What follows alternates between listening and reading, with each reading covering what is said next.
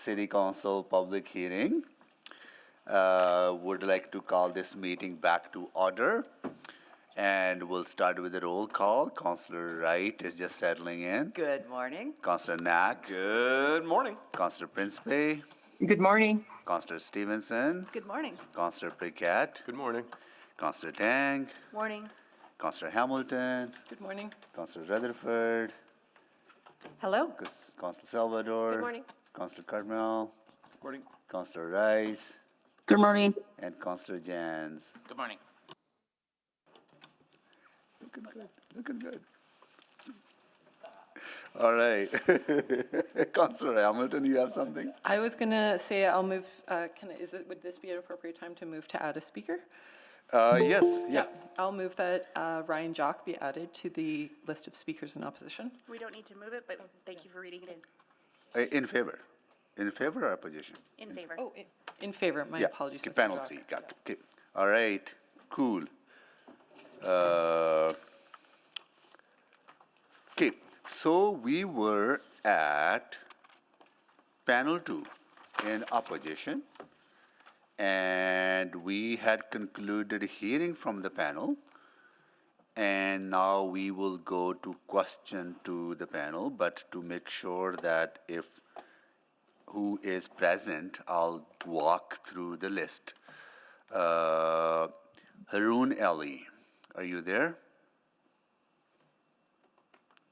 Karen Fong. Yeah, we told them that we will be asking questions if they're available. Patricia Lineker. David Plamondon.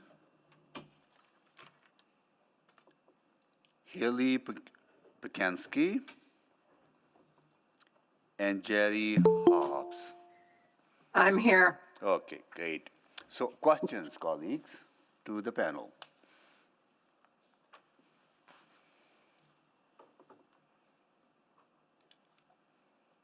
I do have a question, but I just haven't signed up yet. Go ahead, Councillor Wright. Okay, Jerry. Actually, I'm glad that you are back because I did have a question for you or a comment. First of all, thank you for your comments yesterday in regards to being able to sit in all day with us and listen to the varying perspectives and that. And I think that's what makes the public hearing process so good. But I just wanted to let you know, because you had I guess a concern, or we're wondering about where all these organizations, how they receive, or how the funding is set up for all these organizations that do receive the funding from the Oilers Foundation. So I just want to let you know that I will be asking when we come back and are able to ask questions of new information. And I really don't have a question for you, but I just want to let you know that I will be doing that, because that was something I was wondering about myself. Thank you. Thank you, Councillor Wright. Councillor Jans. Yeah, I wanted to ask Guest Hoffs what, when you were talking about broken trust and looking for more engagement on this, what did you have in mind from here? Well, there's an echo, but I guess I just wanted to say that I heard some people talking yesterday about engagement, that people don't trust the city's engagement. And I've been there myself, believe me. But I think that what took place yesterday, given all of the people that were in the room, the yeses, the nos, all of it, that was a real learning experience for me. And I think that should be done ahead of time, before you enter into negotiations, so that you understand truly and authentically how people feel and why they feel the way they do. And you wouldn't be in this situation right now. And I guess I just want to say, I'm a climate activist, and as was Haley, and you can tell that. And you can also tell that we don't have anybody who's involved with climate does not trust this government. And therefore, in a way, we're trying to protect the city and also the citizens of Edmonton, because your decisions should be made based on what is best for Edmonton, what is best for the citizens of Edmonton, what is best for the economics of Edmonton. But Jerry, Not I think like yesterday we heard a speaker be quite disparaging of the public, that these things are quite complicated, etc. Yeah. Would you like an opportunity to ask candidates when they come to your door in the election their position on this issue? Oh, yes, absolutely. And I will ask candidates. And I hazard a guess that, people will be asking a lot of questions at the door, and they may be, the people that are in the know will be looking to see how everyone votes on this particular issue. And I've got to say, I just ran into a woman on the LRT last night, and she knew nothing about this. And I told her, everything, like, I know people. I know we all know people, but, I'm going to be talking about this education tax. I'm going to be talking about what's happening. And I don't know why people are unaware of this, but there's a ton of people that don't know what's going on here. And, then it gets passed, or, maybe it gets passed. I don't know. I think it's likely. But then everybody's going to feel like, what the heck?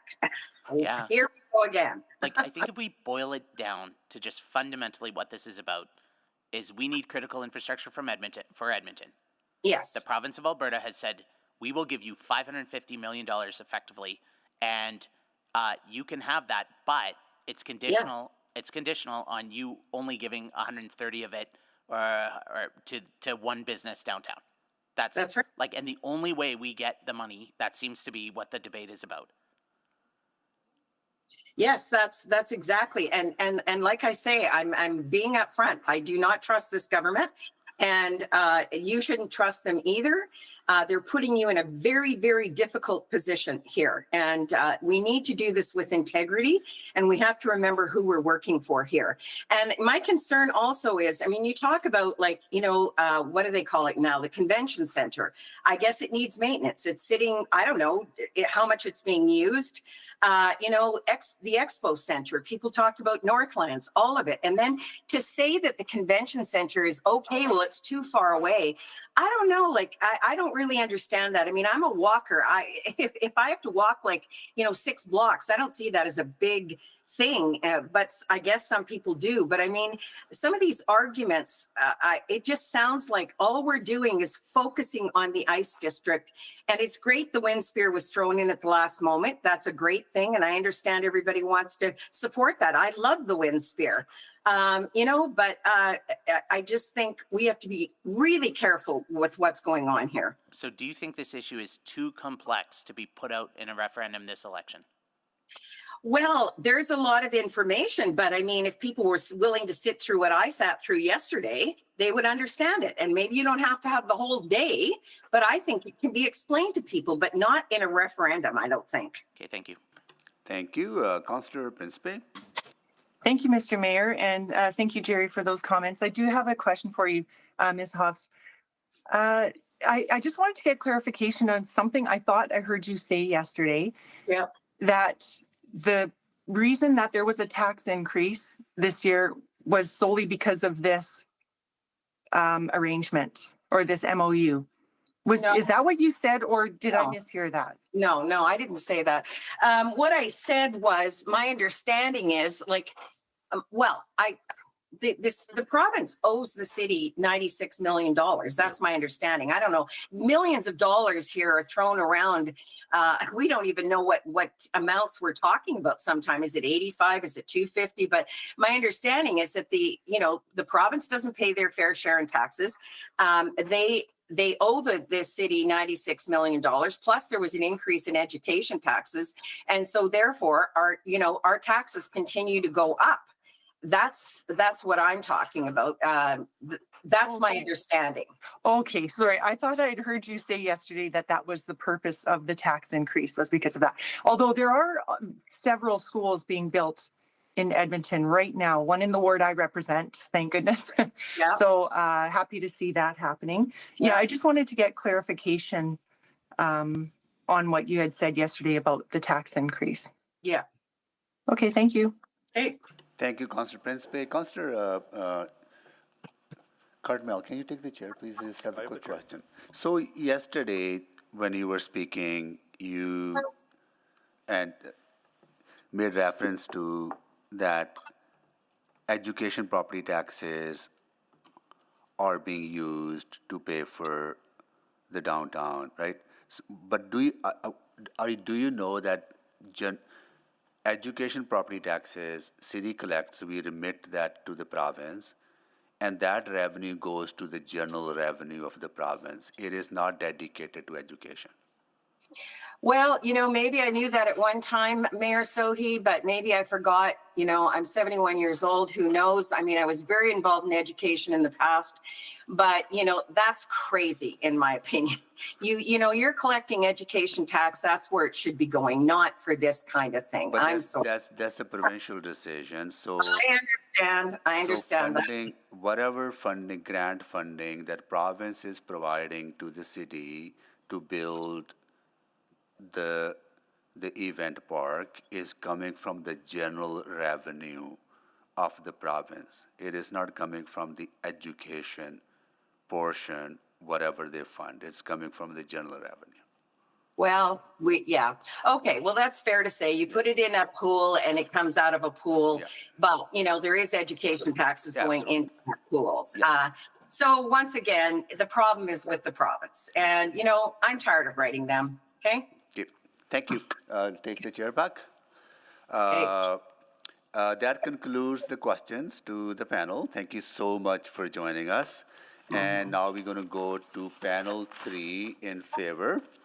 I will call your name. Please come down to the seats there. And if you're joining remotely, then we'll call you as well. So, Jumana Gandur, speaker number 1 in person. Okay.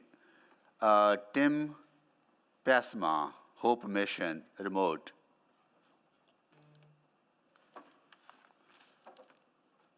No. Beryl. I'm here, confirmed Beryl virtually. Bacchus, right? Bacchus? Yes, confirmed virtually. Thank you. Viet Nguyen. Present. Thank you, remotely. Russell Hay, OEG Sport and Entertainment, remote. No. Cheryl Probert, Downtown Edmonton Community League. Cheryl joining remotely, or I know Cheryl was here yesterday, joining remotely or in person? Okay.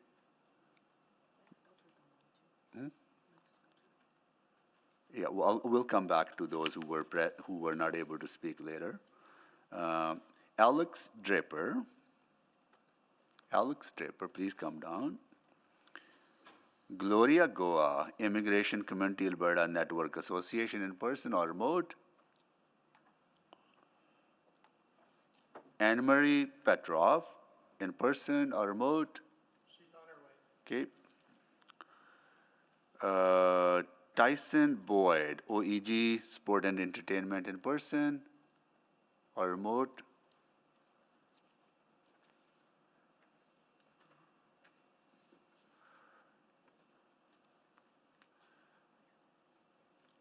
And you're Alex, right? Yeah, okay, thank you. Michelle Kari, Armco Capital, remote. No. Chris Dulaba to answer questions only, Rohit Group, remote. No. Good morning. Oh, you're there, Chris? Okay. Yes, indeed. Okay. Cheryl Watson, Downtown Revitalization Coalition. Please come down, Cheryl. Heather Jane O, joining remotely. Present remotely. Thank you. And Ryan Jock, remotely. Ryan? Okay, and I see Cheryl Probert joining us as well. Okay, all right. Please go ahead. We'll start with Speaker Gandour. Each of you will have 5 minutes to make your presentations. Once your panel has concluded, then council members may have questions to you. Please go ahead. Thank you. Good morning, Mayor and Councillors. My name is Jumana Gandour, and I'm a resident of Ward Métis and work in Ward Odeyman. I have called Edmonton home since 2012. I'm here as a proud Edmontonian and a proud business leader to voice my strong support for amending the Capital City Downtown CRL plan to add vital new project and extend its expiry to 2044. Downtown revitalization is deeply personal to me and the 200 associates whose livelihood I impact. I'm the general manager of the Westin Edmonton and have firsthand witnessed the slow recovery following the pandemic. I work downtown daily, as does most of my team. We work hard to bring visitors, conferences, and business travelers to Edmonton, yet some still express concerns about feeling safe or at ease in our city core. I want to see a vibrant, safe, and welcoming core for everyone. Our downtown is the heart of Edmonton. Investing in purpose-built facilities and public spaces is essential to attract people, grow tourism, foster economic growth, and create a downtown where everyone feels they belong. Projects like the Windspear expansion and Oilers Fan Park aren't just cultural venues. They're drivers of downtown's comeback, directly impacting my day-to-day business. By investing in our downtown core, we can boost Edmonton's economy by attracting tourists, investment, and talent to generate jobs and citywide spending and establish vibrant, well-used public spaces to enhance safety. Having an activated connection between the ICE District, Arts District, the Quarters, and Chinatown in the downtown core will create a dynamic, walkable urban experience, leaving a memorable impression to those experiencing the unique amenities of our downtown, creating much-needed positive word of mouth for our city's hospitality sector. Growing the downtown tax base will allow for funding of essential services in every neighborhood. Using the Community Revitalization Levy ensures these improvements come from new revenue, not tax hikes or service cuts, making it a smarter, more affordable way to revitalize our core. As a downtown business operator, I have watched Edmonton prioritize revitalization since the pandemic, but tangible progress has been frustratingly slow. The Windspear Center is a key part of supporting our visitor economy. Now, with the partners at the table and the Windspear expansion nearly completed, we have a rare chance to reignite our core. Any further delay risks losing hard-won momentum, and with it, the surge in potential occupancy for my business, jobs, investment, and community vibrancy that this development will deliver. It aligns perfectly with the Community Revitalization Levy's goals, showing how smart public investment can multiply returns. Council has a unique chance to accelerate downtown's comeback and secure Edmonton's long-term prosperity. I urge Council to approve the proposed amendments to the Capital City Downtown CRL. A thriving downtown benefits the livelihood of my associates, the experience of our guests, and their likelihood to return to our city, our hotel community, and me personally. Now is the time to accelerate downtown's revival, invest in its future, and shape a city we can all proudly call home. This is our moment to lead, to believe in our city, and to invest in a brighter, more connected future for all Edmontonians. Thank you. Thank you so much for joining us and also waiting yesterday and coming today. Appreciate that. Next, we will go to Beryl Backus. Thank you. Good morning, Mayor Sohi and members of council. My name is Beryl Backus. I live and work in Ward Odeyman and have called Edmonton home since 2010. I'm here today as a proud Edmontonian and to voice support for amending the Capital City Downtown CRL plan and extend its expiry to 44. Downtown revitalization is deeply personal to me. As the executive director of iHuman Youth Society, I've witnessed firsthand the transformative impact that purpose-built facilities can have on our most vulnerable young people. These spaces offer more than just shelter or entertainment. They provide dignity, opportunity, and a sense of belonging. Today, I'd like to speak specifically about the Winspear Center. I've been a patron for many years and a proud donor, not just because of its artistic value, but because I've seen how music and community can change lives. For many of the at-risk youth the organization I work for supports, attending a performance or performing at the Winspear is their first exposure to a higher aspiration in the arts and the world, to a sense of possibility beyond their day-to-day struggles. The Winspear has given our inner city youth a feeling of safety in a world that is often elusive to them. It is more than a concert hall. It's a gateway to connection, culture, and understanding. Supporting facilities like the Winspear and other inclusive public spaces is essential to our collective future and not just nice to haves. They are a catalyst for recovery, renewal, and long-term growth in Edmonton. Cross-sector collaboration creates a ripple effect. When we support young people today, we strengthen families and communities tomorrow. And that impact doesn't stay confined to one program or one neighborhood. It radiates outward, improving outcomes across the city. The Winspear is a friendly neighbor. Being a friendly neighbor means more than just sharing space. It means opening doors. For young people from marginalized communities, proximity to places like the Winspear Center can be life-changing. By fostering an environment that is welcoming, inclusive, and inspiring, we can help ignite career aspirations, nurture creative passions, and provide access to opportunities that might otherwise feel out of reach. Being a good neighbor means showing up, listening, and creating space for every person to imagine a future where they belong and thrive. The Winspear shows up. If I called tomorrow and said, we need space, we need help for our youth, they would answer, and they have time and time again. This is a clear example of how strategic alignment and unified support can drive transformational change in our city. This is breaking down barriers. Many of you may be wondering why I'm in agreement of extending the community revitalization levy, especially in light of the work that I do, and at a time where there is real and valid concern. Recent funding cuts to the human services sector by the province have left a significant shortfall, one that directly impacts the most vulnerable members of our community. These services are not optional. They are essential to building a stronger, more equitable future for Edmonton. Last year, iHuman supported over 17,000 youth visits, those that are experiencing homelessness, facing food insecurity, and struggling to access basic needs in our Edmonton downtown core. These young people don't need promises, they need action, opportunities, and a community that sees them and shows up for them. We're seeing money being funneled into controversial areas. We've heard the criticism that spending hasn't always been wise, and we know that revitalization means more than just building big, shiny projects. Partnerships like this with the Winspear and other downtown anchors offer a new way forward for us little charities. These collaborations amplify our reach and deliver results. These partners give us an outlet to help address funding gaps and making sure those of us that are being actually on the front line doing the work, hard work, are not being left behind but lifted up.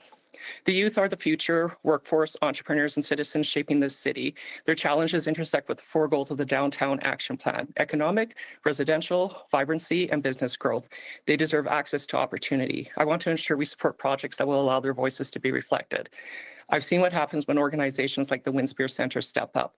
Edmonton has already been recognized as a world-class destination, but to truly live up to that title, we must continue investing in people and partnerships that go beyond the immediate and the invisible. We have to believe in a city where cultural growth can spark community change and where institutions like the Winspear can be a catalyst, not just for music, but for equity, opportunity, and support. I want to live in a downtown where everyone can exist together, where young people, families, artists, workers, businesses, and the most vulnerable all have a place and a purpose. A thriving downtown means safer streets, stronger neighborhoods, and a bright future. In closing, let's build a city that's safe, clean, and connected, and full of opportunity for everyone. Thank you. Thank you so much for joining us. I understand that Speaker Gloria Goa has joined us, so if you please grab seat number 8. Seat number 8. Thank you. Next, we will go to Viet Nguyen from Budang Music Canada. Please go ahead. Good morning, Mayor and Council. I am here as the founder of Budang Music Canada. I've been organizing concerts and festivals in Edmonton for over 25 years. Today, I want to share how the extension of the CRL isn't just a policy issue. It's about keeping Edmonton's heart beating and ensuring our city remains competitive with others across Canada. For all the talent, ambition, and community spirit we have, there's a real shortage of outdoor spaces downtown that can host large-scale cultural events. Over the years, we brought tens of thousands of people together for festivals like Bombfest, and most notably, our Halloween event called Scream. It's the largest indoor electronic music festival in Canada, with 15,000 people attending at the Edmonton Expo Center per day. It's a unique event, and we have this event because the infrastructure is in place. So a venue like the Expo Center, there's nothing like it in Canada. So essentially, people travel from all over the world to attend this event. Yet when summer rolls around, there's nowhere downtown that even comes close to hosting something of this scale or energy outdoors.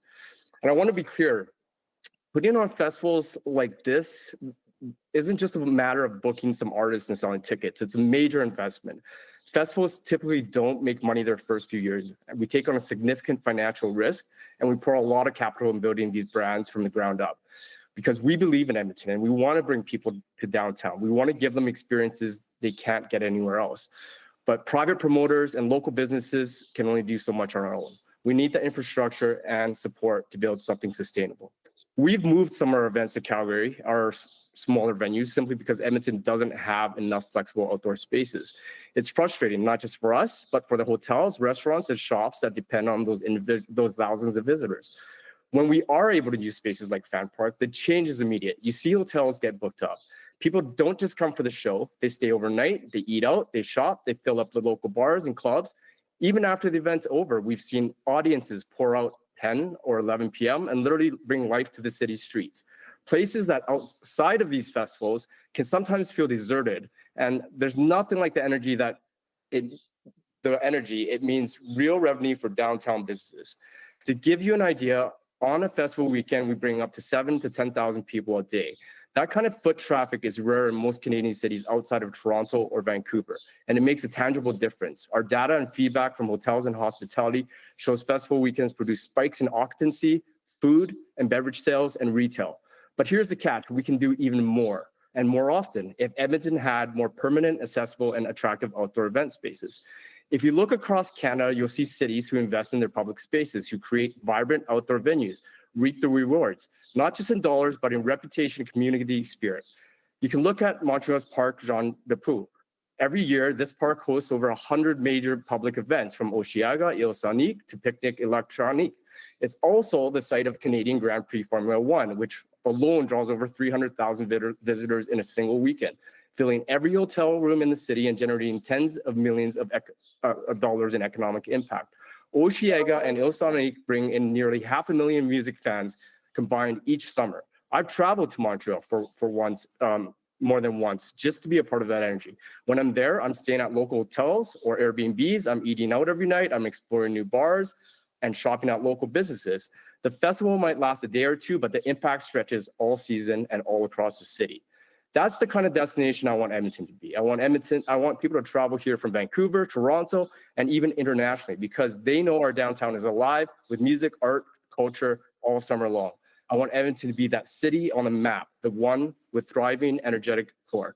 And this isn't just about economics. On a personal note, I have friends who have lived in the downtown core, and now they've scattered all over the city, and we're not giving them much reason to come downtown anymore. The only times they do are for events like ours. And when they do, it's not just about the show. They make a whole night out of it.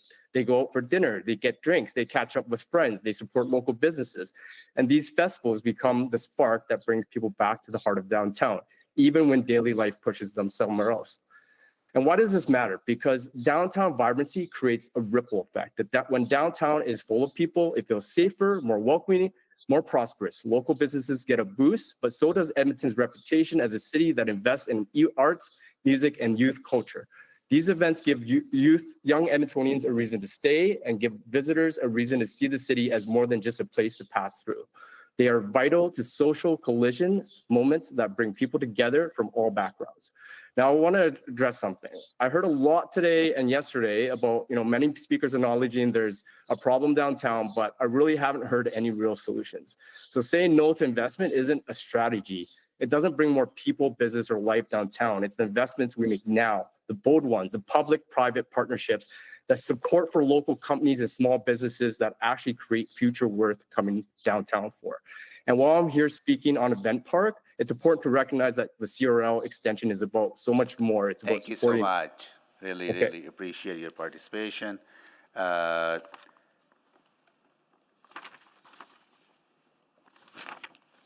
Next, we will go to Cheryl Russell Robert. is online. Russell is here too? Yes. Okay, Russell, hey, please go ahead.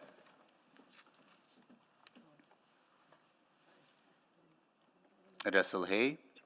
Thank you so much. I apologize. I just am traveling right now, unfortunately, because of the day.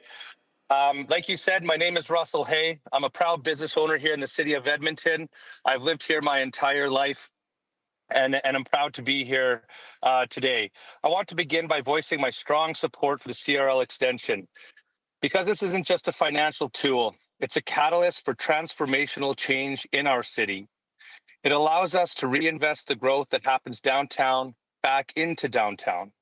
And that's exactly the kind of smart, responsible planning Edmonton needs right now.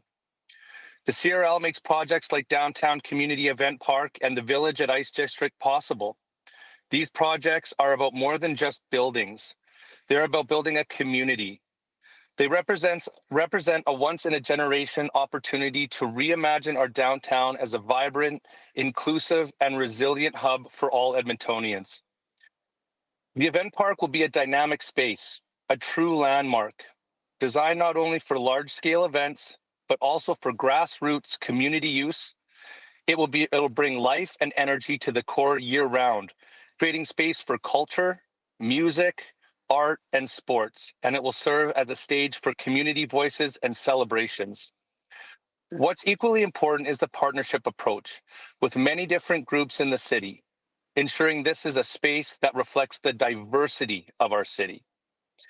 Just as vital is the Village at Ice District, with 2,500 new homes of varying types, from student housing to attainable rentals.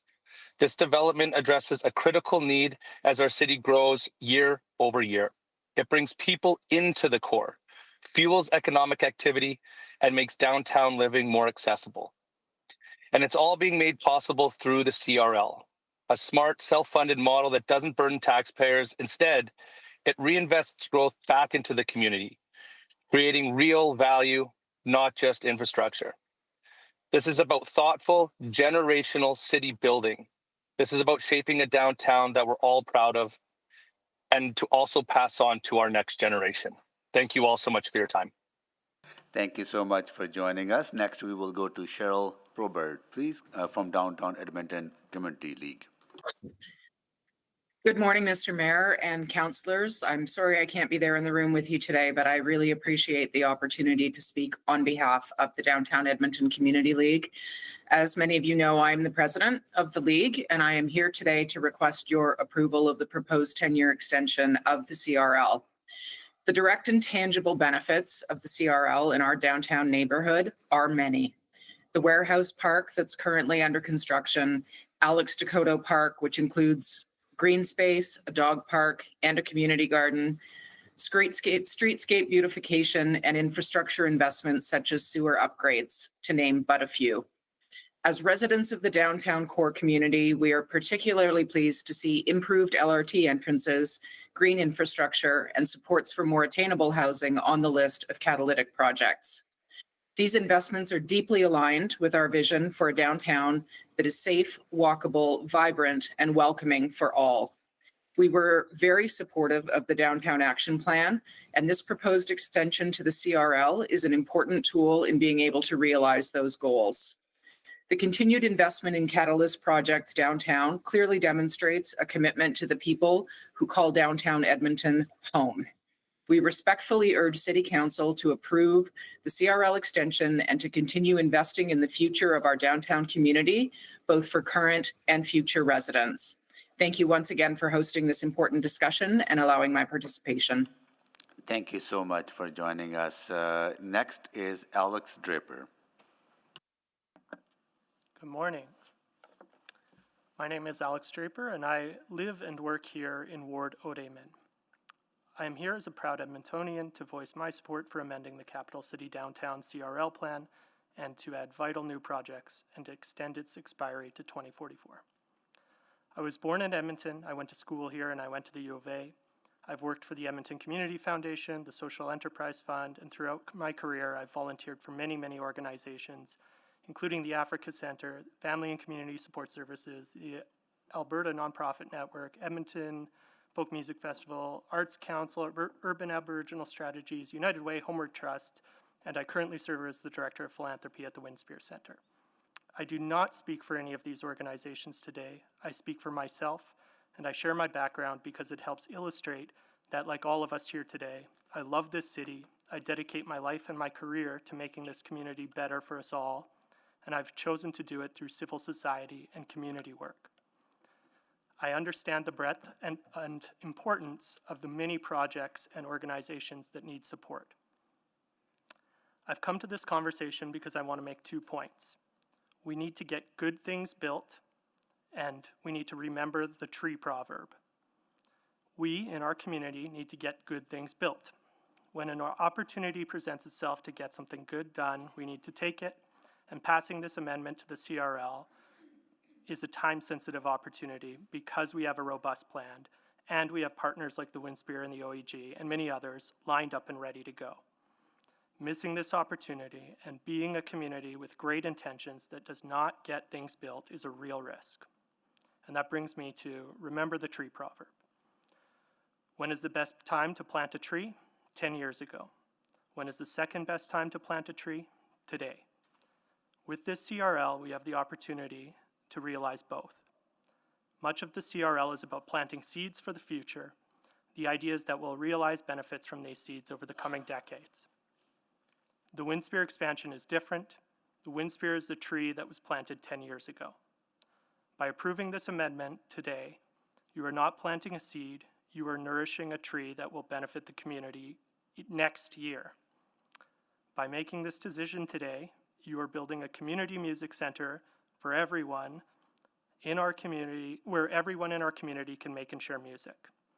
A center filled with professional musicians, with impactful programs for children and families. We heard from Sajudi, Kevin, and Gail yesterday about the impact of those programs. And at the heart of it all is one of the world's best concert halls. You're building a landmark in downtown Edmonton. You leverage the millions of dollars private citizens and all orders of government have already invested. And you're putting a community center in the Arts District, right next to the quarters, right next to Chinatown. Approving the amendments today means we get an extraordinary catalyst project in months, not decades. Thank you, everybody. Thank you so much for joining us. Next, we will go to Gloria Goa, Immigration Community Alberta Network Association. Mayor Sohi, councillors, good morning, and thank you for the opportunity to speak. My name is Gloria Gao. I'm the chair of Immigration Community Alberta Network Association, also known as ICANN. ICANN Association is a grassroots nonprofit founded in 2015, dedicated to supporting immigrants and newcomers in achieving full participation in the society. Our mission is to ignite potential in individuals, helping them grow, lead, and give back to their communities. And our vision is to build vibrant and healthy communities where everyone can shine. Over the past decade, ICANN has organized more than 1,000 community-based events, including cultural celebrations, training classes, hobby clubs, seminars, and information sessions. Among them are large-scale events such as our annual Chinese New Year celebration and Summer Carnival, which are open to the wider public and have been very well received. Today, I'd like to speak in support of the extension of CRL, and in particular, the importance of investing in public spaces and programs that bring our people back downtown. After COVID, I can reach out to the Oilers Entertainment Group to express interest in engaging our community in hockey, a sport that many of our children were eager to explore. In December 2022, we hosted our first Community Hockey Day event at Rogers Place. Nearly 100 young Chinese players and their families, total attendance of 300 people participated in on-ice training, dryland drills, a facility tour, and a fireside chat with former Oilers players. Many children said it was one of the best days of their lives. Since then, the partnership has grown. In 2024, we launched the First Shift program for the Chinese community, an affordable initiative supported by the Oilers to introduce new players to the game. All the spots were filled within 2 weeks. These programs have had an incredible impact. They make our community feel seen, valued, and included, which is at the heart of community building. As you know, Edmonton's Chinatown is located right in the downtown core. However, many Chinese residents who live in other parts of the city rarely visit downtown unless there is a specific reason to do so. Like many citizens, we care deeply about our city's downtown. But in recent years, concerns around safety and the limited activities have reduced the appeal of visiting. That's why having inclusive, family-friendly programs downtown, especially near the S District and the event park, can be transformational. Events like the ones we've hosted with the Oilers not only draw foot traffic and strengthen community ties, but also contribute to safety, vibrancy, and the local economic development. Human presence is what brings energy, security, and the business opportunities.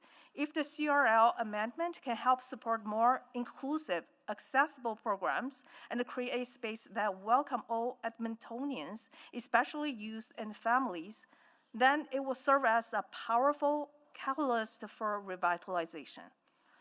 From our community's perspective, this is not only feasible, it's meaningful. I can support this amendment, and we hope to continue working together to help downtown thrive for everybody. Thank you again for your time and consideration. Thank you so much for joining us. Next, we will go to Anna Marie Petrov. Good morning. Talk about slipping in at the right moment. Thank you all very much for this opportunity to speak. As CEO of the Winspear Center for Music, it's my responsibility to advocate for this vital cultural institution. I thank you for your support and the support of the people in our city for seeing the value of arts and culture and places and spaces that bring us together. However, this morning, I'm not here to only champion the Winspear. I'm also wearing my hat as chair of the volunteer board of the Chamber of Commerce.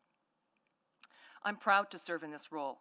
Our city is a business ecosystem of public and private organizations working together. In today's context, I'm here to advocate on behalf of our downtown, our network of complementary districts, including the ICE District, the Entertainment District, the Education District, and especially Edmonton's original and oldest district, the Arts District. And I'm here to advocate on behalf of all the businesses, especially in the restaurant and hospitality sector, that help make our downtown a destination, both for Edmontonians and for visitors and tourists. We must not miss the obvious opportunity for our city to showcase tourism and all that we have to offer that makes us uniquely Edmonton. You've heard from many other voices how a vibrant and healthy downtown is the hallmark of a thriving, healthy city, one that makes our city an attractive place to live, work, play, and visit. We also know that this vibrancy draws industry, businesses, and skilled labor to our city. This sentiment has been reaffirmed by many of the speakers yesterday and today.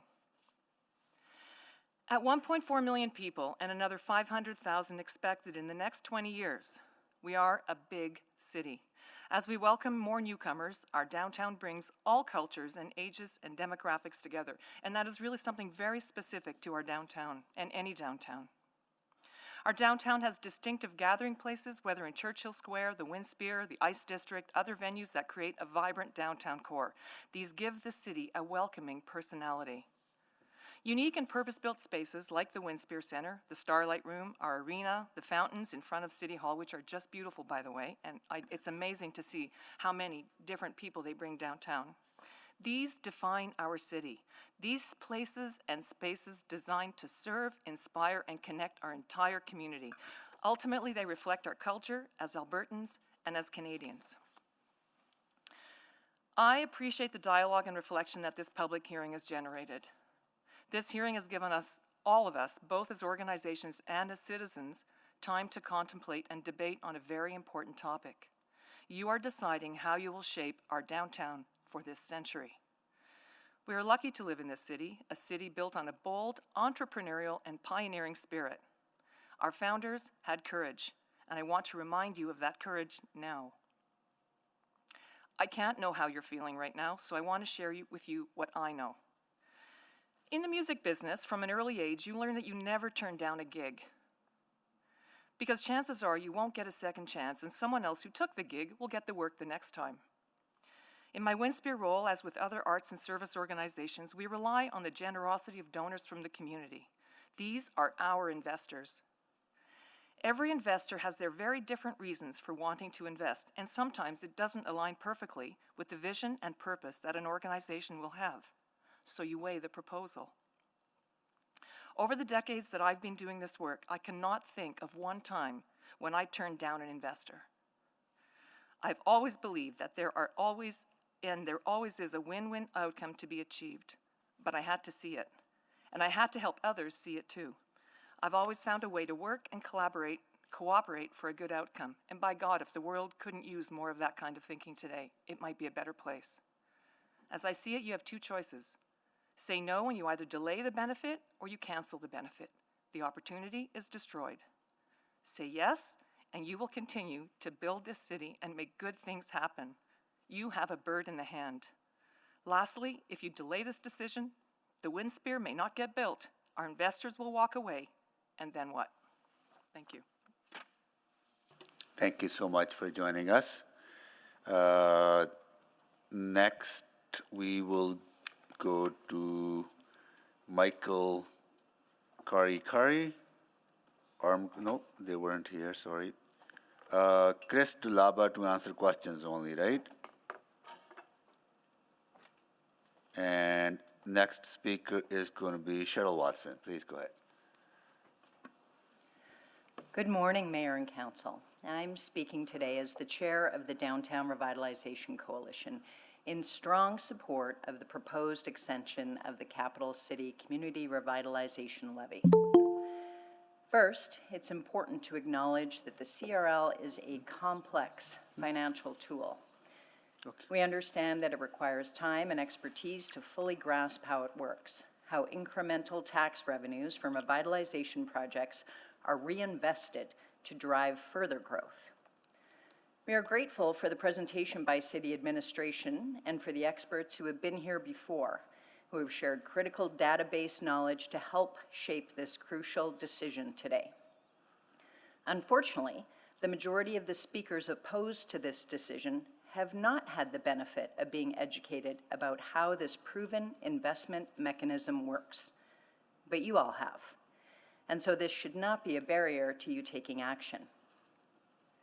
I urge Council to fully appreciate the CRL's financial mechanisms and its broader economic implications, the infrastructure it enables, the future tax uplift it generates, the assessed return on that investment, and then the follow-on development it will spurn.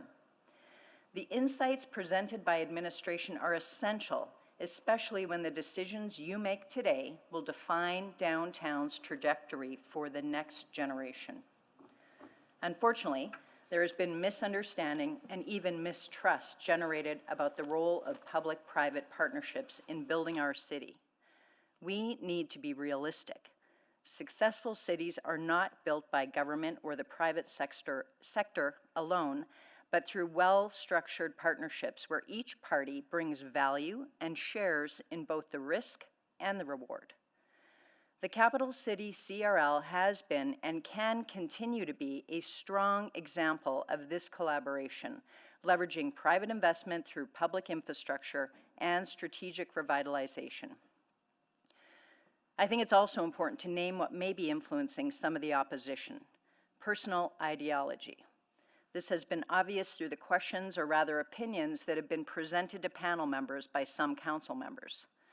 Now, I'd like to say that's understandable. We all bring our values to the table, but this decision must rise above politics.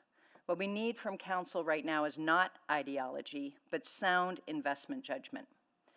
With that point, I want to address the idea of removing the OEG partnership from the new project list. Doing so would remove the only tax revenue generating project on this list, the very project component that drives the large future tax uplifts the CRL is designed to generate. I think it was discussed last evening about how that would be a serious and non-reversible misstep. Thank you for your leadership and for acting in the long-term best interests of our city. Thank you so much for joining us. Next, we will go to Heather Jane Au. Please go ahead. Good morning, Mayor, councillors, fellow Edmontonians. My name is Heather Jane Au, and I'm a resident of Piheswin. I'm a proud, passionate Edmontonian, having lived here since 1979 when the Oilers joined the NHL, while experiencing living in other cities off and on for schooling or training. I always came back and knew this was the place to raise my family, as Edmonton is the community that reflects my family's values and multi-ethnic identity. I'm here to voice my strong support for amending the capital city downtown CRL plan to add vital new projects and extend its expiry to 2044. I want to celebrate downtown Edmonton. Though I live in Terwillegar, I come downtown regularly, especially to the Windspear for the symphony and other concerts, to Oilers games and watch parties, and to Chinatown businesses and events. I also go to the Citadel, to festivals and to charitable events. I spend my money in downtown restaurants and coffee shops. I walk on the sidewalks and use underground and pedway passages. I invite family and friends from in and out of town to join me on these occasions. In fact, I've had the pleasure of hosting Calgary family with young children being raised properly attending Oilers playoff events the last couple of years. Downtown revitalization is important to me. I feel welcome and safe downtown and know it has enriching things to offer me, but it can and needs to be much better. I want to be proud that all can feel safe and see an inclusive, active, enticing downtown. I'm not just asking the city to support downtown through the CRL plan. I've put my own personal money into it. For decades now, I continue to be a regular donor to our world-class Windspear Music Centre and the ESO because I know what they offer me and our community is much more. This and last year, I'm making substantial additional donations specifically to the Windspear expansion project because I strongly believe its dual performance space, youth and adult educational programming, and accessible indoor and outdoor community space will be a leading hub for artists and music lovers to inspire youth and build our community. The Windspear Centre's expansion project, I will reiterate, is a community anchor where music, arts, and culture bring people together, break down barriers, and ignite civic pride. The expansion is a true partnership supported by all orders of government, community organizations, and citizens like me. It has evolved with input from the community, ensuring it meets the needs of today's and tomorrow's Edmontonians. It's not just shovel-ready, it's actually shovel-active and designed to maximize public benefit. It aligns perfectly with the goals of the Community Revitalization Levy, demonstrating how smart public investment can leverage even greater returns for our city. Our downtown is the heart of Edmonton. It's a place to be proud of, to show off to our citizens, and to welcome the world. Investing in purpose-built facilities and public spaces is essential to attract people, foster economic growth, and create a downtown where everyone can feel they belong and they want to be there. Projects like the Windspear expansion and the event park are catalysts for recovery and renewal. A strong downtown, we know and we've heard, attracts talent, investment, and tourism, enhances public safety by creating vibrant, well-used public spaces, and connects key districts like Chinatown, the Arts District, the Quarters, and the Ice District, creating a seamless and dynamic downtown experience. My closing and ask, though I do not live or work downtown, I know a thriving downtown benefits all Edmontonians. The CRL plan uses tax revenue to fund improvements right where it's raised without having to increase taxes. Maximizing the 30 years allowed by the province is a smart solution that saves money in the long run. We need to invest in and support downtown revitalization to continue to build Edmonton as a city we're all proud to call home. I urge Council not to miss this opportunity to continue with and accelerate downtown's recovery, planning wisely for Edmonton's future by approving the proposed amendment of the Capital City Downtown CRL. Thank you. Thank you so much for joining us. Next, we'll go to Ryan Jocks. Please go ahead.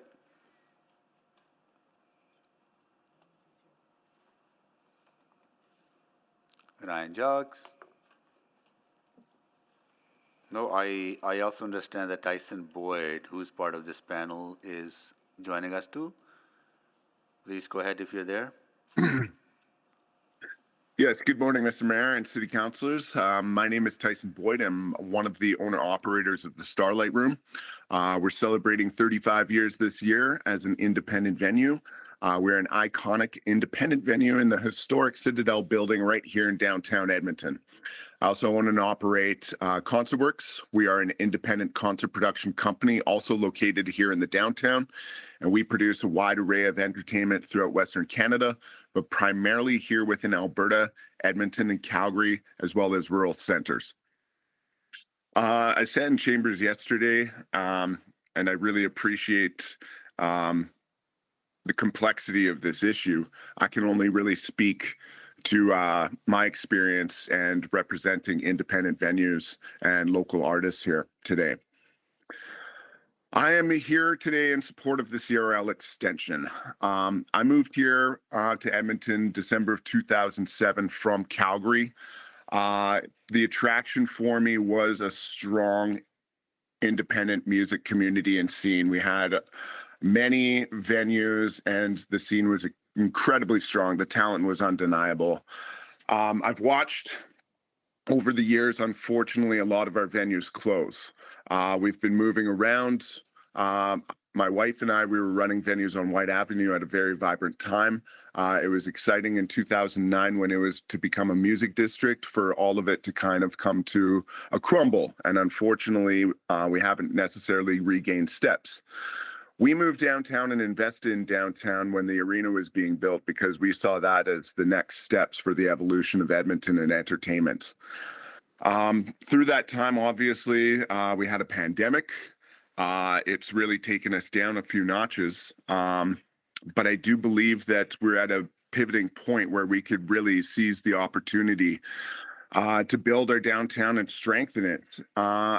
I'm on the ground every night and we're seeing people from all over Toronto, Vancouver, and all parts of areas moving into Edmonton, and they are specifically focusing on downtown. These are people who are used to a vibrant city center. They're looking around and they're seeing how they could build communities or find their communities. And we need to support this. This is how we attract talent. This is how we basically how we build a vibrant downtown is working with the people who are willing to live there and a little bit more resilient maybe to its challenges here right now. I travel often to campaign for concerts and tours coming into Western Canada, specifically Edmonton, Alberta. And it's a hard pitch sometimes because we are a fairly northern, access point. It takes a lot of convincing. And with that, we need the infrastructure. We need venues of varying capacities. We need arenas, we need theaters, we need outdoor spaces, we need smaller venues down to the 100 to 200 people to cut their teeth in. This is how the ecosystem works. I've seen this work in the cities that I visit. I've been a long time traveler to the city of Austin and Nashville. That's where a lot of our conventions happen. I just went to Nashville earlier October, and if you're unfamiliar with how far that city has come in the last 10 years, it's startling. They have all invested in live music and entertainment, and they are attracting a pool of tech industry workers. They are attracting people who are moving out of major centers. They are the two fastest growing cities in North America. So in closing, I am running short of time here. The time is now.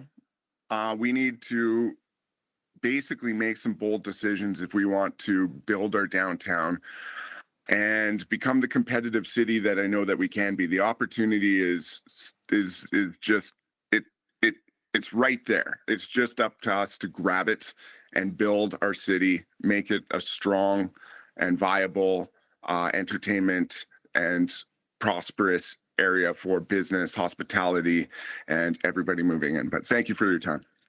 Thank you so much for joining us and waiting as well, everyone. So that is last speaker of this panel. And we're going to go to questions of panel. Councillor Stevenson. Yeah, thank you very much. Really appreciate everyone sticking it through and joining us this morning. First to Speaker Petrov. Thank you for your presentation. You know, we've had some conversations about this, and we actually heard this morning what an incredible community partner WinSpear is in terms of making your building available for nonprofits and community groups. Can you maybe share how that does put pressure on your organization? The sharing of the venue with other not-for-profits? Oh, absolutely. So yeah, we are a not-for-profit, but we also, a significant part of what we do is we further subsidize other not-for-profits using our facility. And an interesting point of note is that we have we cannot supply the demand for not-for-profits looking for spaces. So knowing that, for example, that the OEG is interested in making a significant portion of what they have to offer available to not-for-profits would be welcome news for us. Great, thank you for that. Maybe to Speaker Hay, I don't know if you're still with us. Appreciating you're on the move today.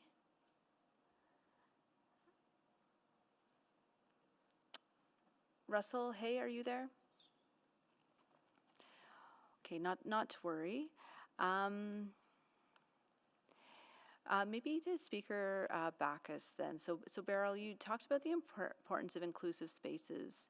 Just wondering if you've given any thought to, you know, what you would want to see in Event Park to make it an accessible venue for you and your organization and the youth that you serve. Absolutely. I think with any sort of new event spaces, parks, or any new initiatives, it's just important that they're inclusive and they understand that they have to be part of solving the problem of what's happening downtown from a social perspective. You know, I think the investment in the youth that are in those challenging scenarios right now, there needs to be an open door to them, so they know that there's opportunity out there, and they know that there's people that care about them. And even though it might be a for-profit or a bigger organization, they can still be seen in the same light that some of the other nonprofits that they're used to working with see them. Great. So some of that low barrier, just making it a welcoming space. Great, thank you. Welcome. Lastly, to Speaker Gandor. So, Jumana, thank you so much for joining us today. You know, I think we've talked a lot about downtown vibrancy. We know that, you know, having permanent residents living in the downtown is really incredible. But just from a hotel perspective, can you talk a little bit about how events do drive use of the hotels in the downtown? Oh, absolutely. I mean, without events, we're not, I tell my team, until we move Edmonton and put it by the river, we're not a leisure destination. So events really drives demand and drives business. A lot of it, whether it's OEG or Commonwealth or the convention center, does make a difference to the business downtown. And yesterday, you know, as people were talking about the concerns about the investments into OEG, I don't know if anybody remembers during COVID, what was the only big event that took place? And it wasn't tied to the Oilers specifically, but it was because Rogers is such a great venue that we were able to host the Stanley Cup here. And the people who were able to come back to work was very evident. So there's the events, but directly tied to the livelihood. I thought about my team with 200 people, with an average family of 2 to 3 or larger, we're at least impacting 800 people. And that's not the people that maybe they also support back home. And in hospitality, when we talk about the social impact, what is the demographic of the employees of hospitality? So really, there is a direct link to serving our community when we drive more business into downtown. So business is very helpful that way. So the events certainly make a big difference. And then there was a comment about, are things better downtown or not yesterday? It is true that when more people are downtown, when we have events, the balance of people, vulnerable population versus visitors is different. So then the visitor experience is also different. So it's not coming from a point of judgment, but a point of making sure everybody feels safe and welcome. The more people come downtown for events creates that safer space. And we have lost business based on the opposite. So we support that. Thank you. Thank you so much, Councillor Stevenson. Councillor Wright. Thank you very much. Ms. Gander, maybe I will just stay with you because you were talking about your employees. I'm just wondering, have they expressed any concerns about affordability? I'm just wondering, if we increased our housing supply, would rents be cheaper? No, that concern hasn't been shared directly with me. I do know that in our line of work, sometimes they may have more than one job or work part-time and full-time.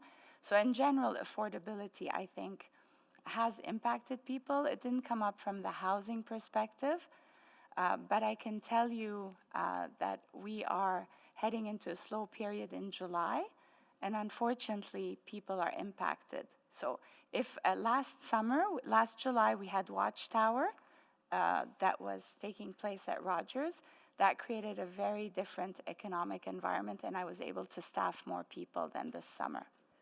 Okay, so they're having to work more than one job to be able to afford but that rent and was food. Always the case. Like, it's nothing new. It depends on the families and the situation they come into. Okay, and you mentioned that a lot of them come into downtown to work.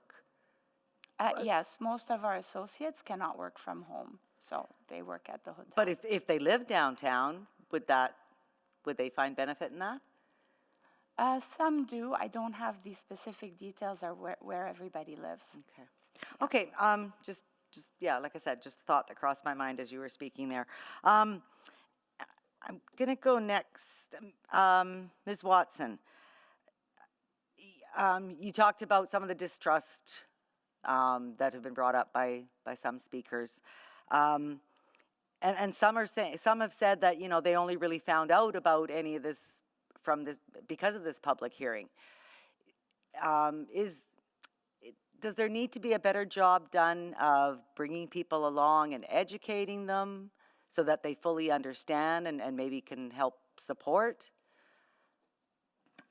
I think that could be said for all municipal issues, that I think that residents do need to be more informed and paying attention to the important decisions being made in this room. Unfortunately, the people that are finding out about this topic this week are being misinformed, and they continue to hear that checks are being written to billionaires rather than billionaires writing checks to invest in downtown. And so that's what I'm disappointed in. I'm happy when issues at council show up in the news, but it would be great if they were factual. But does the business community, the proponents, do they not have a responsibility to help educate and inform? We do, and if you're following along on our LinkedIn page, the Downtown Revitalization Coalition has presented a bunch of information on this issue because it's a complex topic. This is an investment tool, and so we've done our best to try and educate the thousands of people that we represent, sharing information, factual information on how the CRL mechanism works. So we do take that responsibility seriously, as has the Chamber of Commerce, as has Build Alberta, and the many other organizations that have spoken here today have taken on some of that educational responsibility. Okay, well, many of the businesses yesterday that weren't part of the Downtown Business Association, that maybe don't follow, had nobody reach out to them. There was no engagement or contact, and I do think that there is a responsibility. If you want somebody to come on side and on board with your ideas, then you've got a responsibility to educate as well.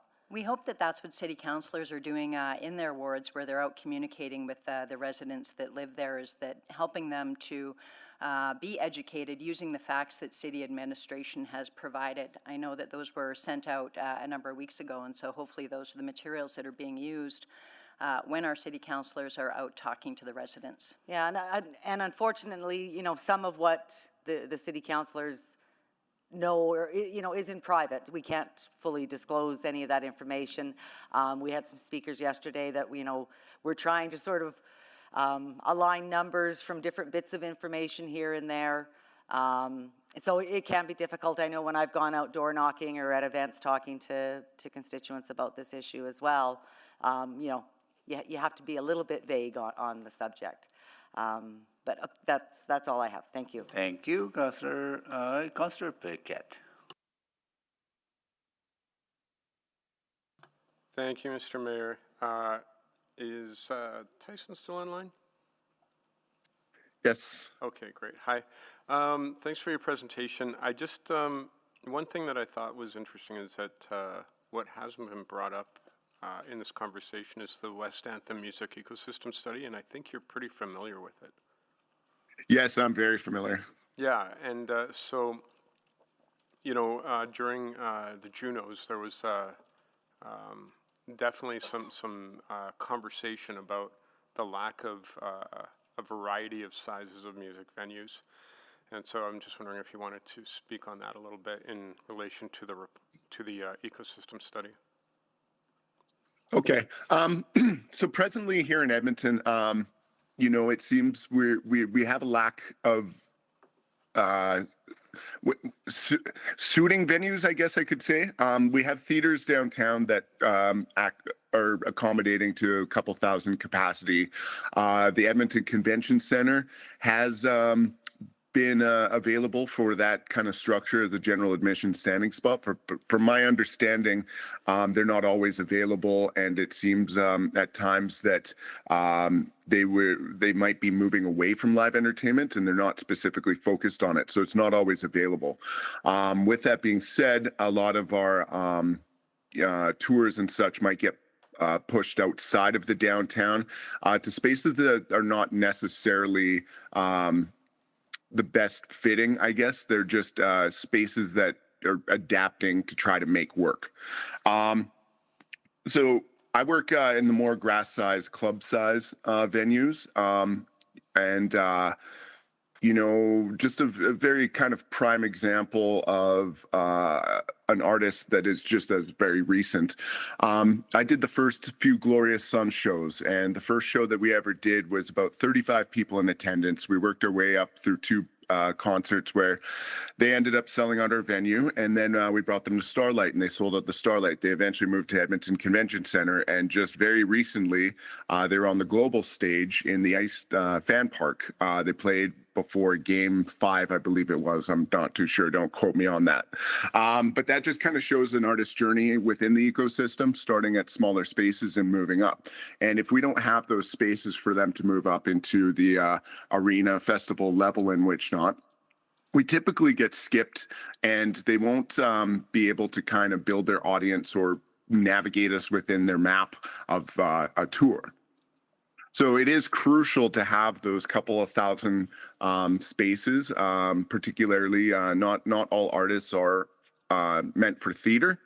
There's a lot of artists that are kind of meant for that general admission standing area, a more versatile type.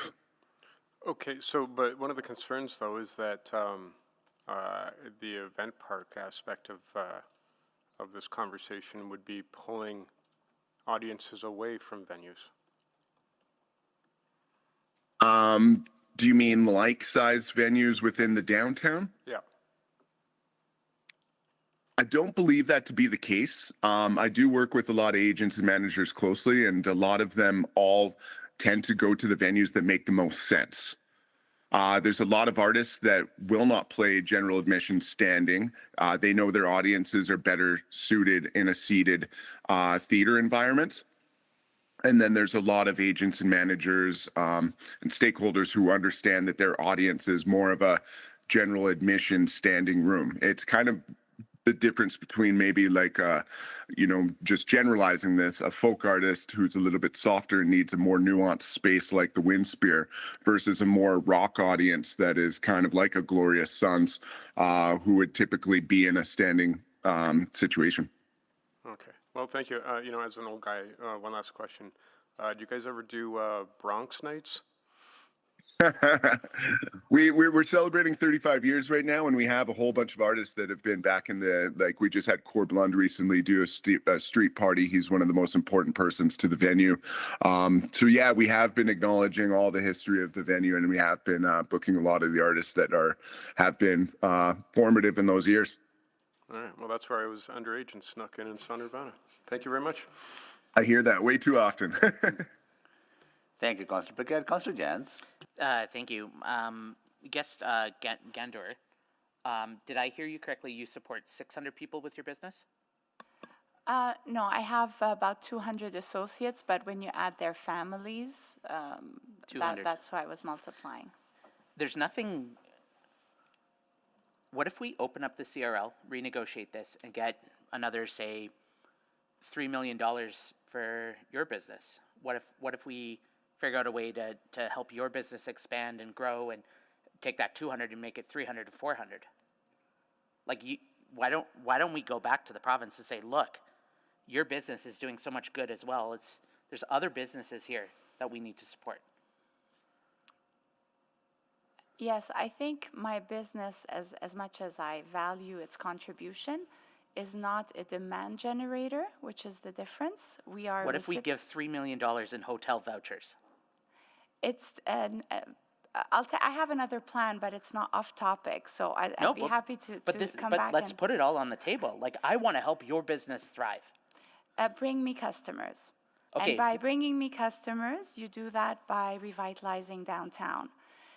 When I have customers that we work hard to bring and they don't come back because they didn't feel safe, we lost some business. Bringing the revitalizing downtown, continuing the great work that has started, will continue to bring demand. So what if we give you a property tax cut, or we create a special area zone around your business that reduces your property tax, say 5 or 10%, and then you can take that proceeds and do, say, free family stays or something like that? Would that help? Not to the for the short term, perhaps, not the same way the long term as investing in the destination. Okay, so I will always take free money, but I think that's. I can't say no who to wouldn't, that. right? Who I wouldn't? have many uses I would do to it. I think investment is better than a handout. Right. So what if we give away anybody who stays in your business? We buy them free tickets to a Wind Spear event and an Oilers event or something. It's again a one time. It does not multiply. It might help me have one good year, but I'm looking for the long term improvements in downtown that can sustain the hotel in the long term, and not just my hotel, but the whole hospitality industry. One of the things I'm really worried about is the collective property tax burden on the city, and there's thousands and thousands of businesses and homeowners that are now going to be paying an additional 2% education property tax next year because the provincial government is increasing everybody's taxes. And then they are taking this money and they're investing it in things like the CRL or others or Calgary Arena, et cetera.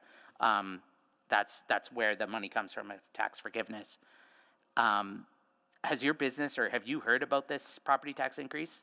What I've heard the last days, it seems like it really got lost in the provincial budget. I can't comment on that, but what I do know is that our property tax has gone down because the property value has gone down because we don't have enough business. Interesting. Okay, thank you. Can I ask guest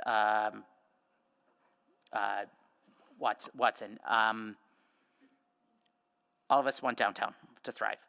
I think the question is just the terms of the deal. Should it be, because I take guest Petrov's point about we have a bird in our hand, but it feels like we have 2/3 of a bird in our hand.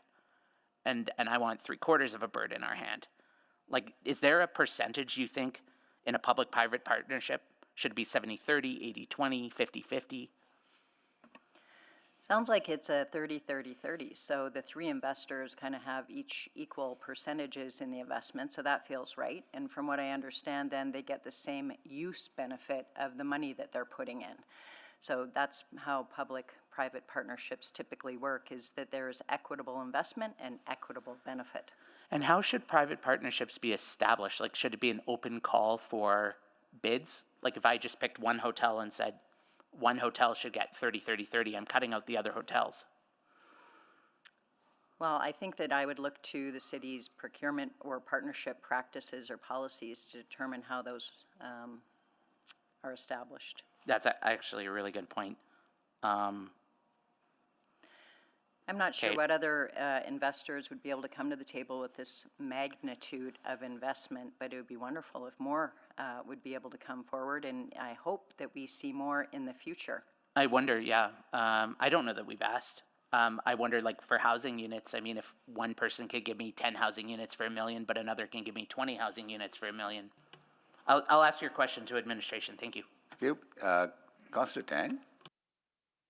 Yeah, great, thank you. Maybe I'll go to Anne-Marie for this round. Okay, so on that earlier line of question, so let's talk about that. Your facility was added. It wasn't there at the beginning of this negotiation. It is there now. And for the suggestion to let's reopen this up and let's talk about what else can we do. What do you think that would mean for your project? Not sure I completely understand the question. Could you just reframe it again? So Councillor Jans was suggesting, well, let's renegotiate, let's open this up. Do you see that as a viable path? What would that mean for Windspear?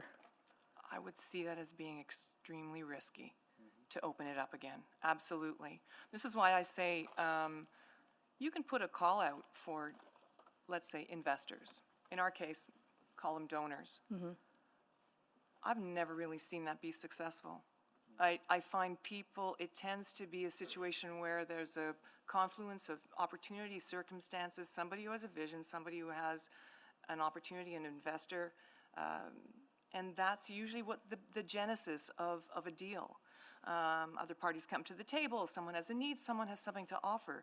Then you see how you work with that. So I don't really know that this is the right conversation to be having. It's more a question of how do we work with what's in front of us and the opportunity we have. So I don't know if I'm answering your question with respect to the Windspear, but yeah, no, that's helpful. But and also in your speaking, you also talked about the implications of a potential delay. Significant. Can you speak to what those implications are? Sure. I mean, at this point, we've done just about as much as we can to get to the building to be safe and contained. We've opened a couple of the smaller spaces that are within the existing Windspear. At this point, the project would now just not be built. And the implications of that, the cascading effects for the city is significant. But more importantly, the opportunity is significant.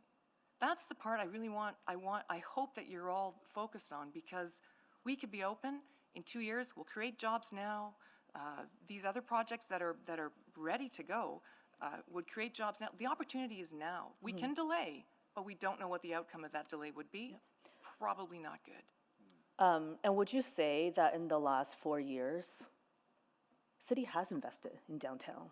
I think about various service packages that have come forward, specifically focusing on downtown.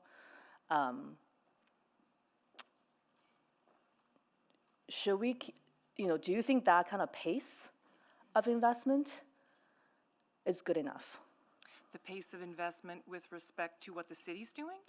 Like in the last 4 years, right? Like, oh, that's a complex question, isn't it, though, really? Because the problem that we have in our city is not unique to us. It's pervasive in North America, in many of the major centers.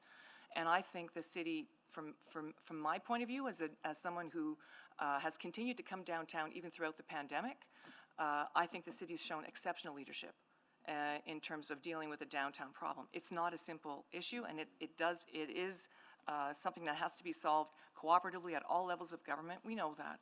So, again, I'm not sure if I'm answering your question correctly. But I would say that the vision, the objective that City Council is displaying is definitely caring a lot about this city and trying to make the right decision. And again, I think what you have in front of us right now is an opportunity to strike, to do something significant, and to create momentum that we desperately need. Yeah. Okay, thank you. Tyson, just over to you for my last minute here. Thanks for all the work you do when it comes to live music ecosystem building. Do you have any data on kind of events and opportunities lost in the years that you've been part of this? Actually, no one's ever asked me that before, but no, I don't believe we have any data of lost opportunity. It's just personal experience. These are conversations that, I have with agents perpetually. Pre-pandemic, we had a really good relationship with a lot of agents who are sending a lot of tours out this way. We had years of building these relationships, and through pandemic, a lot of people, just like in every industry, they either moved up or they moved on. So we've been rebuilding these relationships with agents and managers. I'm out of time. I can come back. Thank you. Councillor Rutherford? Yeah. I think I'm going to go to speaker one first. You talked about revitalization, and I mean, that word's kind of a fuzzy word and has both negative and positive connotations. But one of the things if you've been listening throughout yesterday that I'm really grappling with is we can do all of the capital investment we want downtown. If we're not addressing some of the root issues, you're still going to have people urinating out front in front of the Westin. And people are still not going to feel safe when they walk through Churchill Square.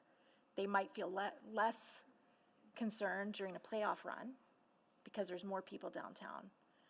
So can you help me square that? Because that's what I'm really, really oscillating between in this conversation is putting more money when things are just going to stay bad in terms of our houseless numbers are still increasing. The opioid crisis still is pervasive. It is not my expertise, so to be honest, it's hard for me to weigh in. Yeah. But with my limited, perhaps, experience in that sphere, I think it's parallel paths that need to be taken, which makes the task maybe challenging.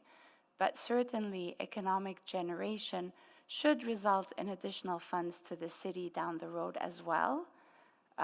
More people working, more opportunity to work helps keep people perhaps off the risky path of, needing food bank or slowly running into difficulty. So I think employment opportunities perhaps help, but in this scenario, I don't know. I would say maybe it's a parallel path that both would need to be addressed simultaneously.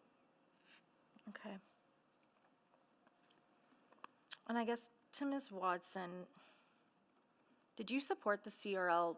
Were you, I wasn't on council at the time when the original CRL was debated for downtown when it was first established. Did you support that?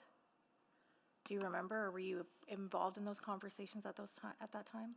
I did not come to council at that time to speak on it, no. Okay.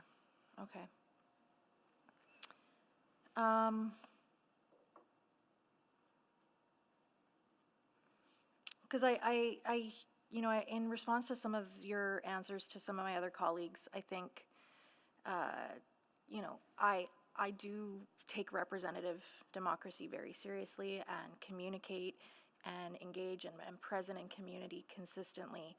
I don't necessarily talk about the complexities of everything from, we make hundreds of decisions a week, to be fair. But I always have value-based conversations with my constituents. So what I've heard from my constituents is about concerns about, more money being locked in to downtown, the fact that that's affecting their taxes and they're really struggling. And so how do I square what I'm hearing from a value-based perspective with my constituents and the hardworking people that are outside of the core? Not that, again, nobody's saying we don't want Edmonton to be vibrant, but it's not a cost-neutral proposition before us today. So I just want to get your thoughts on that.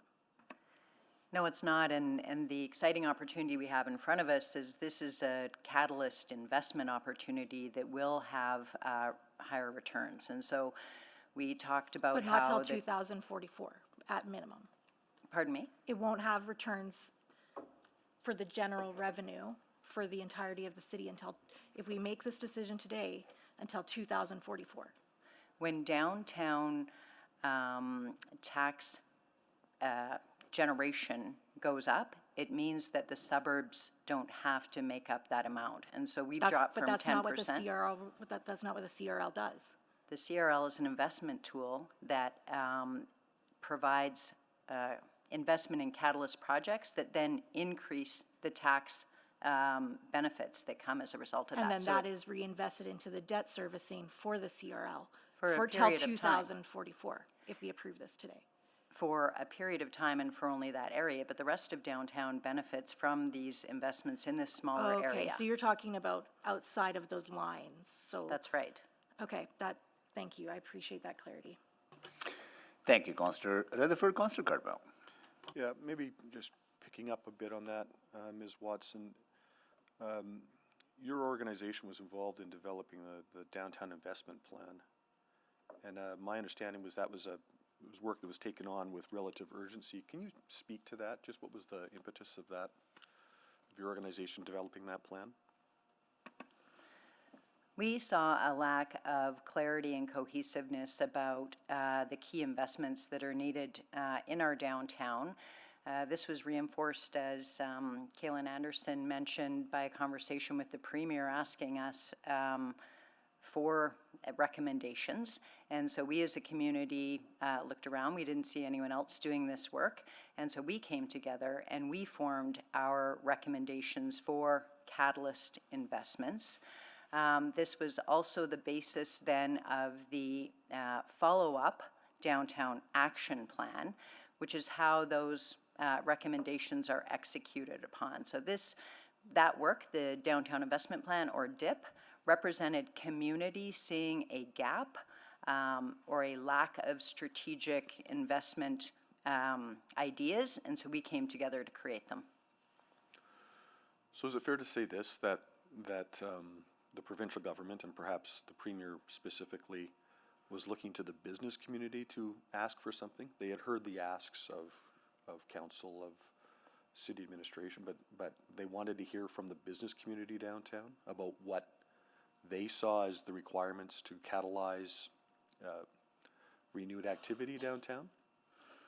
I would say that's fair, and I want to broaden the term business community to be as well the community builders that they are. So we often talk about developers as with disdain and disrespect, and yet it's those developers that are the ones building communities in our city. And so I do appreciate the province's recognition of that, coming to us to ask for those recommendations.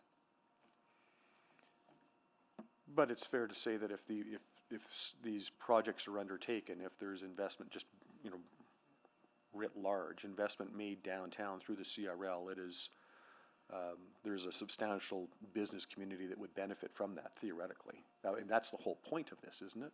That's correct, and that's why so many of us have come together and stood here, or sat here, and spoken over this past day and a half, is because we see the value, and its value that was already demonstrated with the last CRL work. We all saw how that happened and the result of that, and so we would like to see that again. Thank you. Maybe just to Ms. Petrov, just quickly, your venue is pretty specific. It's pretty, what's the word, unique, I suppose. Purpose-built. Yeah, sure, purpose-built. If it's not completed, there's not a lot of other venues for those that you serve, both the performers and the patrons, to go. That's a very good point. We are definitely unique, and what we're building I mean, actually, I'm not even sure the city's just aware of just how, Yeah, that's my how, next question. you know, it's really something that almost doesn't exist in North America, what we're building, but it is a venue of the future. It's very community focused, and it's a place where people can come together to make music. It sounds simplistic, but as the world is evolving, there's a real need for that. And is it fair to say that the expansion project is in response to the demand already in that building, that you've reached capacity, you're at the tips? Yeah, it's kind of surprised us, but we, even as we're modeling out how things will be operating once we're opening, we know that we're already at capacity.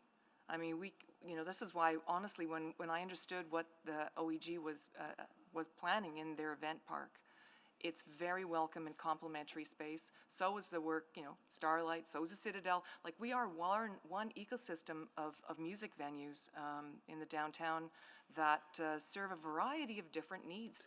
Is it a, these are my words, so if you don't agree, say so, but is it a bit of a rising tide floats all the boats? Like, my son's band plays regularly at the Starlight. I'm not quite sure they're ever getting to, the event center, and they would be wholly inappropriate to be in the Windsphere. Do you agree that we're not necessarily cannibalizing each other? Absolutely true. And I mean, look, I don't know if we haven't even talked about Backbeat on White Avenue. That's an amazing starter place for young musicians to explore what they want to do. Those musicians, some of them start to actually rise up into a career in music, and they might play the Starlight Room or a bar or the Blue Chair or whatever the place is. And they, as Tyson so well outlined, and that's a progressive evolution usually for musicians. Thank you. Councillor Knack. Thanks, Mayor Sohi. Sorry, I clicked on late after Councillor Rutherford was asking a few questions. Maybe to go to Ms. Watson, and I think this is part of the nuance in this. And the questions will sound odd because at the end of the day, generally, I think we should be extending the CRL. But even in some of the conversation we just had there, I think that's where some of the challenges about communicating this. We heard from a number of speakers in support say that this is going to help sort of reduce their tax burden. And what we've seen since we started, we started, I believe it was January 1st, 2015, where our tax dollar amount was $103 million.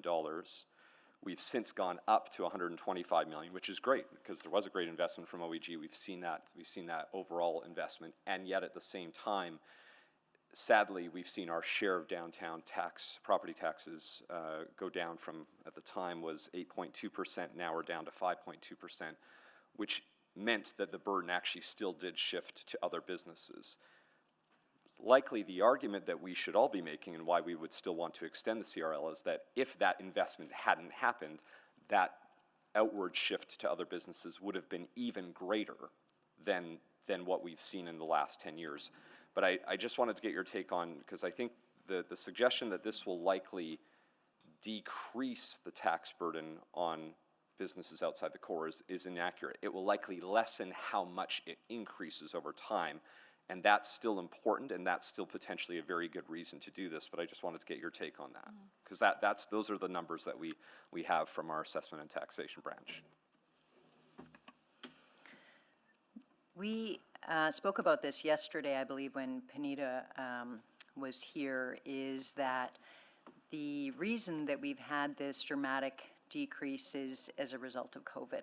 Yeah. And so we need to continue making these downtown investments because they're necessary to make up for what happened. We're seeing the benefit of that in Calgary, who has been investing hundreds of thousands of dollars, and we're seeing the payoff there that we're not seeing here in Edmonton. Hundreds of millions in Calgary, yeah. And I wanted to note one thing, because even before COVID, we started to see that downtown share of the total tax levy decrease. Even so, we started the CRL, thankfully generated additional tax revenue in the downtown, but it's still, the share decreased even prior to COVID. It certainly has expanded even since COVID, and that's just the piece I want to make sure we're all sort of, when we're talking about sharing the right, getting right information to everyone, I'm not sure extending the CRL will actually reduce the tax burden on businesses outside the core. It just might slow down how much their burden has been increasing, which is, again, a very potentially reasonable thing for us to do. I just would hate to give, and including some of the businesses that spoke in favor yesterday, that the suggestion that this might make them run into a situation where they're paying less. So, and like for all of us, I think we need to be careful in how we're communicating that, because so far that's not what we've seen from the CRL is a reduction in tax burden in other businesses. It's just likely lessened how much that happens. So I just wanted to flag that for the stats. Thank you. Thank you, Councillor Knack. Councillor Cartmel, can you take the chair, please? I'll start with Anne Marie, Speaker Petrov. Windspear was not included in the list of projects to start with. Then over the last number of months, you have reached out to the province. Other stakeholders have reached out to the province. My office has been working with them to convince them to change the regulations to allow Windspear to be part of it now, right? That province has accommodated that change. So what I'm hearing from you is that if we don't go ahead then that work is at risk, because you need about $32 million to complete that project, That's correct. right? Yes. And you exhausted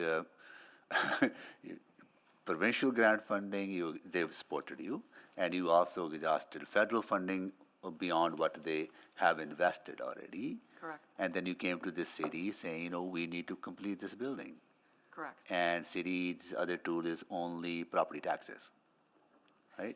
Yes, that's correct. Right. Yes. So if this is a way to fund through that additional uplift in the and that what I'm hearing from you, delay would risk that. That is correct. Yeah, okay. And we need to be aware of those consequences. To Speaker Gandour, you said you're paying less taxes now because the value of your property has depreciated.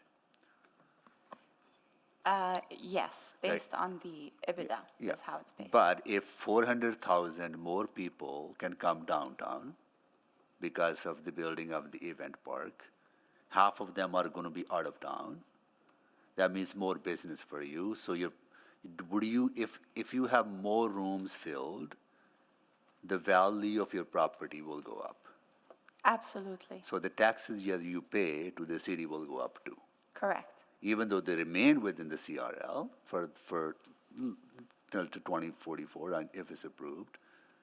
But overall, that value, it is important because that's one of the goals of there are 4 pillars to this city's downtown action plan. One of them is increasing property values within downtown to make up for the lost growth that we have seen over the last number of years.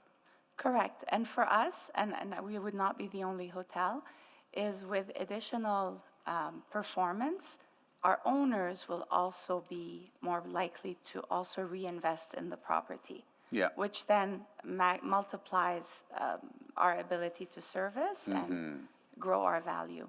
Right. Yeah, and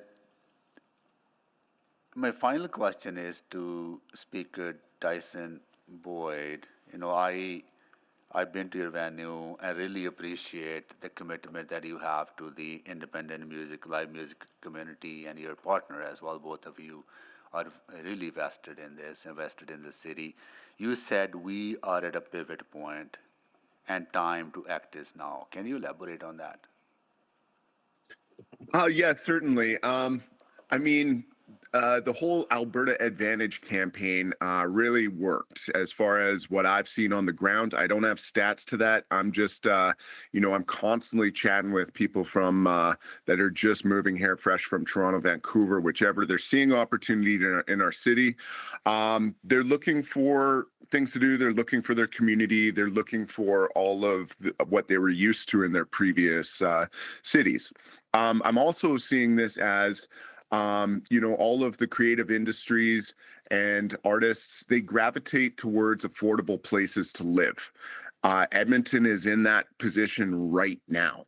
Even look at the East and Montreal. Montreal has not always been the cultural hub that it was. It was the 60s and 1967 with the Expo. And, that was not really that long ago, considering what we see Montreal to be now. And like I was referencing Austin and Nashville, those cities have just like exploded in 10 to 15 years. We could be either of those examples. We are an affordable place to live right now. We have lots of room to grow. We have all of these creative people moving in, and I just see nothing but opportunity. No, thank you for that, and thank you for that optimism. Okay, I will take the chair back. Return the chair. We have concluded all the questions to this panel. Thank you so much for joining us. Now we have folks that were signed up to speak, but were not here to speak. So I'm going to go through that list, and we will hear from them. Is Andrew, so that'll be panel number 4, both in opposition and favor. So we're going to mix it up. I'm sorry? Speed around. Speed, right. Yeah. Andrew Uzinick. Is Andrew Uzinick here? Going once, going twice, going 3 times, no. Elster McIsaac. Is Elster McIsaac here? Going once, twice, 3 times, no. Chris Young, Edmonton Destination Marketing Hotels. Yeah, I'm here. Thank you. Steve Bradshaw from Amalgamated Toronto Union Local 569. Steve, you there? Going once, going twice, 3 times, no. Rebecca Moore. Rebecca, you there? Going once, twice, 3 times, no. Ben Meglatnik. I'm here, yes. Thank you. Amanda Bannister. Amanda Bannister, are you there? Going once, twice, 3 times, no. Mike Stelter, Ben Stelter Foundation, are you there? Yes, I'm present. Thank you. Josephine Ogniski, are you there, Josephine Ogniski? Going once, twice, 3 times, no. Chris Sims, Canadian Taxpayers Federation, are you there, Chris Sims? Yes, I am, Mayor. Thank you. Paul Govenluck. Paul Govenluck, are you there? Going once, twice, 3 times. Jason Rockwell. Jason Rockwell. Yeah, I'm here. Thank you. Andrew Ritchie.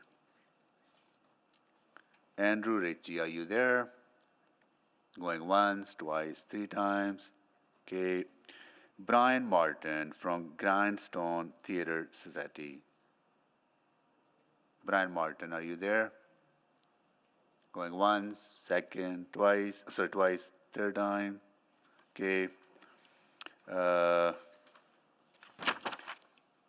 Is Alexandra Ejig here? Alexandra Ejig, are you here? Going once, twice, 3 times. William Day. William Day, are you here? Going once, twice, 3 times. No. Jocelyn Johnson, please step down to the, grab anywhere. There's a lot of room there, right? Tim Pasma, Hope Mission. Tim Pasma, are you there? Going once, twice, 3 times. No. Michael Kari. Michael Kari, are you there? No. Once, twice, 3rd time. Okay. Ryan Jakes. Ryan Jakes, are you there? Yeah. Going once, twice. Yep, I'm here. You there? Okay. And M.A.K. Lorberg. M.A.K. Lorberg, are you there? We do see them online. We'll reach out to them in case they're having any Okay. technical difficulties. All right. All right. We are going to start with Chris Young. Please go ahead. Sorry, Mr. Mayor. Sorry, I'm sorry. There's one speaker that has to leave right away, so from a Who is procedural that? Sorry. perspective, could they have? Jocelyn? Yes. Okay. I think we can accommodate that. Jocelyn's been waiting for long enough, right? To accommodate. Yes. You were here yesterday too, right? So, all right, we'll create that flexibility. Is everyone okay with creating that flexibility? Okay, yeah, okay. All right. Jocelyn Johnson, please go ahead.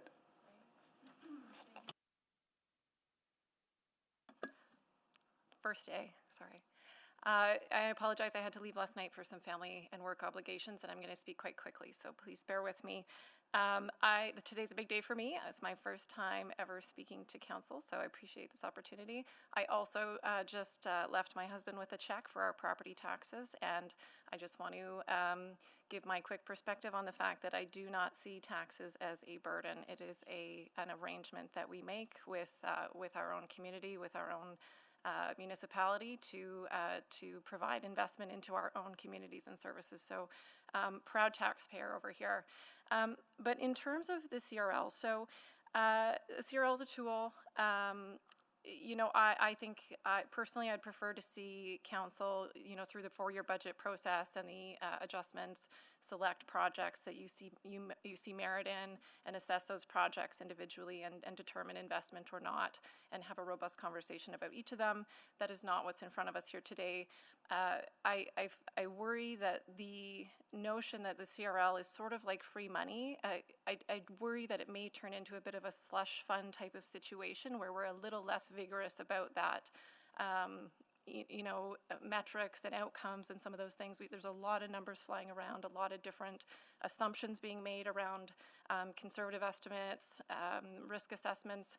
I'll just note on page 63, there was a note about some deficits there with no numbers attached. There's really limited risk assessment provided in this 64-page report.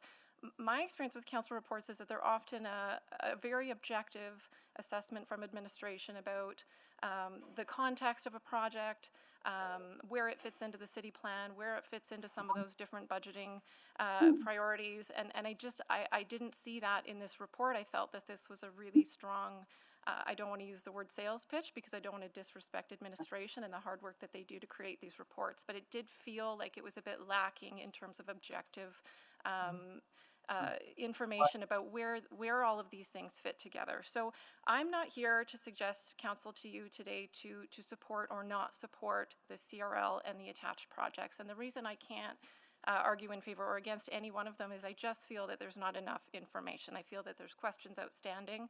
I feel like the questions are snowballing into other questions. And I am someone who should be able to find all of the information relevant to all of the things in front of you today, and it has been challenging. It's very difficult to go online and actually pull up on the YouTube page your council meeting where you discuss this item. I couldn't get it to show up this morning. I've not been able to piece all the reports together. I'm not sure when you last talked about the wind spear. So just from a public access perspective, what I would hope is that ideally before you make this decision, because after the fact would sort of be a bit in bad faith, to have that information gathered. And I'm not asking you to delay necessarily this decision, but even just to defer to your next council meeting as opposed to discussing this item in this public hearing opportunity, so that administration perhaps could be helpful in putting all of the information into one place for the public to access, because I can tell you there are people whose job is to do this, who are paid on a daily basis to do this, and they have indicated to me just outside of this chamber that they are struggling to do just that. So the average citizen that you have heard from, I am deeply impressed and grateful for the citizens who have come forward to speak to you, because a 19-year-old has provided you a written submission that I would have struggled to write myself, and the amount of time that, again, speakers have mentioned this, have to take out of their daily life, miss work, miss family opportunities in order to be engaged citizens, I think we're asking a lot of them. And so my request to you is around process and information. So I know this council to be very interested in communicating with the public. I know there's a member here in their last term when there was a decision before you around affordable housing. There was concern around how the public would receive some of the decisions, and you know, to the extent that they agreed to $1 million communications campaign from the city just to inform citizens about why housing is needed. So I understand this council to be very interested in how the public is receiving information, their ability to engage, and the transparency and the trust. And I just want to note on that trust factor, trust is everything. It is everything in our institutions. We need to trust our representatives to have our back when we don't have the resources or the wherewithal to be in their ear and be there day to day, having those meetings in their office behind closed doors. Thank you. Thank you, Jocelyn. Really appreciate that. And thank you for waiting. Next, we will go to Chris Young. Thank you. My name is Chris Young, and I'm the Executive Director of Edmonton Destination Marketing Hotels. We represent more than 50 hotels across Edmonton. We do support thousands of jobs and hosting millions of visitors each year. I'm here today to express our strong support for extending the Capital City Downtown CRL to 2044. As a proud Edmonton born and raised in the city, and more recently supporting our visitor economy through our hotel organization. First, I will acknowledge I've been listening since yesterday that I do acknowledge the difficulty of your position as council. It's not an easy decision. The tension is clearly real, and I understand there's a lot of optics around organizations like OEG appearing to be the only benefactor of the CRL. But I think you can agree with the number of organizations who've come to the table to support the CRL that you should have better comfort to know that not only one organization is actually going to benefit from this extension. The Downtown Action Plan, which Council has already endorsed, carries a $553 million budget. Roughly $511 million of that depends on extending the CRL. Without this extension, up to $440 million worth of revitalization projects will not be happening. Of all the projects proposed, the Downtown Community Event Park, which is about $69 million of the CRL contribution, has seemed to draw in the most attention.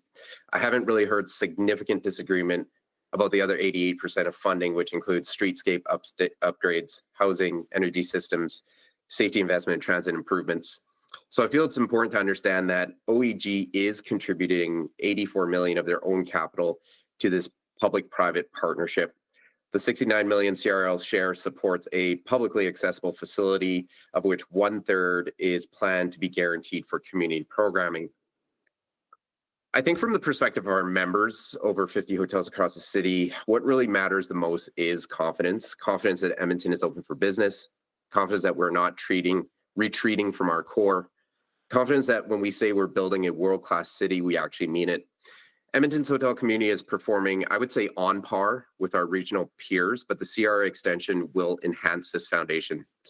What we have seen is sparks of this enhancement so far through the business, the sports, and the music events that we're starting to see return to Edmonton and to develop actually within Edmonton as well. This glimpse of vibrancy and activity is helping, but we're only a portion of the way there to transforming our city into a permanent, vibrant attraction. Since 2015, the Downtown CRL has helped unlock over $4.5 billion in investment. And as of 2023, I believe in the city annual plan, it generated $33 million in new property tax revenue, up $30 million from the year before. I'd say the CRL is a smart tool that can be used in a self-financing model. The borrowing is repaid by new tax uplift created by the very growth it enables. When it ends, all that uplift does become permanent revenue for the city's services.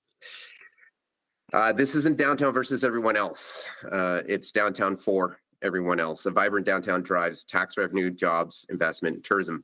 It anchors our transit system. It helps prevent urban sprawl. In fact, in 2023, a Brookings Institute report noted that downtown abandonment raises service costs and deepens inequality, while strategic reinvestment brings economic activity back into the core. Houston is another example where tax incentivized downtown development helped increase residential population by 40% in just 5 years. This helps strengthen the local businesses and reduces actually car dependency across Houston. So in closing, Council, this is a generational decision. Just like in 2013, 2014, we as a city took a calculated bet on Rogers Place. That investment catalyzed the ICE district, and we're reaping the benefits today. So in 2025, we do have a chance to continue that momentum. This isn't about one company. It's about whether we believe in a complete, inclusive, and thriving downtown. So on behalf of the Edmonton's hotel industry and the thousands of people who make their living in hospitality, I respectfully urge you to vote yes. Let's not pause or come back halfway through. Thank you. Thank you so much for joining us. Next, we will go to Ben Meg-Olenek. Thank you. Hello, Mayor and councillors. Thank you for the opportunity to speak today, and my apologies that I couldn't attend yesterday. My name is Ben Meg-Olenek, and I'm a student at the University of Alberta and a voting committee member at the City of Edmonton Youth Council. I'm speaking on behalf of the City of Edmonton Youth Council in accordance with the position that we recently passed on this issue. Youth are the future. When City Council makes decisions today, we will experience their long-term effects. As a youth in Edmonton, I want to make sure that our investments today will have a lasting positive impact into the future. For the most part, the Downtown Action Plan is an excellent way to continue the revitalization of downtown. It involves targeted investment in important priorities such as active transportation infrastructure, green space, and affordable housing, which will make downtown more pleasant and livable. Myself and the City of Edmonton Youth Council strongly support extending the Community Revitalization Levy to continue the investment to make downtown more vibrant and affordable. The investment areas that I mentioned have a crucial theme in common. They have positive, lasting benefits for those who live or visit downtown, including youth, and they align with Edmonton's needs and City Council's priorities. I would argue that the same cannot necessarily be said for the Event Park Catalyst project that involves giving $85 million to the Oilers Entertainment Group. Let's just consider the possible benefits. A new event park has the potential to host events and be a fun occasional night out for Edmontons who have the time and money to attend those. This is in stark contrast to the benefits of investing in downtown's primary needs. Using this money to instead pay for affordable housing or transitional housing will literally take people off the street or prevent houselessness. Investment in safer infrastructure will save pedestrians and cyclists from serious injury or death, which is in accordance with the city's Vision Zero strategy. Increasing funding to the community safety and well-being strategy will assist vulnerable Edmontonians experiencing addiction and/or homelessness, and improve the safety of downtown, while also facilitating important community development through grants to organizations. Even investments to help local businesses will stimulate the economy and help develop downtown's unique identity. I understand that City Council must balance many priorities at once, and I want to be clear, I don't necessarily oppose the existence of an event park. What I oppose is borrowing against our future to make an investment that I believe will primarily benefit a private company. I don't believe that this is the best use of our future property taxes, particularly when there are so many ways that they could be better invested to benefit the community. Furthermore, I don't even know if investing in a single major project of this nature in one specific area is even the best strategy to revitalize downtown.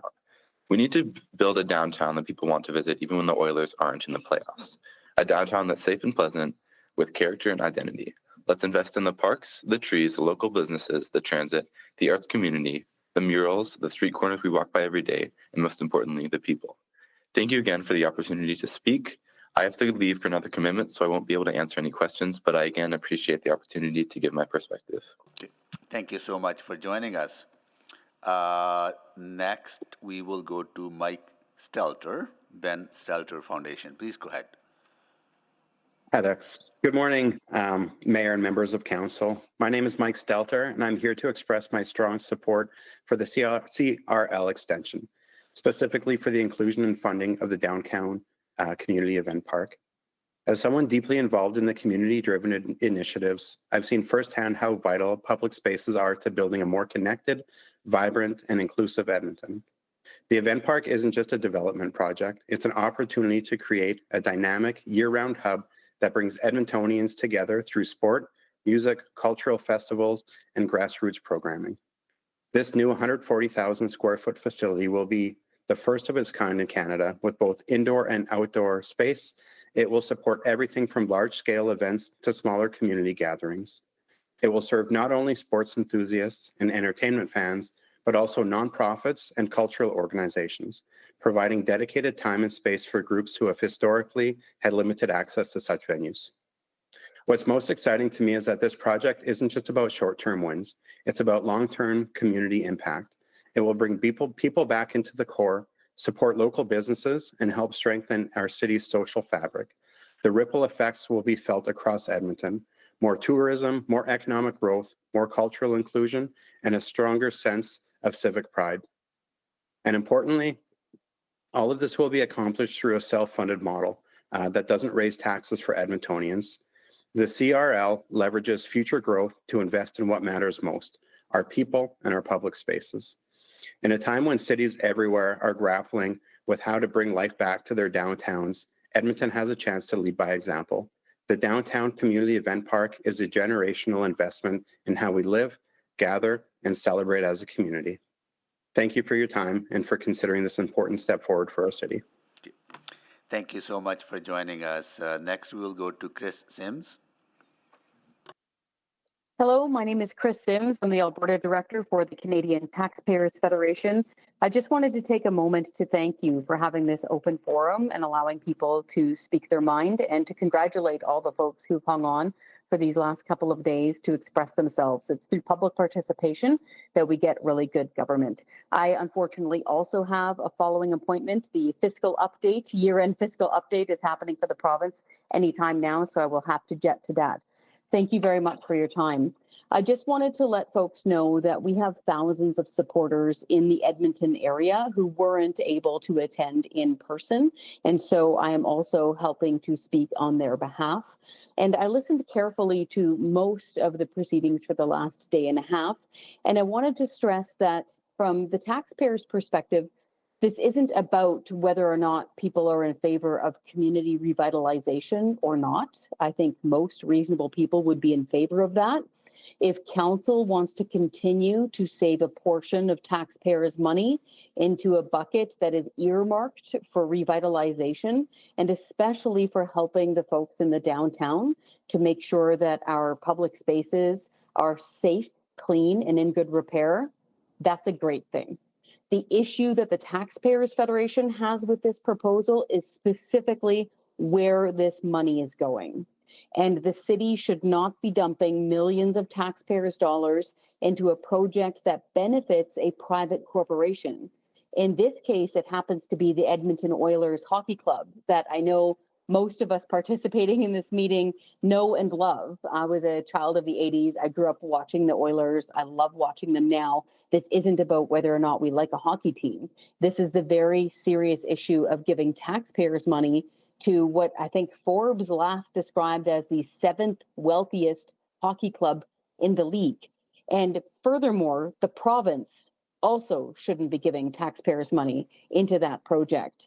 So the frustration we have with this is that we've got Edmonton property taxpayers getting roughly a 5.7% property tax hike this year. A colleague, journalist friend of mine who lives in Edmonton just showed me his tax bill. And unfortunately, due to the combination of the assessment change that increased and the property tax increase, it was a shocking increase. And he can barely afford to keep his house. So most taxpayers in Edmonton, regardless if they describe themselves on the left or right of the spectrum, I find, expect basic things from City Hall. They want the city streets and public spaces kept clean, safe, and in good repair. So we would urge City Council and all of the smart planners that you guys have speaking with you right now who are helping to craft this project to really focus on those issues and to not be giving taxpayers money to one group that happens to be the Edmonton Oilers. We would like to know how taxpayers funding yet one more event center downtown after the current hockey rink was largely built with taxpayers' money, how it is that building one more event center downtown is going to help fix the problems that is often reported by people downtown, things like safety and crime. How would we be able to track our return on investment on that? Because I've heard some proponents of this project say, oh, well, if, we have this new event center, because we'll have critical mass of more human beings coming downtown, that will make the issues of safety and hesitancy go away. But how will we know that? And how will we be able to track our return on investment on that? So to be clear, we don't believe that the taxpayers largely of Edmonton can afford this. They're still among the roughly 50% of Canadians who are fighting to afford basics right now. And so we are opposed to millions of dollars going into specifically that outdoor event project. We are not opposed to general revitalization, to improving safety and cleanliness and all of that good stuff downtown, but we do not support corporate welfare for the Oilers Hockey Club in this case. I really appreciate your time and listening to what we had to say. Thank you. Next, we'll go to Jason Rockwell. Hello, my name is Jason Rockwell, and never in my life did I think that I was going to echo comments from the Canadian Taxpayers Federation. One thing that I will say is that, you know, there are a number of councillors in this room who I have supported historically and will continue to do so. My issue, again, as well, which was just reiterated, is the commitment of a rather large sum of money to a specific group in the downtown core, which is quite a wealthy group. And albeit many members of the business community have alluded to the idea of the good work that the Oilers Entertainment Group has done. And I'm not going to dispute that.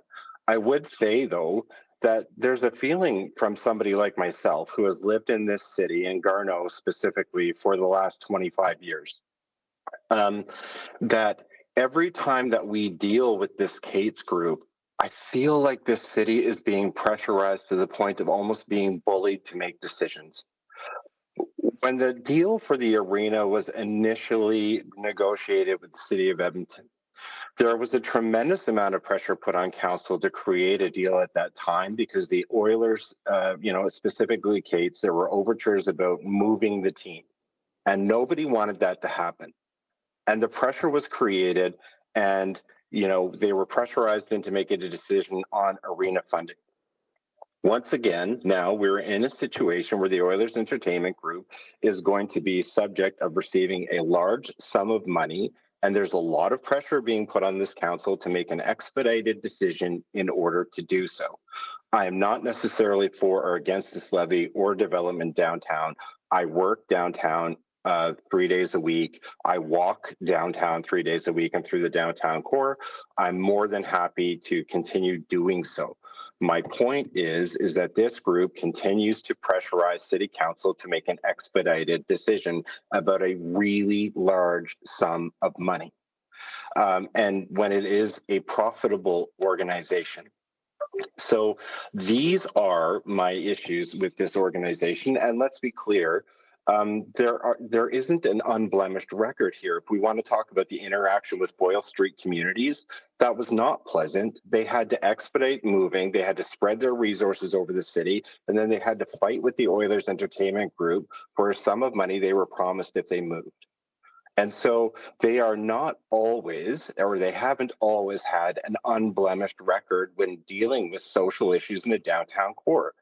And while I appreciate the fact that we want to continue with this levy to develop venues and sink money into the downtown core, I don't know if people who are referencing the word safety are not continuously just saying that people may or may not be uncomfortable with the unhoused population in downtown Edmonton.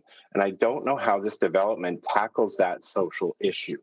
So, I mean, I would ultimately like to see a sense of urgency committed to that specific issue as much as we are talking about business development. Because I'm much more concerned about somebody sleeping on a bench than somebody going to a venue for that with a large sum of money supplied to the Oilers Entertainment Group. So I think that this issue is large enough that we keep talking about educating the public. And there's no better way to do that than a municipal campaign that we're having in October. And this is a large commitment. It is setting the direction for this city for the next 10 years or longer. And my point is this, is that in a municipal election, that councillors that are running again or not running again, or new councillors that are running to be elected, can be part of that education experience throughout the course of a municipal campaign, and they can justify their positions, and then they can complete this deal after the municipal election in October. This is a vitally important piece of legislation that we're contemplating right now, and this levy. And I think that the people of Edmonton deserve the ultimate referendum on this by explaining it to them and declaring your position. And maybe we can get a better deal from the province, who seems to, I'm not going to make a definitive statement about this province, but they still have issues with paying their taxes to the city of Edmonton. There's still a large outstanding, chunk of money owed to this city.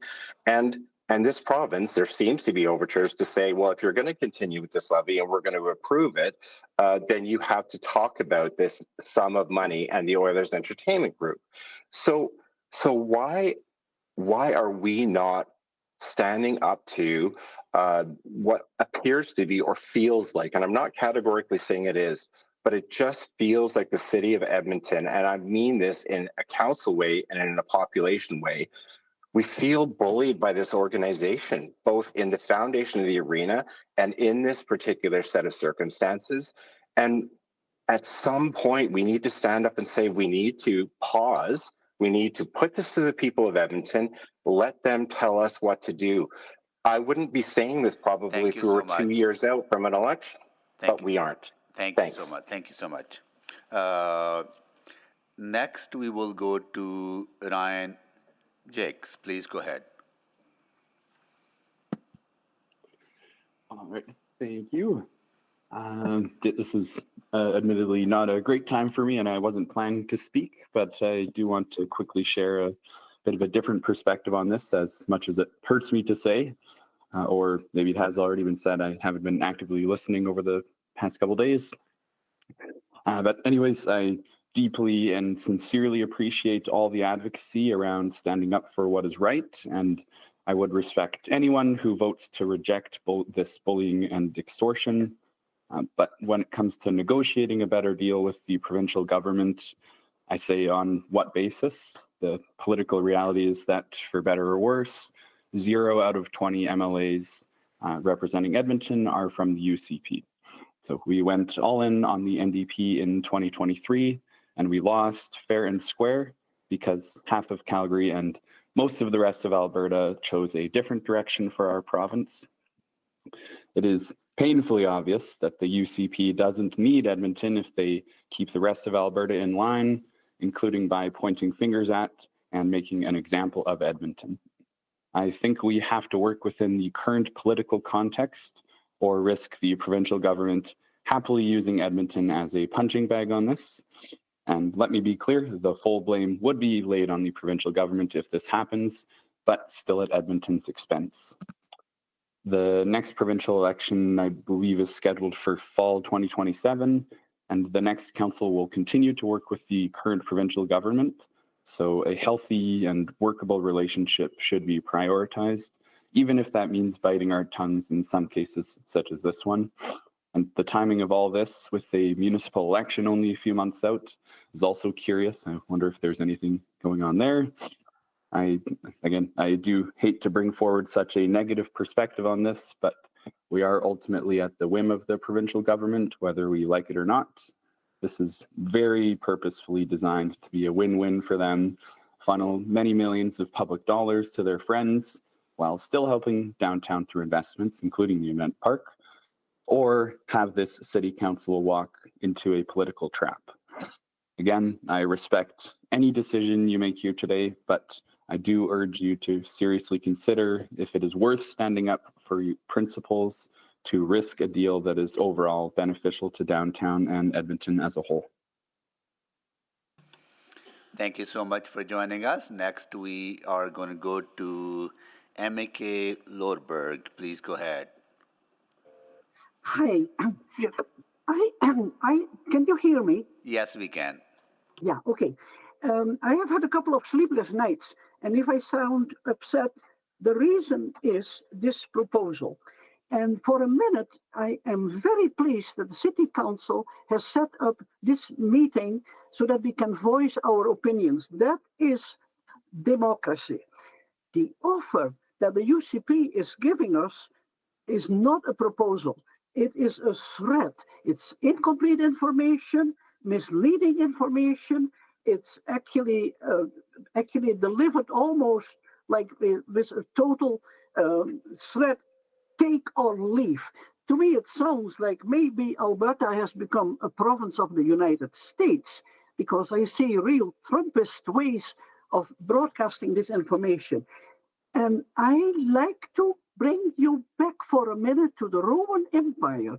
You remember how the emperors were conducting the government. They gave what was called bread and games to the masses so that they would forget what the government was doing. This is like offering bread and games to the Edmonton people. But hey, for a minute, we are not like the Roman people. We are enlightened, we are fully awake, and we are very glad that we have this opportunity to speak.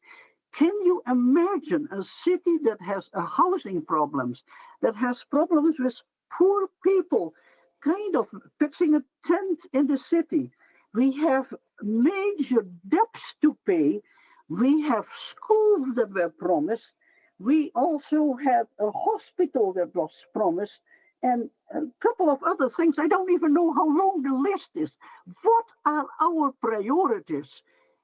Danielle Smith is not offering something. She is telling us, threatening, take or leave it. This is dreadful. This is not democratic, totally undemocratic. The other good speakers so far have already outlined how this information is pushed down our throat in a totally undemocratic way. And I am very happy that the City Council gives me these few minutes to voice my opinion, because I like to speak for the future of the city. This loan or this offer to give, what is it, $530 million to one man who is apparently a poor millionaire, and we have to subsidize him in his projects. There's something out of whack there. And I would use this as a wake-up call to all the city council members whom I respect deeply to consider what they are doing. This is a historic moment in the city of Edmonton. We're going back to Roman Empire and go for, what is it, pie in the sky offers, and we have major social economic problems as a city. I don't even know how high the debt is. I know the taxes are very high, and I urge you all to wake up and take my call very seriously. I basically am a historian from the Netherlands, and I think the Roman Empire history should teach us something. Don't go for bread and games, and don't get pacified by these false offers. Stop this and open it for a referendum so that we can in full detail explain what is all falsified information. And thank you very much for listening to me. Thank you for joining us. So that was the last speaker of this panel. Now questions to the panel. Councillor Pickett. Thank you, Mr. Mayor. So I want to start maybe with Speaker Johnson, because I know that you have to leave quick. First of all, isn't it amazing that this council can bring people together? The next is, you know, and maybe this is really pertinent. I'm just wondering if you can talk about, because what I'm hearing a lot is this concept of trust. And, you know, people not knowing why this is happening, what is going on, what are the background situations, and frankly, I'm not sure, like I know it's been reported, but people live busy lives. So maybe you want to speak on that. Yeah, thank you, Councillor. I think you're right. I think this has been brought to people's attention just by nature of it being advertised for public hearing, but also because it's been in the media. and both, councillors and the public and proponents and as well as the province have all been weighing in through the media. So I think that's why it's been snapped into focus for a number of citizens. And I think about just sort of trust in our institutions and trust in our political representatives and trust with our communities. It's it sometimes hangs by a thread or seemingly so. So I think this decision before you is unique in a number of ways. It's a huge amount of money. It's $500 million over a 30-year commitment. I watched your 4-year budget deliberation back in 2018. And that was pre-pandemic. There were a lot of commitments made by that council, not knowing that this huge event was going to unravel a lot of those sort of ambitions. And I think just the caution there is we don't know what's coming down the road. This is a big commitment, and so therefore it does require a large amount of trust, both on the part of yourselves for. Your ability to mold how this deal is going to shape up. And there's a lot of questions there. There's a lot of hesitancy, I think, that is also shared by some of the comments made by members of council. Mayor Sohi noting that there is some outstanding questions and information to be learned. I think the nature of how this came together is unique as well. It wasn't recommended by administration or a motion, from council. It came from a deal at different levels of government with private proponents, and it's being sort of presented as is. And I think that's where the hesitancy comes in. Is why is it that these are all attached to each other in the nature that they are? What exactly is negotiable? What isn't? It doesn't seem like there's a lot of clarity there, and just sort of on the trust piece, I think you have a lot of folks speaking that have a really hard time trusting some of the decision makers here, whether it's the province. I know that the Oilers Entertainment Group has wanted the event park, for example, for a number of years, and never was there support enough to bring it forward independently, and so now it's coming through in a different route, and it's, I think people are very concerned about the transparency on this particular decision. And so anything that this council can do to increase that trust and increase the access to information and transparency, I think would be positive. And so why go into a deal if there's hesitancy or outstanding questions and try to manage those after the fact? Why not get those up front in every way possible? And so part of this public hearing has obviously been that, but I have experience having a public communications battle with this provincial government, and I can understand the challenge that this council is in by the nature of the way that this government operates.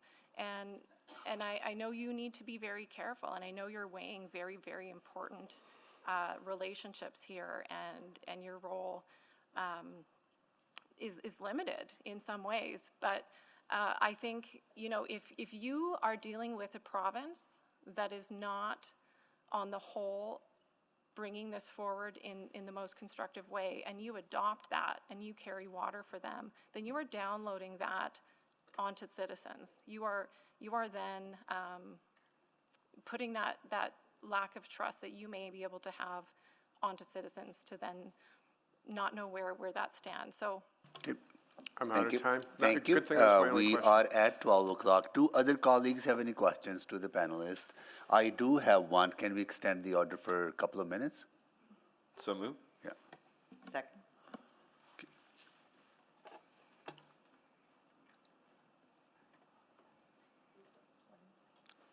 Oh, yes. Please vote. Please vote, yeah. I'm yes. Thank you, Councillor Rice. Okay. Display the votes, please. Yes, Madam Clerk. And I'm waiting. Councillor Jans, are you with us? We have all the votes. Display the votes, please. Thank you. And just quick questions to Speaker.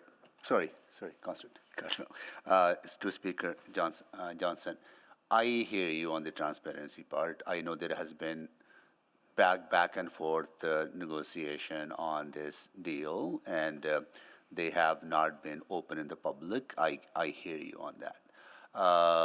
But there was a very robust conversation at the executive committee about the extension of the CRL and inclusion of projects that happened on March 5th, open in public, and there was also very robust conversation at council on March 18th. I know it's hard to pay attention to everything that goes on in the world, right? So there's so many other, like you have families to run and all that, right? So I want you to know that everything has not been secret. There has been conversations.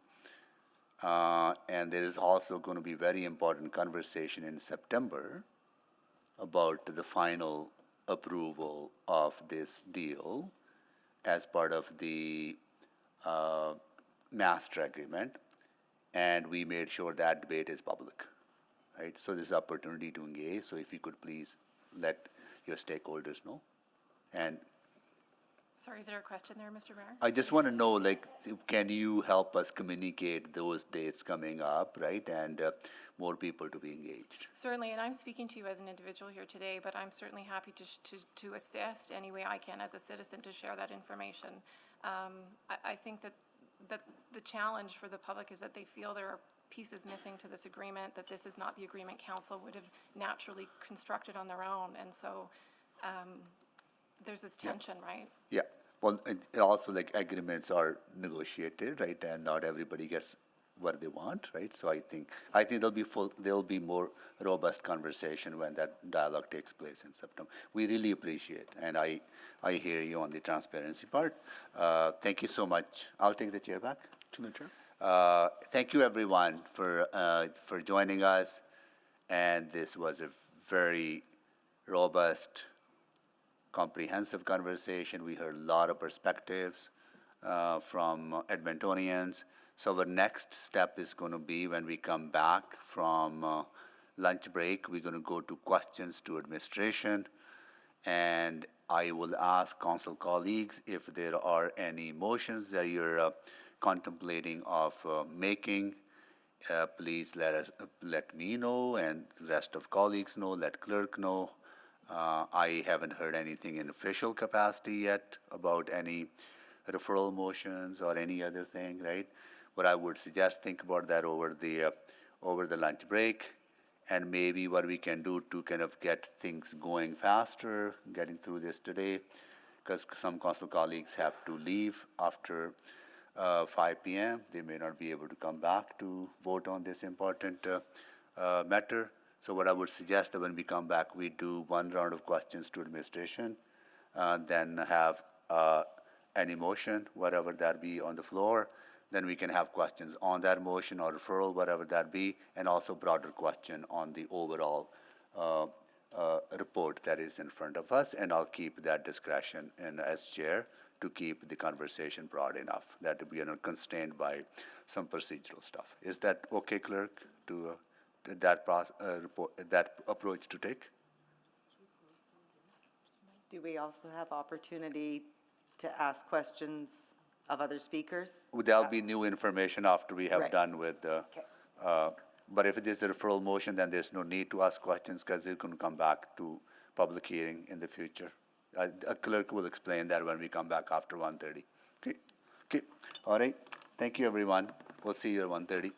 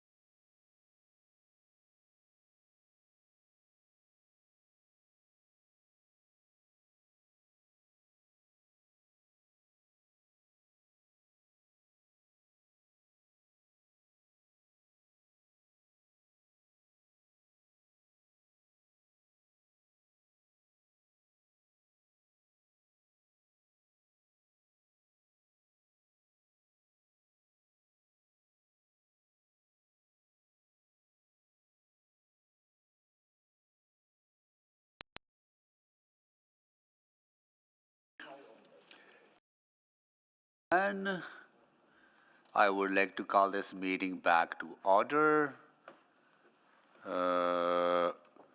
Do a roll call of council colleagues. Councillor Wright. Good afternoon. Councillor Knack. Good afternoon. Councillor Principe. Hello. Councillor Stevenson. Good afternoon. Councillor Pricat. Good afternoon. Councillor Tang. Councillor Hamilton. Good afternoon. Councillor Rutherford. Hello. Councillor Salvador. Good afternoon. Councillor Cardinal.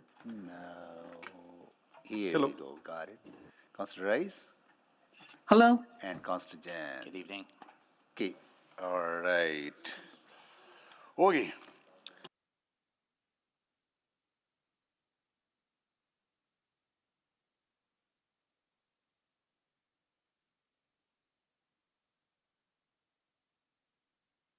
Okay, all right. We'll do a one round of questions to administration, then we'll go through the process for motions. This was exempted by Councillor Stevenson. You want to start? Yes, thank you very much. Thank you all for the report. I was wondering if we could spend a few brief moments just for the benefit of the public to have a bit of a recap of how we got to this point. Ms. Petrin, is that something you could share?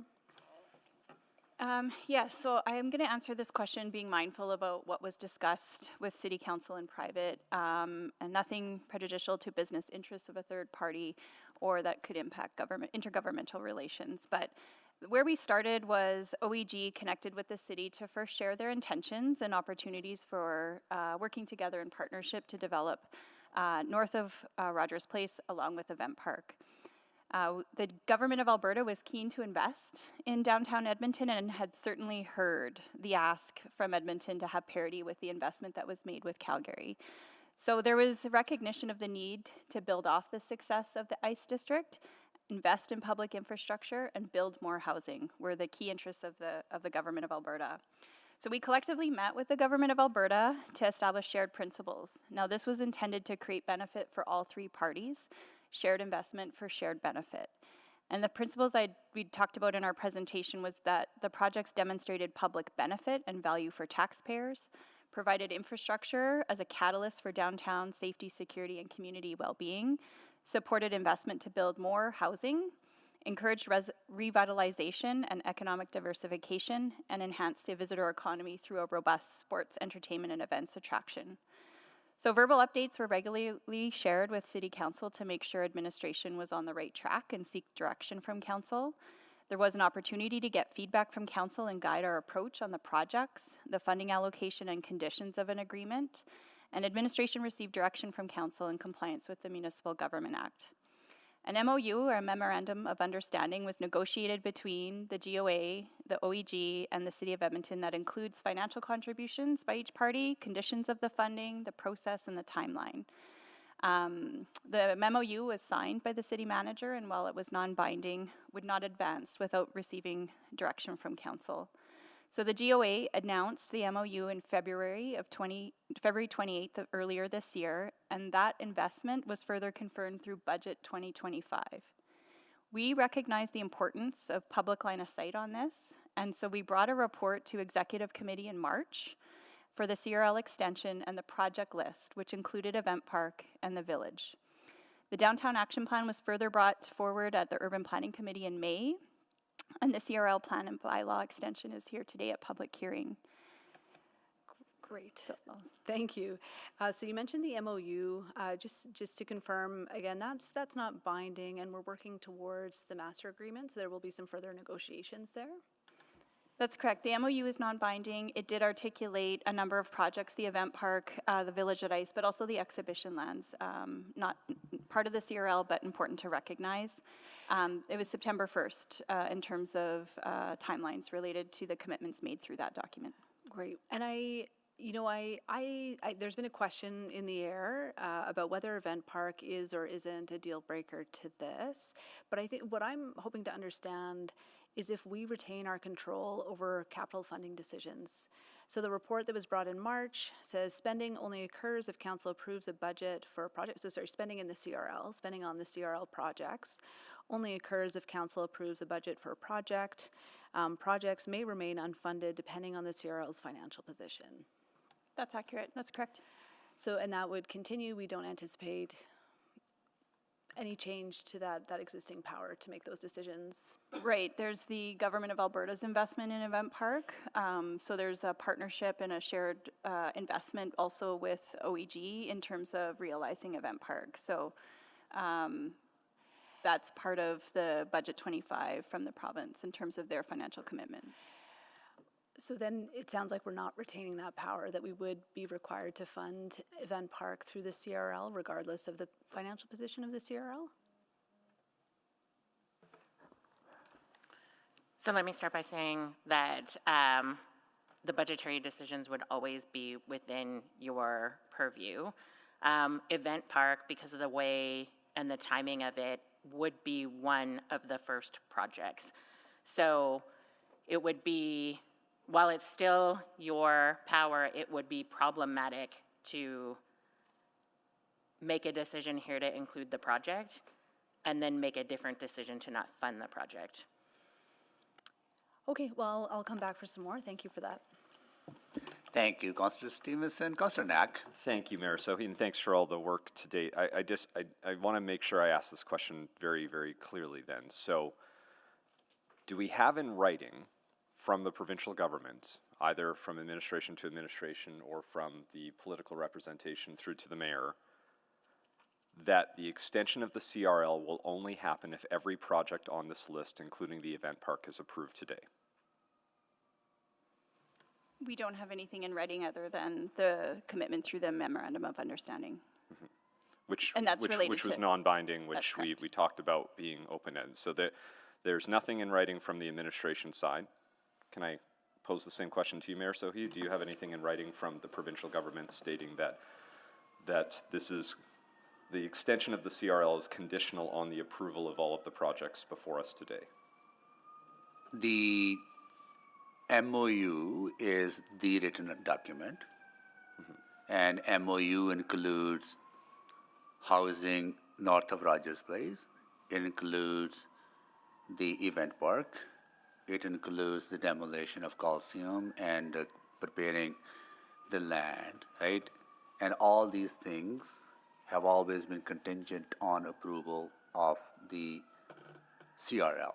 That has been always the conversation, whether it's specifically in writing specific to that, it is not, but it's always implied that we can only get those things done if there's extension to the CRL. Yeah, and I guess, and not to push hard on that, but I think there is an important distinction between implied versus, like, if this is something that they require us to do, I would like to know that.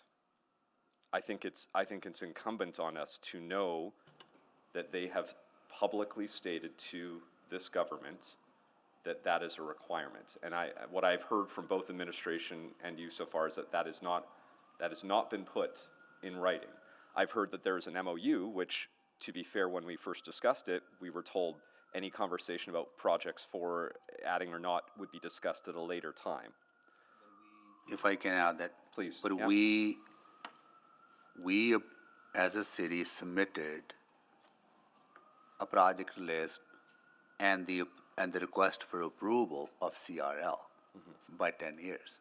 So we requested this, right?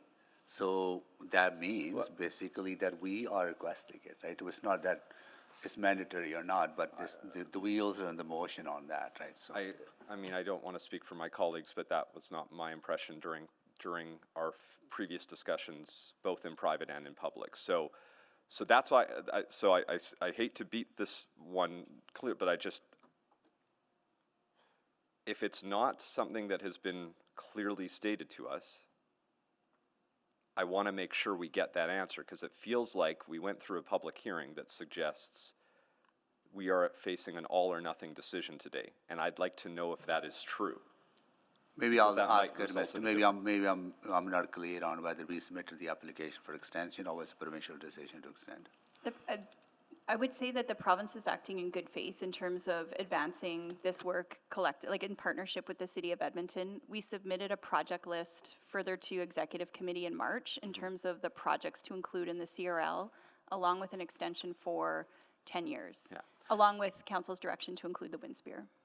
I think why I'm going to continue to be stubborn on this is that in those conversations, including the ones in March, including the one in December, at numerous times, members of this council asked whether or when is the appropriate time to debate the addition of specific items.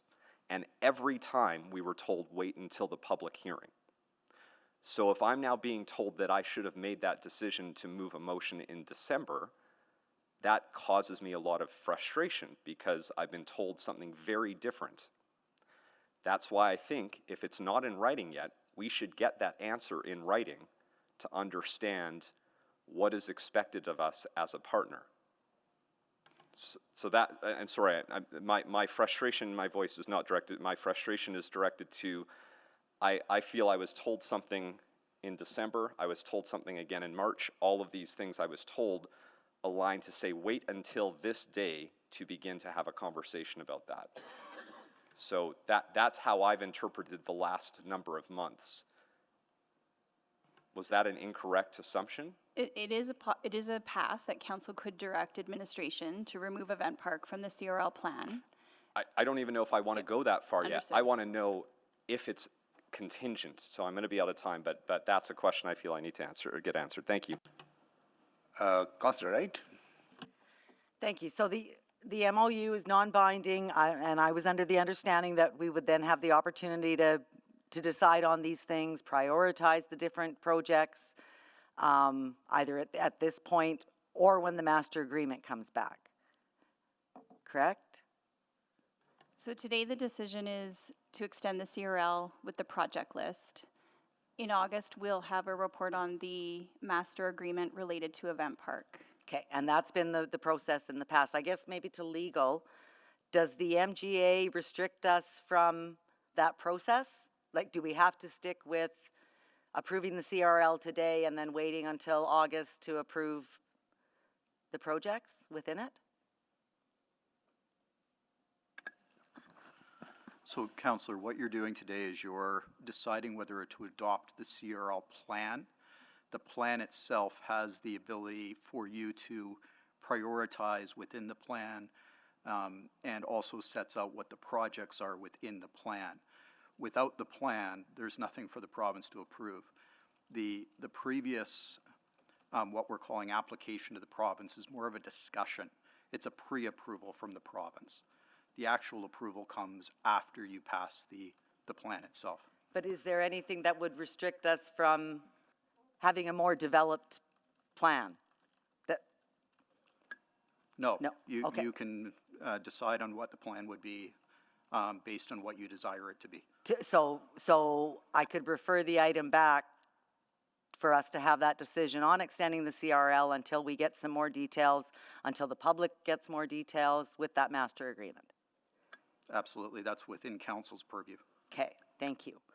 So Councillor Rice, I'll just add that we have this time as public hearing for council to make a decision on the CRL, mindful of the integrity of the process, that when the master agreement is discussed, through an agreement between the City of Edmonton and OEG, there's some level of certainty that there's a reason for that agreement to be negotiated. Okay, well, I'm not in a position today to vote in favor of extending the CRL without knowing those details, without the public knowing those details. I think that's what we heard a lot from speakers. And I think to maybe encourage or just to dispel some of that distrust that the public has, that they're walking into this, being able to see more of what the plan is. And so that's why I want to refer back to get more information. I just heard Ms. Padbury say that the event park would have to go before the housing? The timelines for the construction of the items within the plan have Event Park as one of the first things that would be done. Right now. But we could adjust that in the master agreement? Council declared a housing emergency in January of 2024. I don't see that we've declared an event park emergency. I would just add, so as we heard from Speaker Tim Shipton, they were looking at doing both the housing and the event park in parallel. So both items would be advancing at the same time, and both would be prioritized in that regard. And is that laid out in writing anywhere now, or that would have to wait until we get the master agreement? So the master agreement is still under negotiation. We're still working through a number of different terms, but that is, I can say that's the intent that we're both working towards, is that both Village at Ice and the event park would be running in parallel in terms of as they advance towards construction. Because like I said, unless I can see that in writing, I wouldn't be agreeable at this time to extending the CRL. With my minute that I do have left, so I do think I want to put forward a motion there. I just got some things about the CRL itself. I'm looking at slide number 3 of the presentation, and it does say that the debt servicing costs come out of the CRL. They don't come out of the regular general tax levy? That's correct.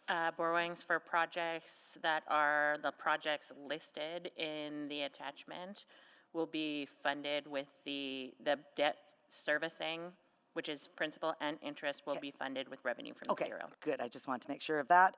And I'm also wondering, the events held, I was going to ask about policing costs with it being with events held at the location. Okay, thank you. Thank you. Councillor Paquette. Yeah, thank you. I'm going to follow up on Councillor Knack's questions, because I clearly recall, and I can go back and look at the video, and I've already read all the news reports, that Council was very clearly led to believe that the event center was a non-negotiable, that it had to be included. The verbiage, while technically correct, is that Council directed that you include it, was based on that understanding. It was not that Council wanted this, it's that we were led to understand that it was non-negotiable. And now I'm hearing, and correct me if I'm wrong, now I'm hearing a different narrative. So Councillor Paquette, through the negotiations that happened over the course of developing the MOU, the event park and the Village at Ice were certainly key elements of the MOU in terms of negotiating this agreement. So, from the province of Alberta. From the province of Alberta. Okay, so those are key elements. And I know that the mayor has asked, and city administration has asked and gone back to the province multiple times to ask about this, and the answer is always that is a key part. That's correct. Okay, so we needed to have that clarity, because I caught that yesterday too in the presentation when I said council directed to include that. I don't know who was giving the presentation because I didn't see your face, but someone said that. And I thought, well, that's kind of like not a very accurate, that's technically true, but it's not true to the experience. So this all started through the discussions with the Government of Alberta and OEG on the Memorandum of Understanding in terms of the partnership, which led to the opportunity to extend the CRL by 10 years. Okay. And by doing so... So can we just be very clear about that, that this is a part of the provincial requirement as we understand it, and as we have gone back again and again, and just say, yes, that's very clear? Yes, it's very clear that Event Park and Village at Ice are part of the Memorandum of Understanding and the commitments to invest in downtown in the 10-year extension. Because the answer that we got before would be very confusing, not just to council, but to the public, saying that this was council directed, which technically, again, true based on that information.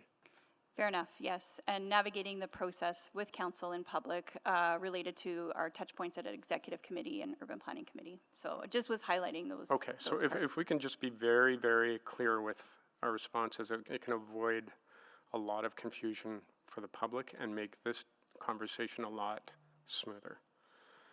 Okay, so understanding that, the next, like, if we were to refer and ask for more information, my understanding is that that information would be incomplete, because without a mandate to actually go ahead and negotiate with people and talk to people, there is no impetus for them to take it seriously, because it's not real yet.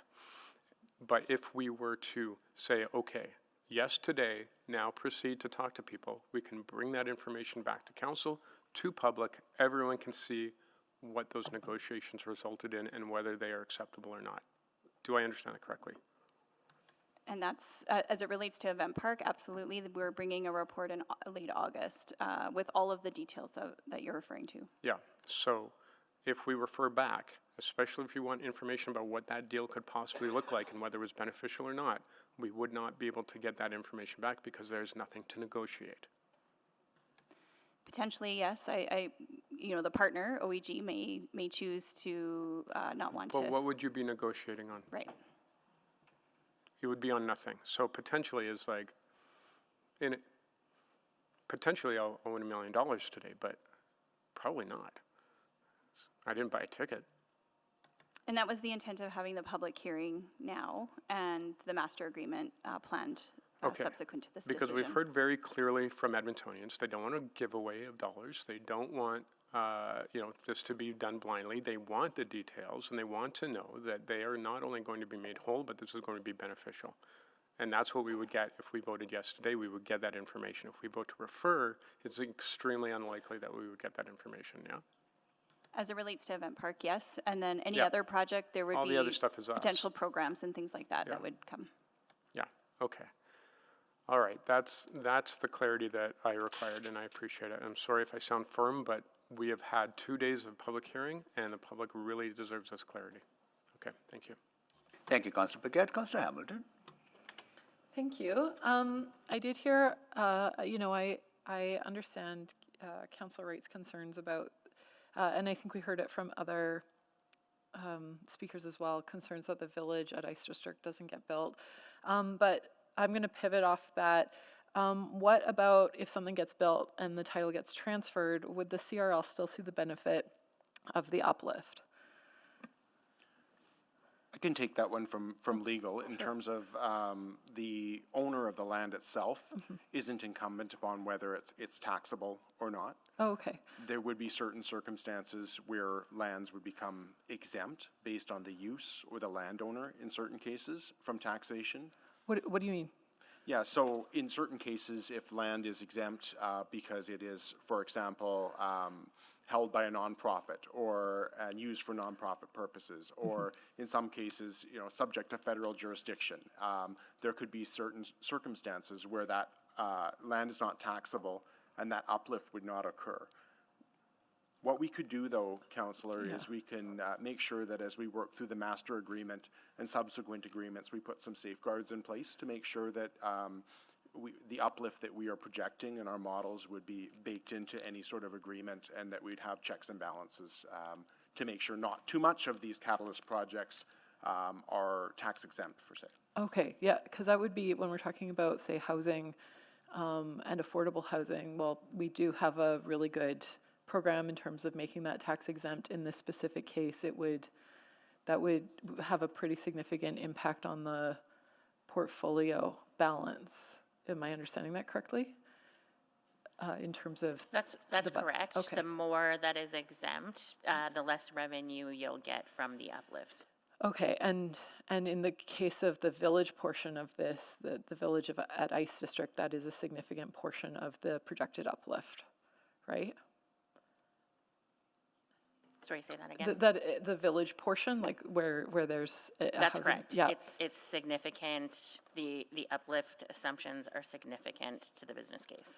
Okay, and I imagine were that to zero out or be compromised in any way, that would impact the ability for the rest of the CRL to be viable. That could undermine the viability of the CRL under a 10-year extension. Correct. What I can say from a legal perspective is that the model does depend in some respect on the uplift. So we need to make sure that as we move forward and look to the finalizing agreements, that we're careful and ensure that these projects are built, and ultimately that we can project an uplift and that legal mechanisms are in place to ensure that uplift to the best we're able. Okay, thank you for that. I also had a question about the downtown infrastructure program. It says that it includes but is not limited to water, wastewater, stormwater, not funded by EPCOR, electrical distribution systems, traffic control signals, streetlights. My understanding is the downtown is not eligible for neighborhood renewal, correct? It does not fall under the neighborhood renewal program, no. Yeah, and that's because of the lack of local roads. Correct, yeah, mainly arterials. And could this program be used for holistic neighborhood renewal within the CRL? That specific downtown infrastructure program? So the desire for the infill fund is that it catalyzes further development. So neighborhood renewal, in as much as it's like for like replacement and doesn't catalyze new development, would not be an ideal CRL project. However, it's a blurry line, and if the line was such that we were putting in upgraded services to trigger further development, then it would be eligible. And that could include surface infrastructure, like new streetlights, modernized sidewalks. It could, Okay. yes. All right. Is that something that we should make more explicit in the program definition, that it includes some of the surface infrastructure? So Councillor Hamilton, in the Downtown Action Plan, we have a action that is specifically intended to address the gap in neighborhood renewal downtown. So we've got another mechanism in place intended to look at that piece. Can you remind me of that, like what that is? Yeah, it's under Action 2, so develop a downtown renewal, an interim renewal program. Okay. The other piece is the Green and Walkable program could address some of the items that you're speaking of potentially. Okay, and both of those could be funded out of the CRL potentially? Or no, different? The way it's envisioned currently, we don't have them included in the CRL. Okay. Which could potentially trigger an amendment to the policy, neighborhood renewal policy. Okay. In terms of the team pursuing that work. Okay, thank you. Thank you, Councillor Hamilton. Councillor Salvador. Yeah, thank you. I'll just start with some questions around sort of transparency, financial transparency, some of the questions we heard from speakers. So will the master agreement be public? Yes, the intent is that when we bring a report back in August, we would be sharing the full master agreement and any term sheet that's associated with that. And then subsequently, we anticipate there'd still be like the final form of the agreements that would be executed afterwards, and those would be posted online, similar to the Rogers Place arena deal, where all those agreements are posted publicly. Okay, and I'm just looking at the webpage for the Rogers Place, so that includes the master agreement, lease agreement, location agreement, Correct. Sort of a long set of agreements, and that's all public. Okay, what is the level of detail and risk mitigation that we would expect to see in the master agreement? And I'm thinking about things like, there were lots of questions and dialogue about public use. Will there be a high level of precision around what exactly that means, and things like potential for a ticket surcharge? We're still currently working through each of the various subsequent agreements, I would say. So there are 7 term sheets that we're working through currently. So there is a purchase, a sale, a lease, a ticket surcharge, a community benefit agreement, as well as, I know I'm missing something here, a construction administration agreement as well. So the intent is we're trying to drill as far as we possibly can to create the structures of how we will be working together with the OEG, what the mechanisms are for each party to participate in a good faith way throughout the course of the length of those agreements, and to mitigate the city's position as much as possible. So we're doing our best to make sure we cover off that detail, and we will be presenting all those through the August report. Okay, thank you. I want to come back to sort of a common thread that I heard from a number of speakers just around the availability and depth of information that they might be seeking in order to say one way or another where they land on this conversation. I think the thing that is challenging, and I'm feeling this, is we're talking about a CRL project list today, but there's an inherent link to a broader deal. And in particular, I want to just hone in on the demolition of the Coliseum and exhibition lands. I guess what can be shared around the opportunity to unlock some of the potential of exhibition lands as part of this larger deal? And how does that play into the larger return on investment when it comes to what we're discussing today? So at a high level, through the MOU, one of the commitments that has been made by the province is to provide funding towards the demolition of the Coliseum and for site improvements as well. by doing that, that provides the city the ability to reallocate the funding that we are already planning on spending towards the Coliseum. We're still waiting on the exact terms that we'll get from the province around the grant funding agreement, but in theory, it's going to allow us to reinvest within the exhibition lands as a whole. And so that can help to unlock further, it can potentially help to unlock further housing development if we proceed to use some of that funding towards further servicing work. But there could be other opportunities as well, and we would anticipate coming back to council most likely to kind of go through various ways in terms of how that money could be reallocated. Right, and so council has already allocated $35 million towards the demolition of the Coliseum, so that's what you're talking about when you're saying the Correct. potential reallocation? Yes, sorry. Okay, and obviously there's a lot of things and opportunities on site for exhibition lands. You mentioned housing. What about transportation infrastructure? I'm thinking there's 2 stations that are part of the eventual plans and build out for exhibition lands. The replacement of the Coliseum station and then 115th Avenue as well. Yeah, potential for reallocation to those types of opportunities. Obviously, we're early on in this, but is that all part of our thought process here? Yes, I think our goal is, like, once we fully receive all the information from the province around the grant funding agreement, we can really start to review all those different options, and then working with the proper teams that are working through those things, such as the next steps on potential transit stations and where those are needed, we can make a decision as a holistic city in terms of where and how we can utilize those funds. Thank you. Thank you, Councillor Salvador Considine. Great, thank you. I want to come back to this thread earlier about kind of how we got to today's public hearing. When did you say kind of this process started from, council giving direction to say administration go negotiate to, like, when was that first one? I'd have to look back just at key dates, Councillor Tang, but it would be late in 2024 when OEG first connected with the administration on the conversation, and then from there through 2024 is when we navigated the... So like 6 or 7 months? I think longer. Longer, okay. So during that time, when we first began to now, would you say the list, the circumstances around the CRL, is it pretty different or the same? In terms of our, projecting the scenarios? From when you first started conversation about this to now, is it the same thing what we started with, or did things change?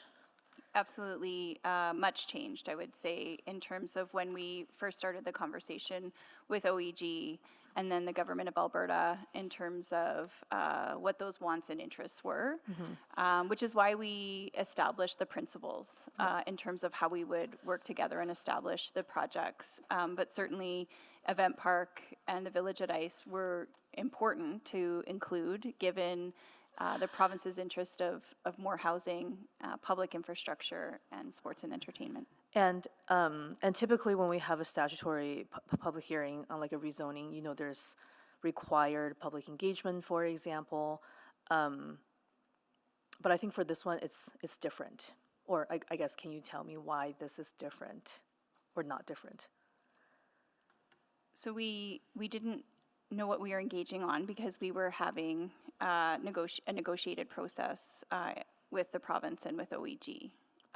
Once we had line of sight in terms of recognition on the MOU, we very much conducted public engagement. And I would, maybe not broad public engagement, I would say, more community and stakeholder engagement within downtown and the Downtown Action Plan along with the CRL project list. So this was kind of grouped together with the Downtown Action Plan engagement then? The two projects converged, I would say. Okay, and then, because I think there's a perception from speakers about only industry and only the business community was engaged. Can you speak to that a bit? We engaged a variety of interested parties during the development of the Downtown Action Plan, community groups, And was it really focused on downtown It was. stakeholders and not citywide? Correct. Okay. And then I think in the administration presentation, you also mentioned that there's no indication that the MOU could be renegotiated or the funding reallocated, albeit it's non-binding. I guess I just want to get some clarity on that. We can't renegotiate who is part of MOU. That's correct. So that's non-negotiable, The MOU's been signed by all three parties. even though it's non-binding, which technically means. Correct, but it's moving forward with intention. Right. And then MOU includes the principles, it includes the timeline, it includes this set of projects, right? It does. And then I guess what else, can you talk about what else is left to negotiate? So what big part is the event park master agreement? So I think a lot of details that maybe the speaker couldn't get to during the speaking portion, that will be figured out during that stage.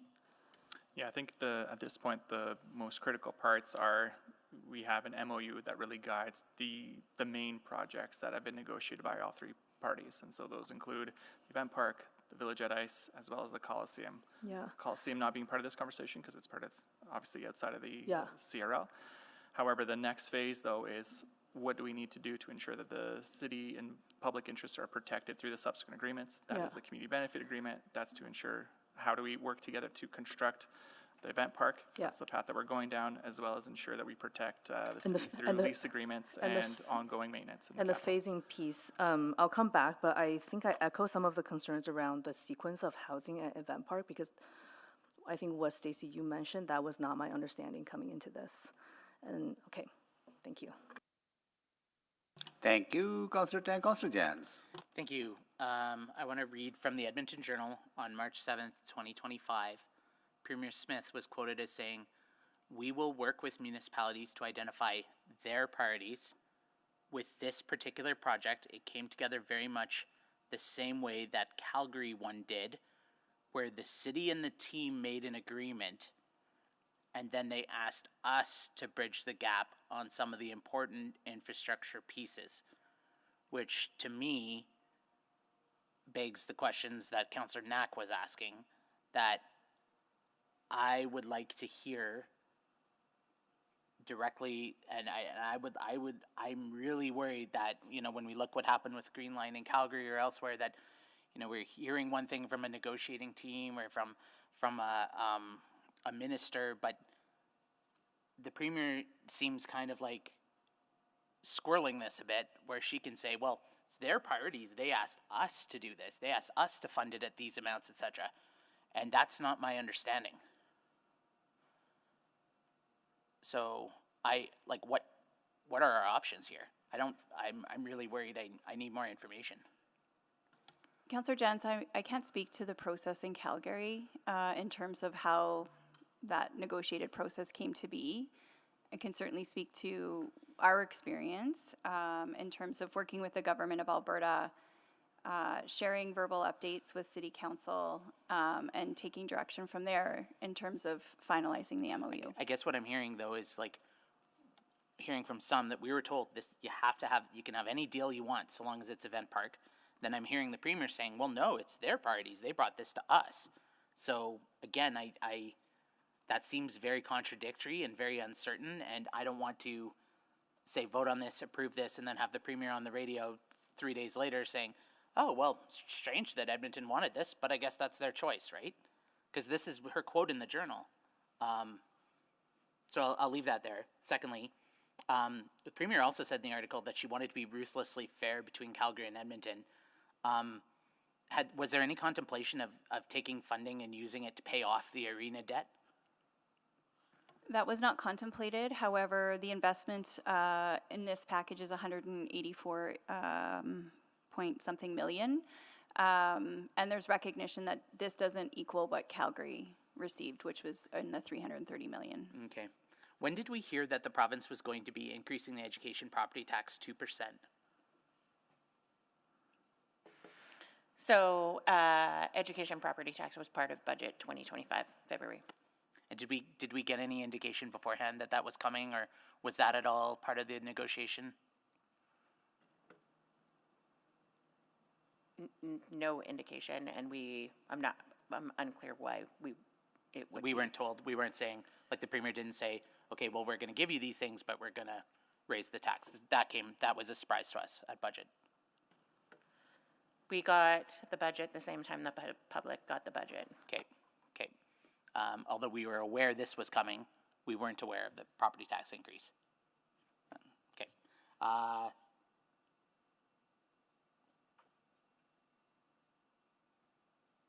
I guess I'm just a process question then.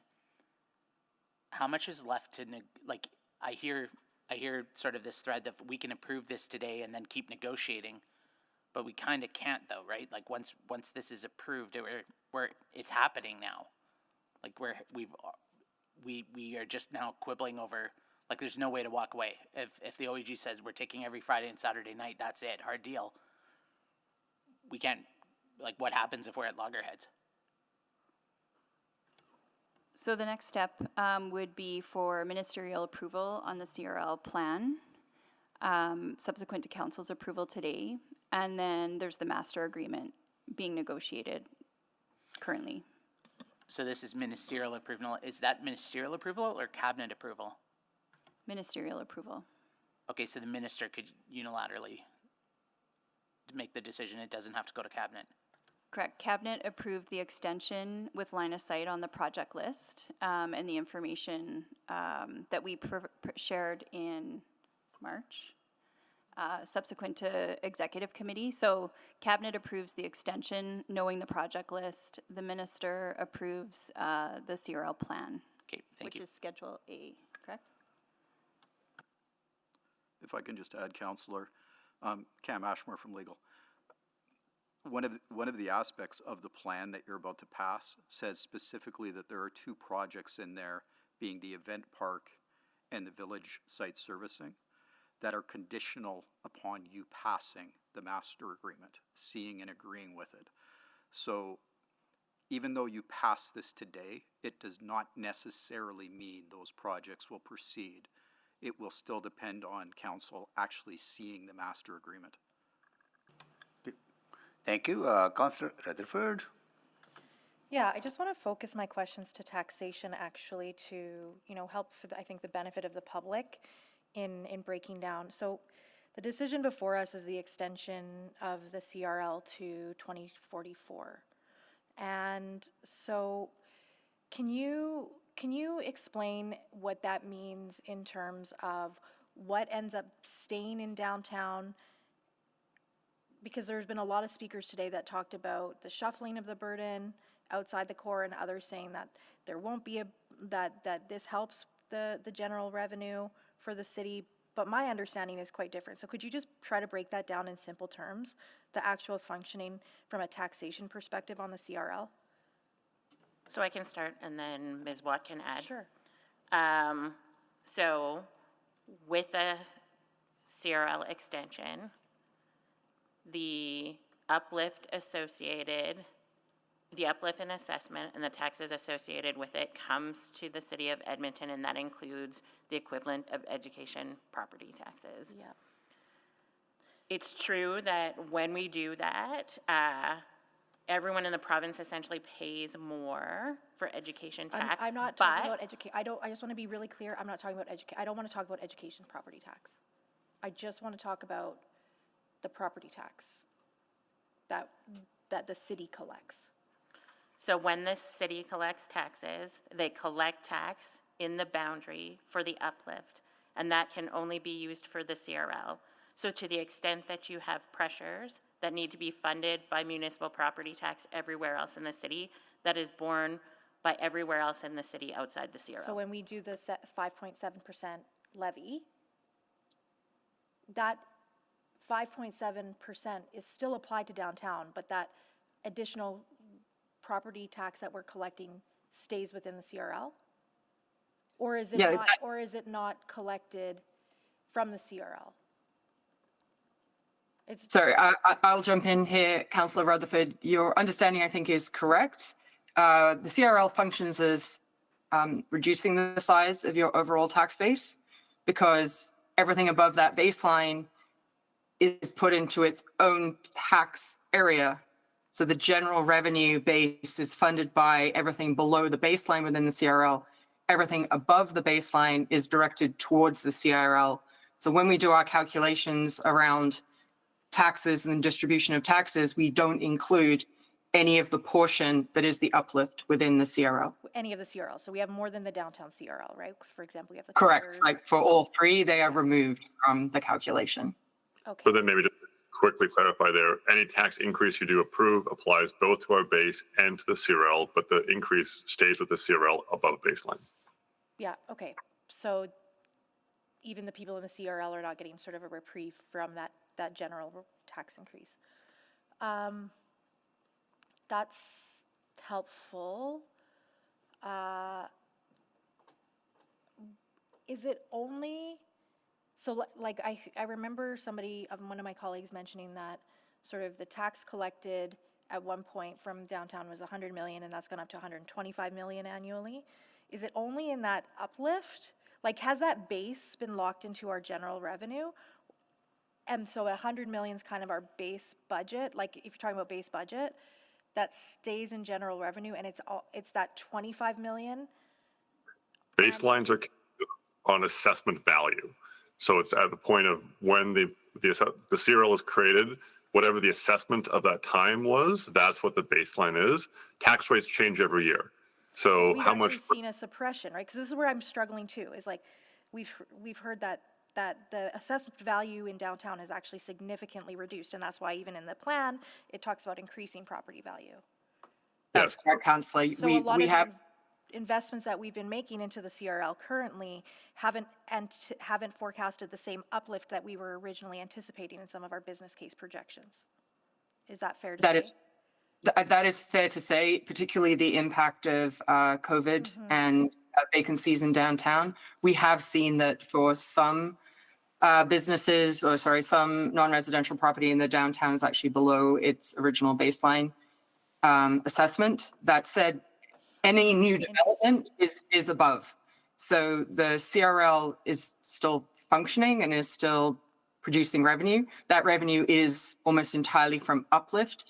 It isn't, from what we can tell, really due to market value increases, because that is just a phenomenon that hasn't borne out over the full length of the CRL. Thank you. Councillor Cardwell.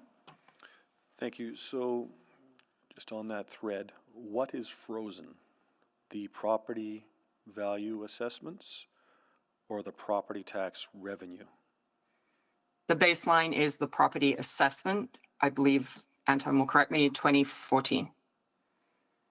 Yeah, each of the CRLs is a little bit different. I'd have to confirm the downtown as well, but it's the assessment value that is locked in. So the assessment value is locked in, even if the market would say that property is worth less, its value is locked in. No, the value is the assessed value. The valuation standard in Alberta is market value. So the assessed value is the market value. So you'd have two numbers, Councillor Cartmel. You'd have the total market value of a property and its baseline assessment. The baseline assessment number would go towards the tax levy. Anything above that baseline number would go towards the CRL. So if you have a property that is above baseline, whatever portion of that is above baseline, that amount is what's going towards funding the CRL.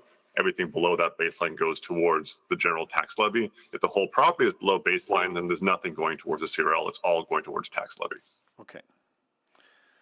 Okay, so then everything above baseline goes to pay off the CRL until the CRL is paid off, or 2044, whatever comes first.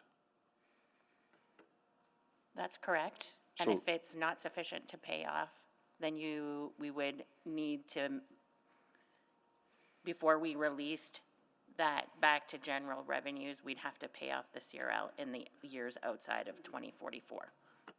But if things went really well, we might pay off the CRL before 2044. That's correct. And so this is where we get the different payback scenarios. Some might be faster, some might be slower, and therein lies the risk. Yes? That's correct. Okay. So if we're disciplined about not adding new projects or not increasing scopes, and we have one eye on the horizon, we can make sure that this is paid off by 2044 or less, if we're watching the lift. Yeah? That's correct, and that's also another reason why we come back annually to provide you updates on what's CRL. happening to inform your decisions. When the province calculates property tax revenue required, that's across the province. This is my understanding. So they have a pot of money they need to run the education system. They exempt the properties that are in the various CRLs across the province, and then everybody else's value goes up. Do you have can you describe the order of magnitude? What is the gross aggregate education tax requisition in Alberta? So based on a review of budget sorry, Anton, if you have the number at hand, you can go ahead. 3.1 billion. 3.1 billion raised through education tax levy. Okay, so 3.1 billion across the province. Some tens of millions are exempted in CRLs in various cities. Yes? We don't know what that number is offhand. And then the province decides it needs more money, so it increases property tax. So how much of that 2% increase we keep hearing about is to make up the CRL exemptions, and how much of it is related to a $5 billion deficit? We wouldn't know the answer to that. Right. Or can we even do a sensitivity analysis that says, because they've exempted some tens of millions out of a $3.1 billion pot, that everybody else's taxes have gone up a fraction of a percent? What would the math be? Can we do the math? Councillor, just one clarification. The CRL doesn't create an exemption from education tax, it creates a redistribution. But this is the point. If it's redistributing, like I think the number is $30 million that has been redistributed out of our CRL over 10 years. Yeah, it's a very small redistribution. Okay, so let's just, this is not the correct number, but if $3 million has to be redistributed across a pot of $3 billion, that's $1 on 1,000. That's not 2%. Yeah, you're absolutely right, Councillor. It is a very small redistribution. Right. So this idea that the CRL is causing education taxes to skyrocket to people outside of the CRL is somewhat misplaced, is it not? It is, I don't have It's a the tough math, question. Councillor, but Yeah. it's All a right. very I'm small out of time. redistribution. Thank you. Councillor Cartmel, can you take the chair, please? I have the chair. Thank you. I want to talk about the financial risk benefit to the city of this, what is in front of us, but also another aspect that's part of the deal, which is the demolition. So demolition is $55 million grant funding to the city of Edmonton that frees up our resources to be deployed within that area to spur growth. That's correct. So that is a net benefit to the city, That's correct. right? And then village on the ice district infrastructure, city's obligation under CRL would be $42.3 million.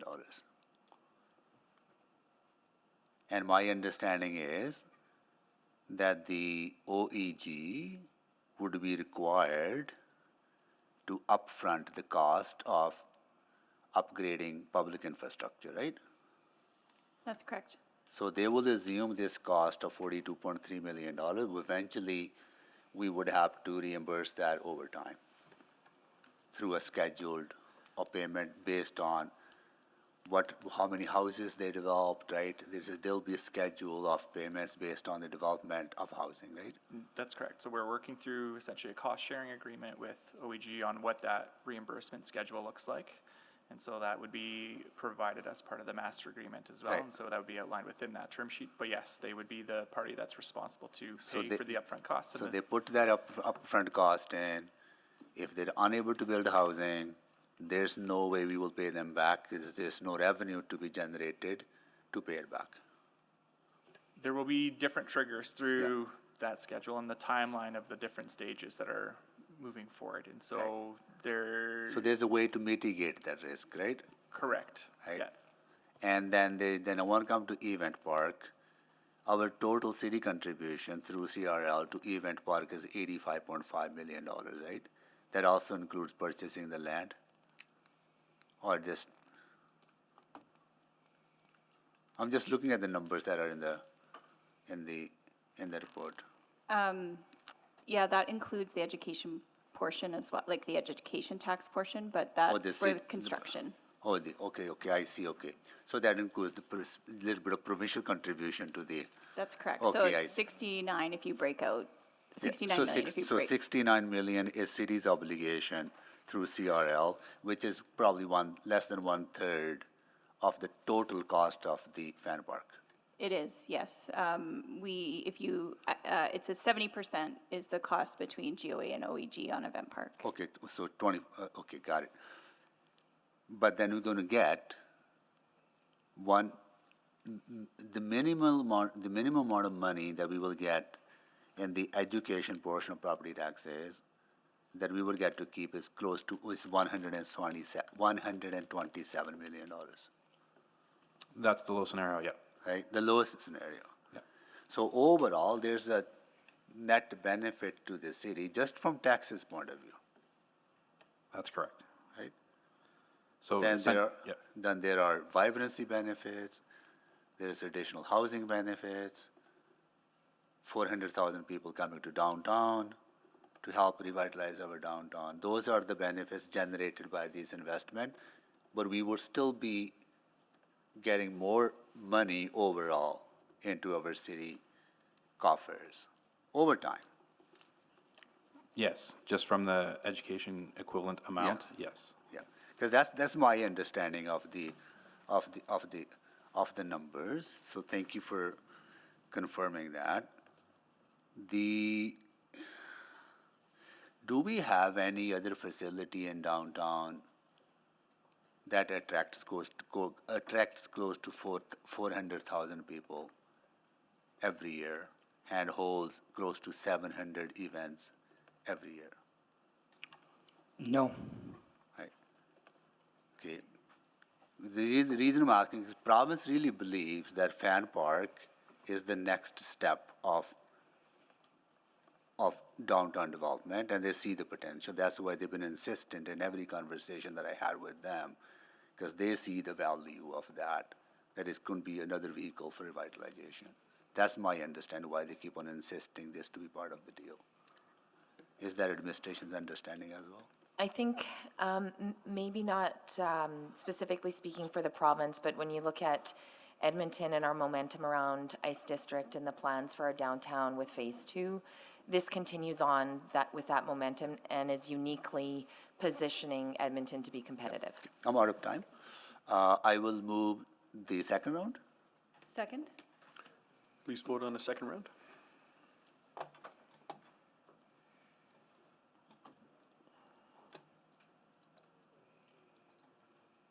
I'm a yes. Yes. Thank you, Councillor Rutherford. Thank you, Councillor Rice. We have all the votes. Okay, display the votes, please. That would be me. Please display the vote. Oh, sorry. It's fine, just Few more months of that habit. keeping you on side, that's all. That's carried, and I'll return the chair. Thank you so much. All right, thank you for that reminder, Councillor Cardinal. All right, okay. We had one round. Now I'm going to go to clerk to walk us through the process. Here's my understanding, maybe Aileen, what I've been told is that the possible procedural options in front of us. One is that, first reading is moved, it fails, ends the meeting. Right? Other consideration is that third reading is moved, but it fails to get the general overall consensus, right? And then vote goes for third reading to July 2nd. Like if, for example, If it fails here. But if bylaw is closed, first reading is moved, second reading is moved, but we don't get consensus for third reading, then third reading has to go to July 2nd for final approval. Or if there's a motion to remove a project from the CRL, that would need to be referred back to administration because it requires significant work to make the changes to the various documents and re-advertise for public hearing. The item would then come back to public hearing at a future date, right? Or if the motion is to postpone, postponement to a date in the future would depend on what stage we are at the meeting. If we haven't closed the public hearing, when it's postponed, it has to come back to public hearing. If we have closed the public hearing, it would have come to council. So I'll go to, that's my understanding, I'll go to clerk to. So, couple of different paths for council. As you said, council could choose to deal with the bylaw as presented for second consideration of third and third all in one meeting. That does require unanimous consent on consideration. As you already said, if it fails on consideration, it needs to go to a future council meeting. There are other possible paths forward. If there are minor technical amendments that we can craft with our partners on the fly, they might be able to be addressed in the meeting, but anything substantive such as removing a project would require the entire bylaw to be referred back to administration to update the documents, re-advertise, and then come forward. If there is a motion to postpone, postponing that to a definite time means the bylaw cannot be touched. And so if there's any actions that happen between now and when that bylaw comes back for consideration, the bylaw cannot be adjusted until it's before you again. Then at that point in time, if you wanted to remove or add a project, you would need to start the whole referral process all over again. So a couple options. Are there any amendments, referrals? There are, okay. So I'm gonna ask, let's have that tabled, right, and moved. Then we can have a debate on that, and we can also keep it broad enough that we can continue to ask questions to administration on the overall report. Otherwise, we will be here. If we can conclude all the questions, then go to a referral, we would not be able to get through the agenda. Yeah. So, Councillor Knack. Thank you, Mayor Sohi. I'll move that bylaw 21158 be referred back so that bullet point 1, administration seeks confirmation in writing from the Government of Alberta what projects, Schedule A of bylaw 21158, must be included within the revised downtown CRL so that it will be approved. And the second bullet point, that the mayor, on behalf of City Council, seeks confirmation in writing from Government of Alberta what projects, Schedule A of bylaw 21158, must be included within the revised downtown CRL, and return to council with a bylaw that includes all mandatory projects as per the GOA, and if no response is received from the GOA by July 31st, 2025, that administration returns to council with bylaw 21158 as presented on the June 26, 27, 2025 meeting.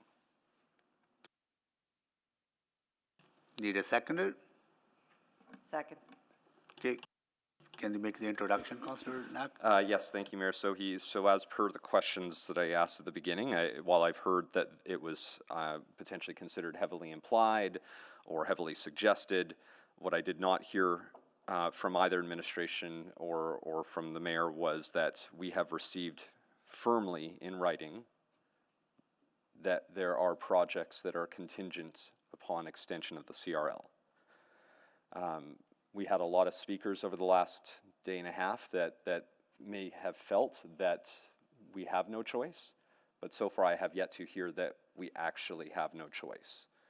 And so I think we need to get that information before we even begin the discussion on the pros and cons, what projects should or shouldn't be included, the prioritization.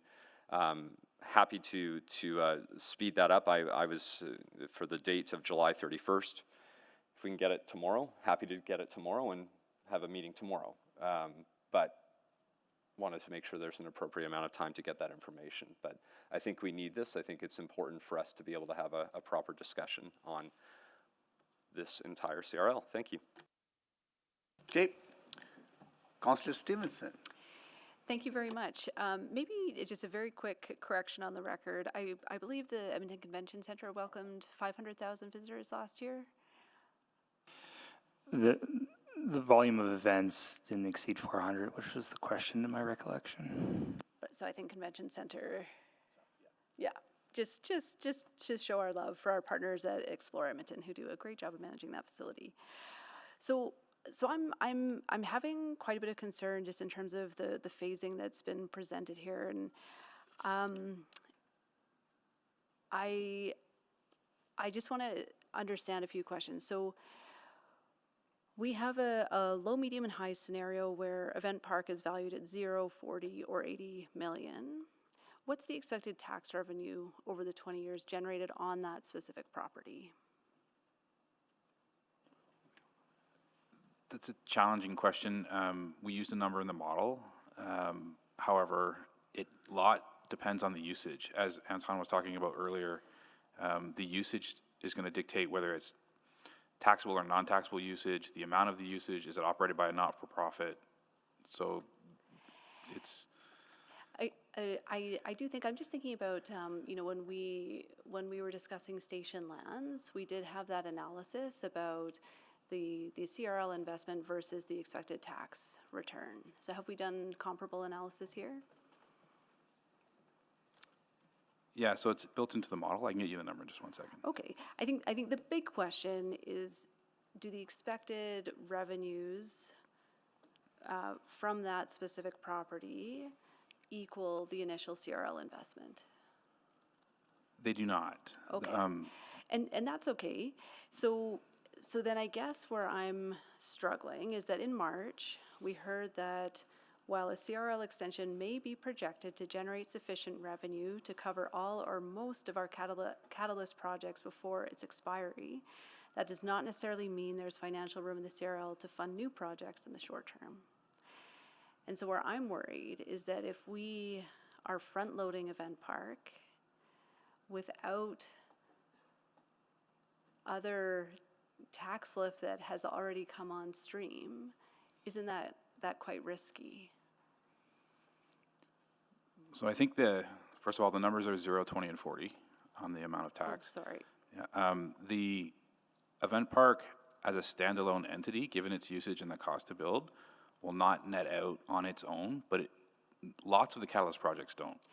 Which is fine, right? I mean, Yeah. we don't make any property tax off of green and walkable, direct property tax. Right. I think where I'm struggling, though, is our CRL reserve is currently in deficit, right, 9.5 million. My understanding is that programs like attainable housing and brownfield cannot be debt financed. So if we are front-loading Event Park, that's going to further decrease our reserve. When would we realistically even be able to do attainable housing? So just to clarify, the front loading of Event Park, we can borrow for Event Park because it is our asset, so we don't have to front load the same way we have to front load for other. But it increases our debt servicing cost, which makes it less likely we get to a surplus that would allow us to fund the non-debt service programs. So correct? on the attainable housing program, it's designed as a tax rebate. So the revenue that property generates is then refunded, so it's self-funding inside the CRL. Okay. But you're correct, Councillor, like the Event Park on its own, and some of the other projects on its own wouldn't necessarily yield the same benefit. It's the package of projects and the importance of some of the development like Ice District, the Village at Ice, that are critical to making the CRL successful. Great. So given that it is a package, then why do we seem to be prioritizing one over the rest?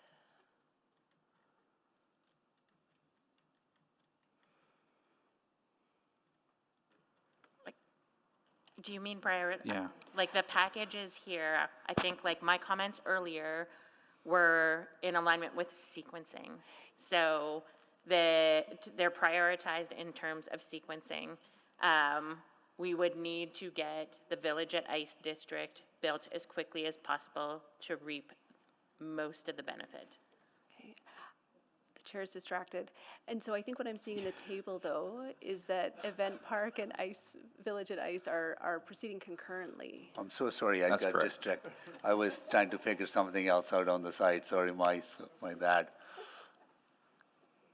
My bad. Councillor Wright. Thank you, Stacey. You just said something that they're prioritized due to sequencing. They're not necessarily sequenced due to priority. So I'm going to try this again, and I'm going to, anyone on the panel that wants to jump in. But in order for this CRL to be successful, it is dependent on successful completion of projects that give us lift. And a significant component of that is tied to the Village at Ice. The event park was planned, there's a desire to build out event park at the same point in time. And whose desire is that? So that's been the desire, I think, of the developer and Okay. of the city. We've been looking forward to getting them both going at the same time.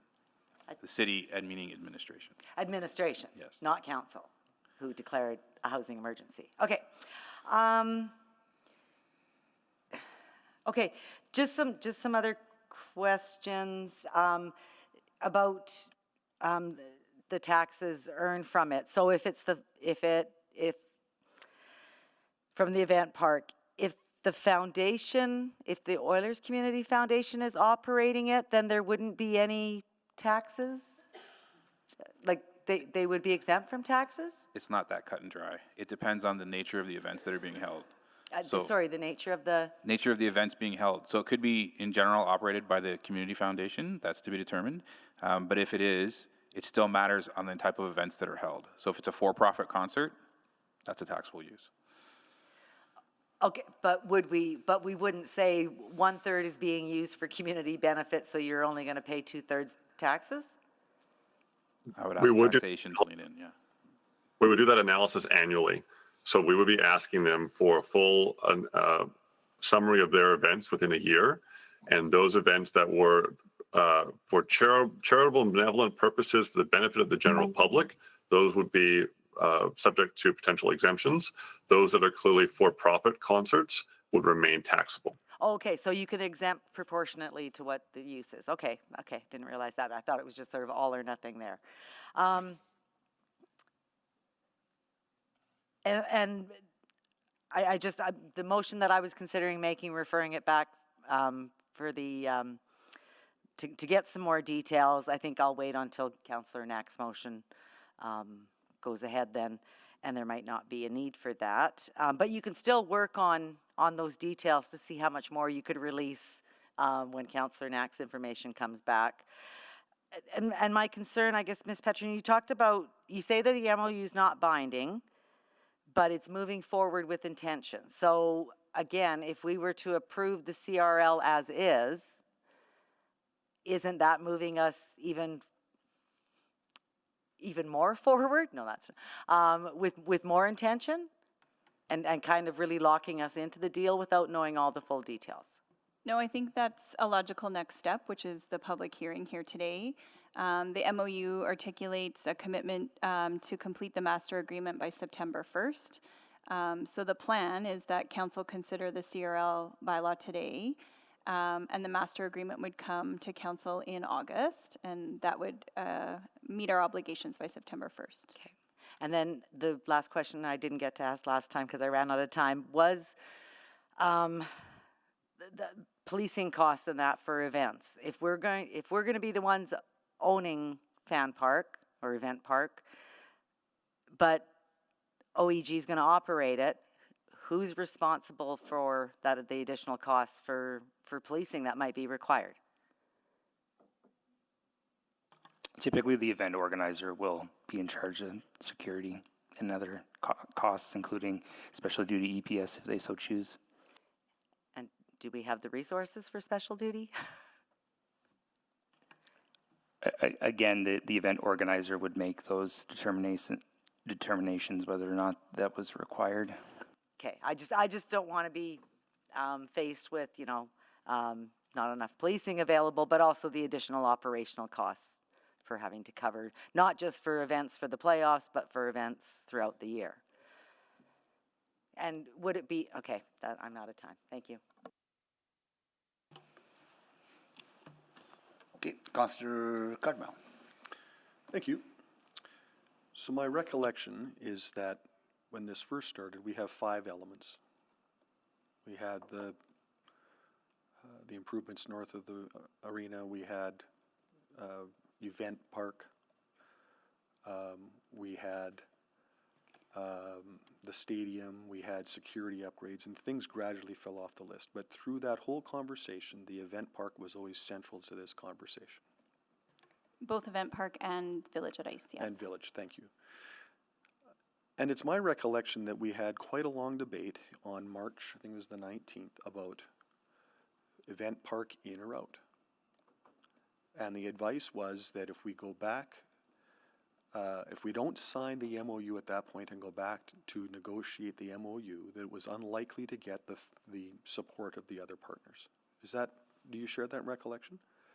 Councillor Cartmel, I'm mindful of in private council discussions and the business discussions related to this. So I would just note that certainly as we navigated direction and conversations around Event Park, it was an important pillar to, it was actually the pillar to include in the MOU. And ultimately, council decided that this is the MOU to go to, that was signed by us and taken to the other partners, yeah? Yeah, administration did receive direction from council through this. And then that agreement went to cabinet and then to Treasury Board. And it was through those 2 approvals that it then became an MOU. That's when the government of Alberta signed it, yes? The MOU, I think, was before it went to cabinet. So the MOU happened, and then the funding, the budget related to this Government of Alberta's investments was finalized through the cabinet approval and budget 2025.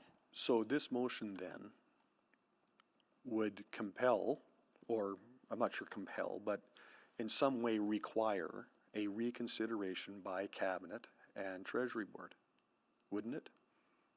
If that's what happened last time? So last time related to the MOU did not go to cabinet. But this motion is... But the budget attached to it did. It did, yes, correct. So for changing the MOU, we're changing the budget. Theoretically. Potentially, yes. Okay. So, yeah, if we're changing the MOU, the budget related and the projects related are articulated in the MOU. So maybe I don't have the technicalities quite correct. Maybe you don't either. But either way, it would seem to me that if this motion passes, the government of Alberta has to have a meeting somewhere to have a conversation about that. Do we have any idea of the likelihood of them having that meeting before the end of July? I guess when I look at the motion in terms of seeking confirmation from the Government of Alberta, is that from who? A cabinet, a minister, a premier? I guess maybe more clarity on that might be helpful in terms of where that confirmation needs to come from. So either way, we have a bylaw that comes to council sometime after July 30th. Right now, that would be the week of the 11th, which is when our recess is over. Maybe we can call a meeting. But we're talking about either this bylaw or a refined bylaw, which then has to go through a public hearing, presumably gets approved in some state at that point, then has to be negotiated into a master agreement before the end of August. Does that seem like a reasonable timeline that can be executed? I don't believe so. If there are any changes to the bylaw, those timelines wouldn't be able to be met. So if this motion passes, in all likelihood, it kills the deal.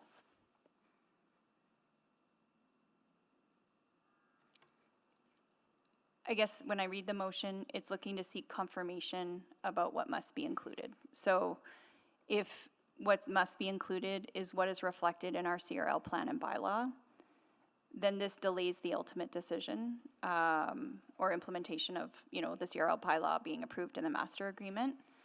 But it could potentially derail the overall sort of. All to confirm what we already know, which is the event park is part of the deal or there's no deal. You've been negotiating, is that not true? Our understanding has been that the event park is a necessary part of a deal. Yep. Okay. Councillor Paquette. Yeah, thank you. Thank you for that, because I was afraid I was going to have to talk in riddles in order to not talk about things that we're actually not allowed to talk about. Okay, so to backtrack a little bit, back to the sequencing. The sequencing is not that we feel that something is more important than other things. It's that we want to maximize the CRL and the profits as soon as possible, because there is a timeline in years, and the sooner you get the revenue generating things going, the more money you make. That's correct, and we know the village has large assessment value coming along with it, meaning we're going to have the largest amount of tax uplift. It's not a statement on values about what's better or worse. It's about values as in, let's get value out of the deal. Yes, return on investment is one of the things we looked at, and also one of the things we have to make some estimates on when we're doing our modeling. Yeah. Okay. And back to the CRL, just because I know the public is listening. The way it works, very, very simply, is the area that the CRL is in, the taxes that they still pay full taxes, but those taxes stay in the area, which is something everyone would love, kind of, if their area was paying a lot of taxes. But if they're not paying a lot of taxes, they wouldn't love it. And so that COVID aspect, that's why we have that issue. It's not about mismanagement, it's not about poor planning, it's that we had a global event that Edmonton was not immune to.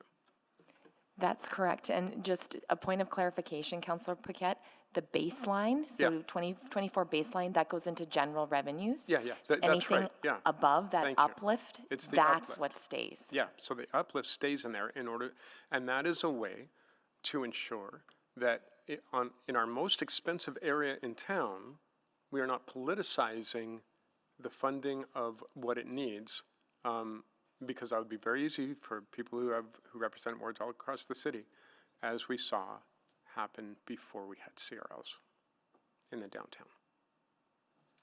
I think what the CRL... Maybe I'm too old for this one and you're too young. I think Councillor Paquette, what the CRL does is recognizes significant investment in an area that generates significant revenue for the city, and it enables you to catalyze that investment by not going alone, by having partners with you.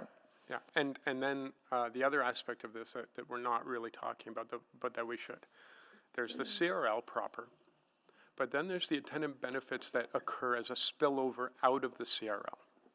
And that is actually, that represents a lot of development dollars and a lot of tax uplift, yeah? Correct. So the boundary is for the financial tool. The actual benefits stretch well beyond the boundaries of the CRL.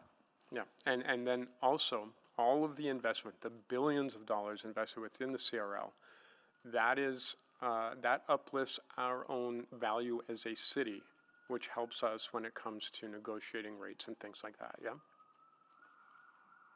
When it comes to investment, absolutely. Yeah. Investment breeds more positive investment. Okay, but also, as we get that uplift outside of the CRL or within the CRL, if we own assets, things like that, all of that adds up to a better financially stable Edmonton.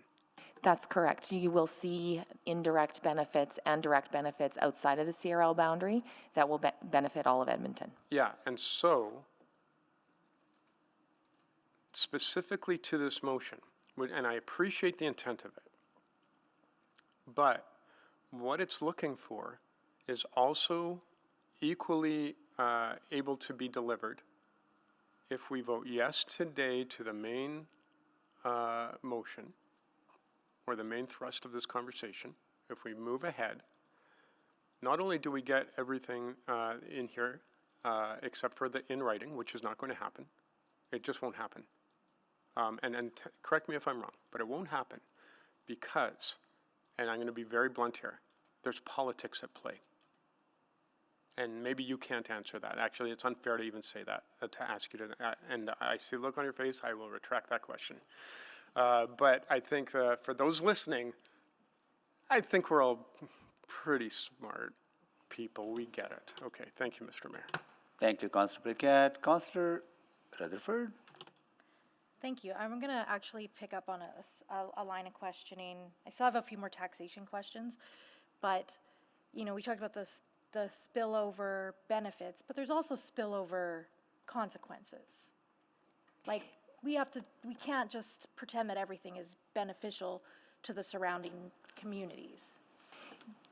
No.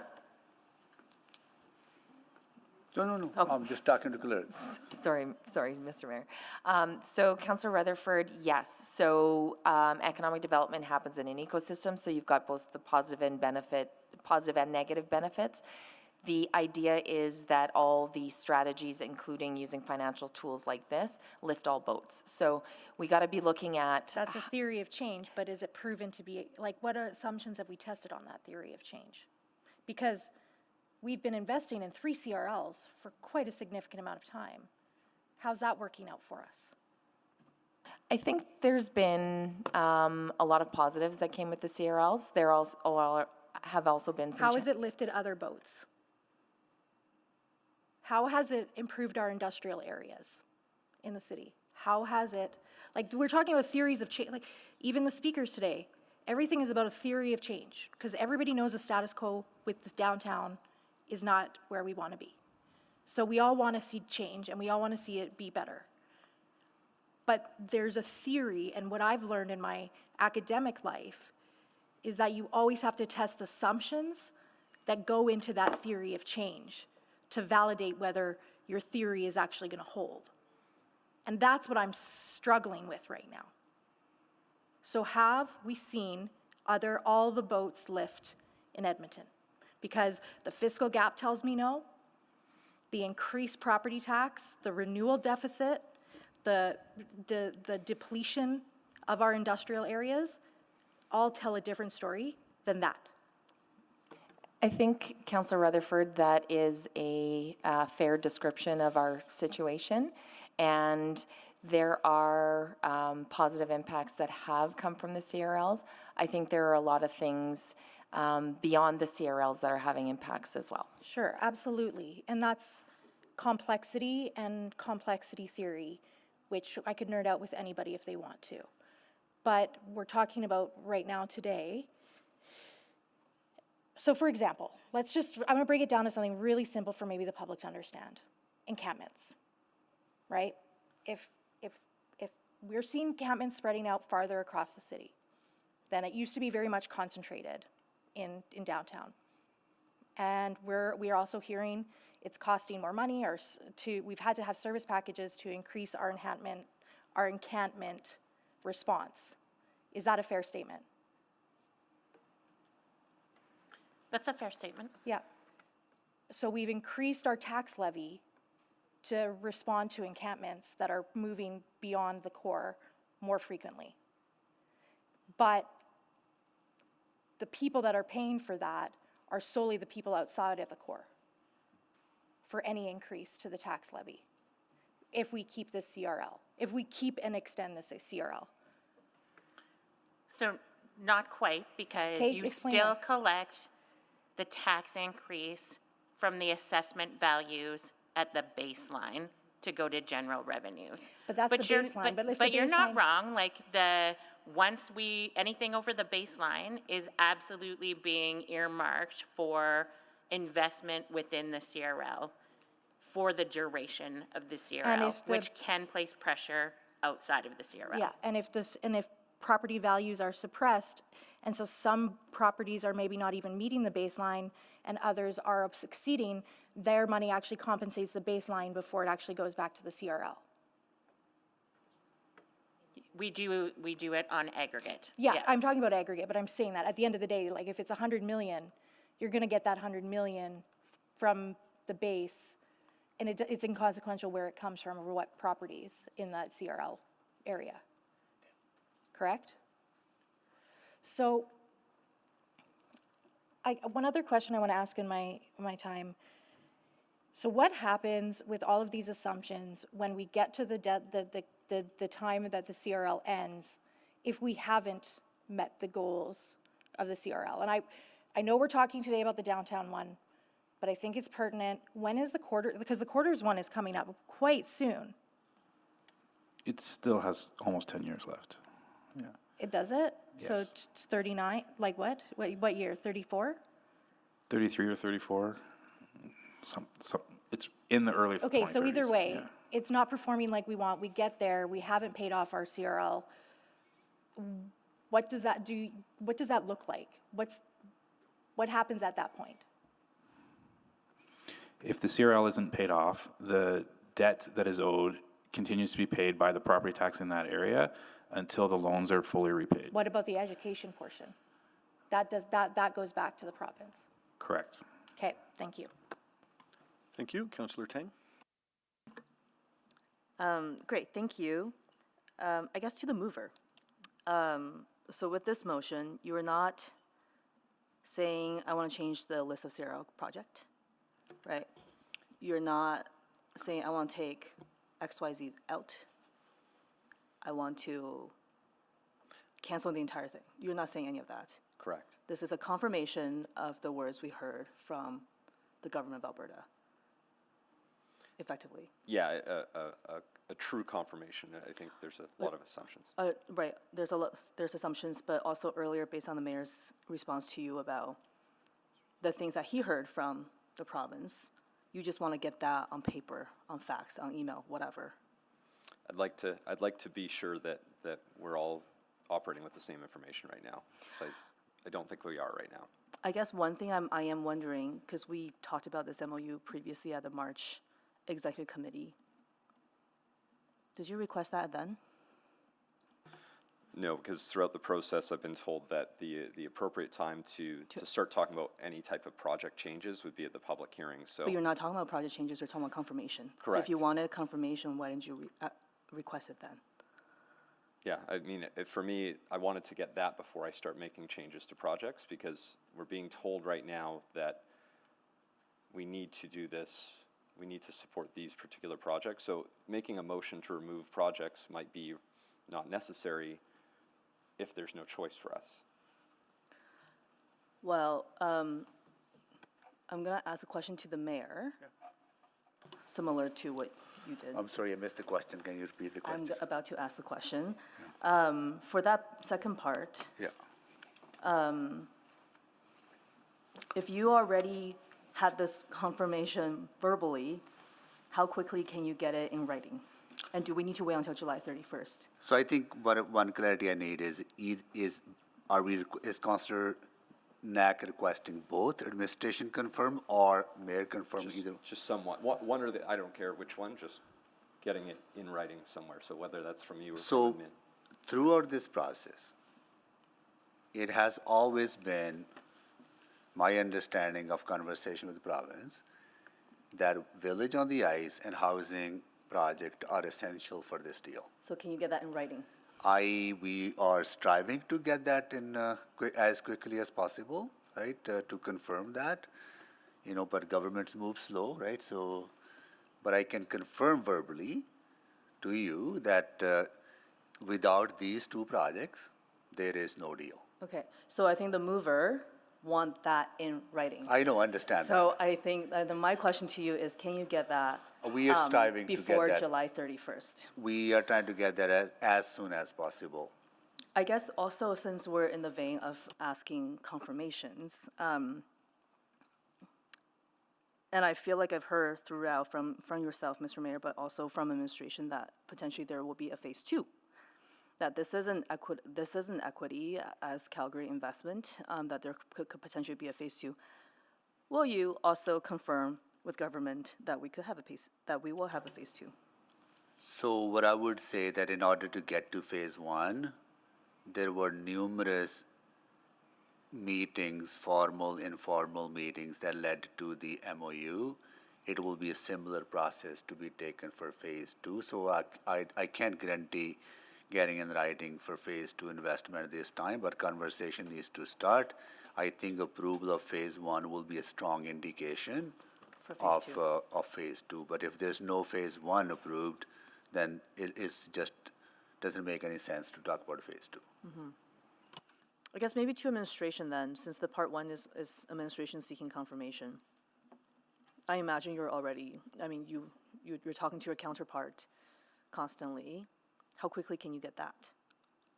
Actively trying to see if we can, assuming this motion were to pass, but would continue to flag that the MOU is clear about Event Park and Village at Ice, in terms of the commitment of and understanding that it be part of this work. So I recognize that's not exactly what's being asked for here. Right. But it is something we have in writing from the province. Okay, thank you.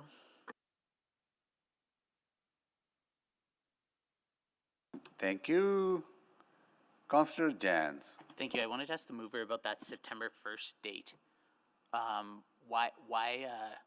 Why is the September 1st date there as a deadline? We have to put a date, so I mean, I was happy to try to, I think you're talking about, do you mean the July 31st? No, Or sorry. in the master agreement, what I heard is it has to be signed by September 1st. Is that correct? I guess I'll ask admin. So within the MOU, there is a condition that we would need to enter into, or at least negotiate the master agreement by September 1st. And whose condition, what's the reason That for was, that? so that was the condition that all three parties agreed upon, and in terms of really getting to the point that there's clarity on all three parties are committing to then at that stage move forward with the terms of that process, right? And so through the MOU, although it's a non-binding agreement, it's leading us down the path towards the next phase, which is that master agreement. And so I would just point out as well that in my interpretation, if you're signing an MOU and you outline specific projects within that, whether it's an event park, a village site servicing, or Coliseum, those are items that were negotiated within that. And so reasonably speaking, those are requirements through that agreement that you would be looking to pursue all those. It still doesn't prejudice council from making a decision on if they want to pursue those through a public hearing like this one. But you're getting the information from the public in this situation to determine whether or not that's something that you support or not, and you still haven't fully made the decision on the master agreement until you actually approve that final form. Does that help? It does. I wonder, I guess,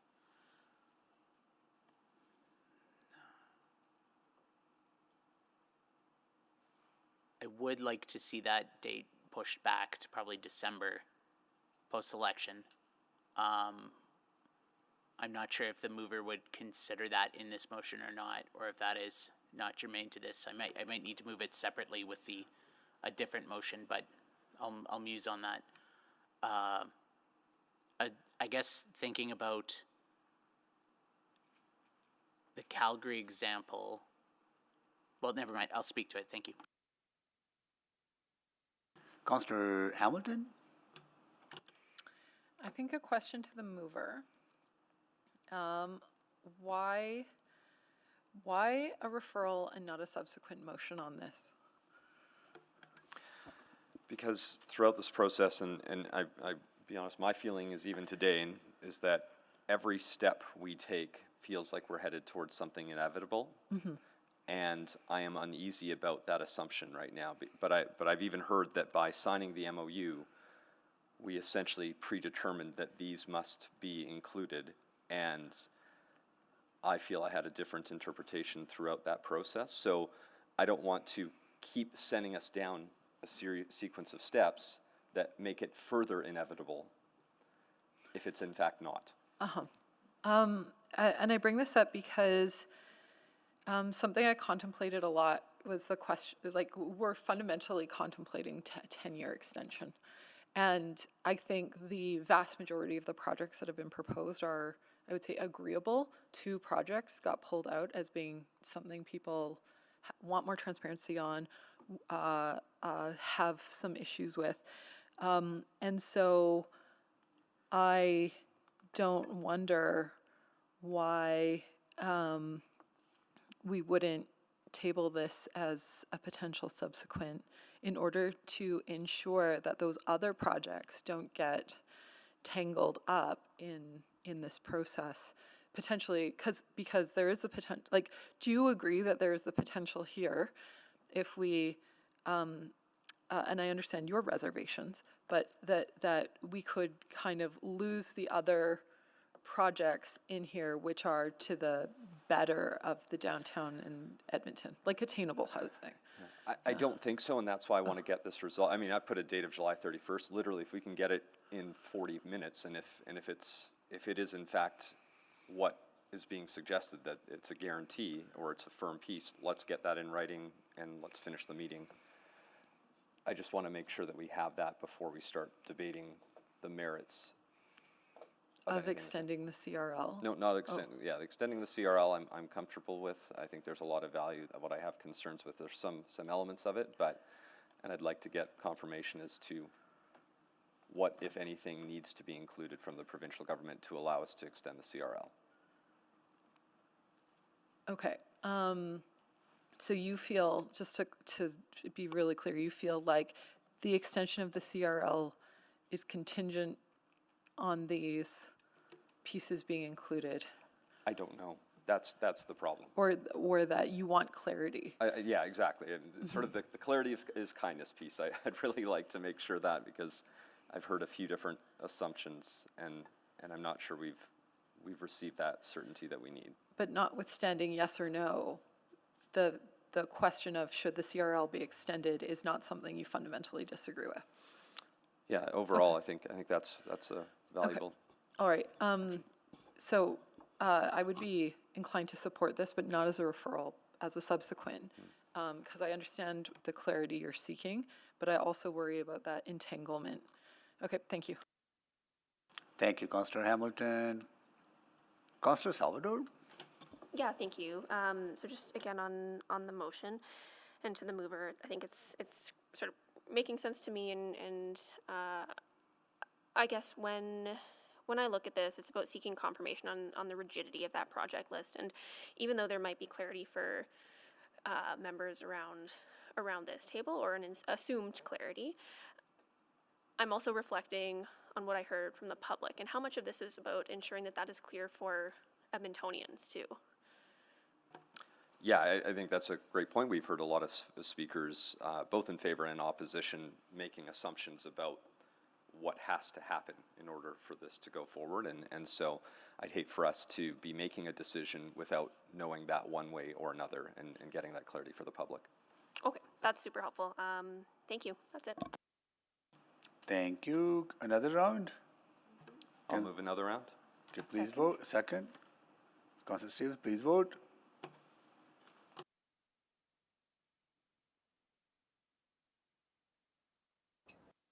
I'm a yes. Thank you, Councillor Rice.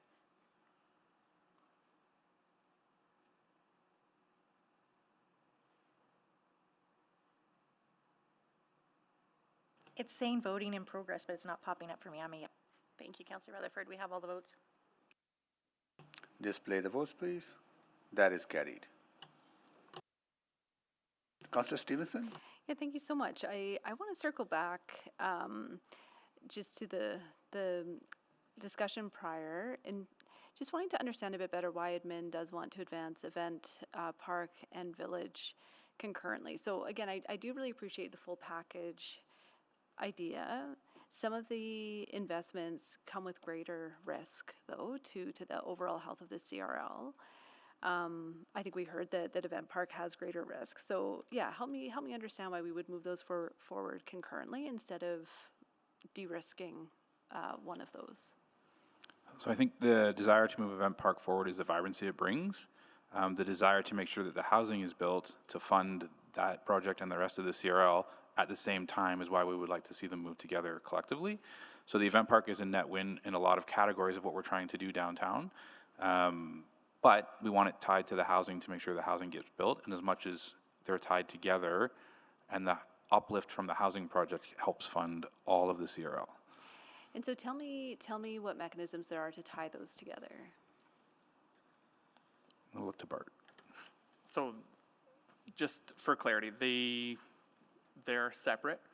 There's the construction of the event park, and then there's the construction of the village site servicing essentially, and the cost sharing agreement.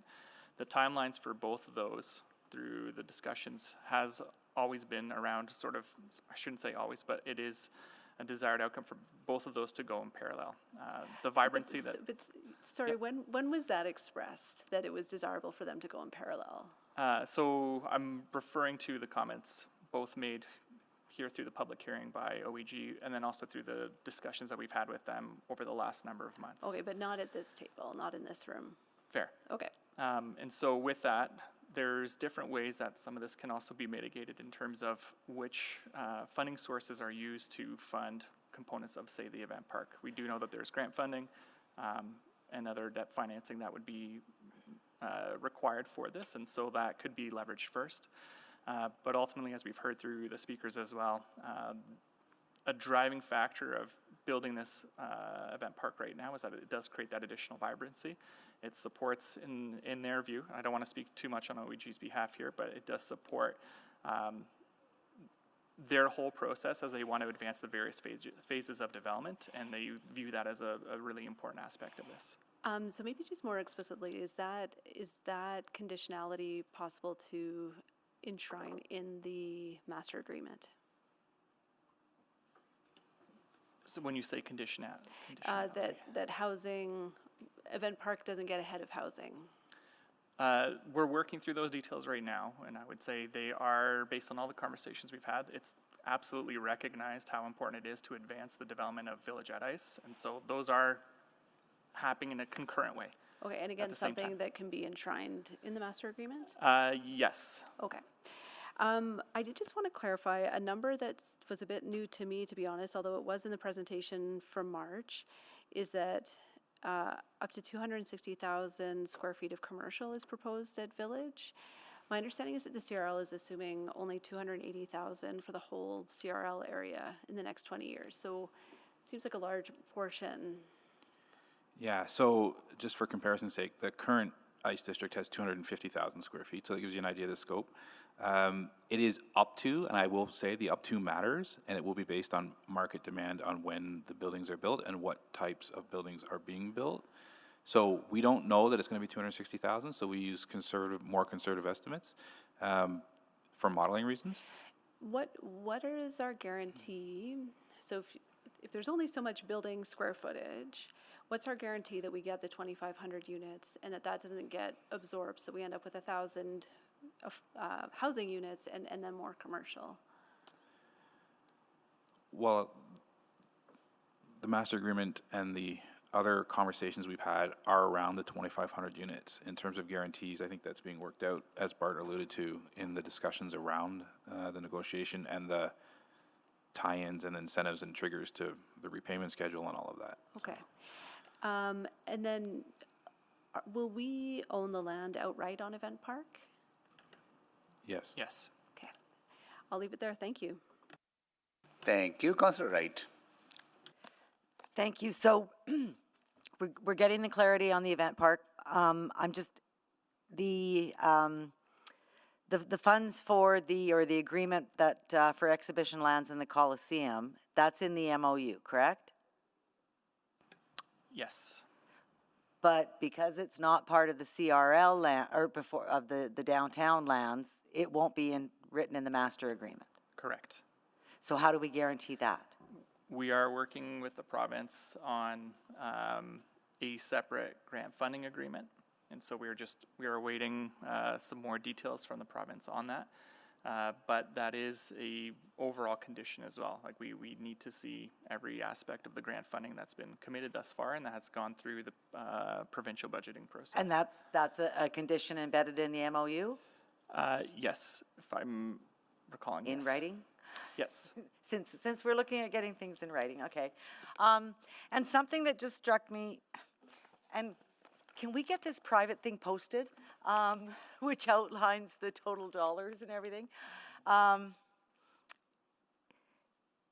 So the funding, the CRL funding just includes for the infrastructure at Village at Ice District. Correct. So where's the funding coming from to actually build the housing? The developers, or the developer in this case. And is that written in anywhere? Our contribution is capped. So it's capped in the CRL plan. It will be capped in the agreement, the master agreement, if it's approved the same way as the CRL plan. Anything beyond that is on them, is on the developer to pay for. That includes the buildings themselves. We are not putting any money into the buildings themselves. And there's nothing to compel or require the developer to do that? To build the buildings? Yeah. So we're working through the cost sharing agreement terms still at this point in time. There are commitments that will be made. I can say that at this point in time, and we're just working through the whole phasing of this project. I think the one complexity here is it is a large development area, and so it's not typically a project where you can say everything will be built all at once. There will be multiple stages, there are multiple buildings, and you need to ensure, as any prudent developer would, that you do that in a way where you know the market can also absorb the construction. But we are working towards finding ways to really strengthen that cost-sharing agreement to ensure that we see that uplift that is actually required and that we want to see as a city, and that is a shared understanding with OAG through the conversations that we've had. Again, just one more thing to make me want to get these things in writing, detailed, before even approving the CRL.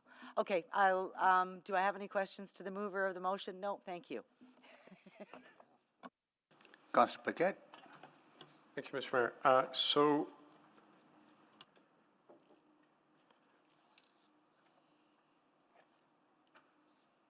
I'm not going to ask what I was going to ask. So maybe to administration,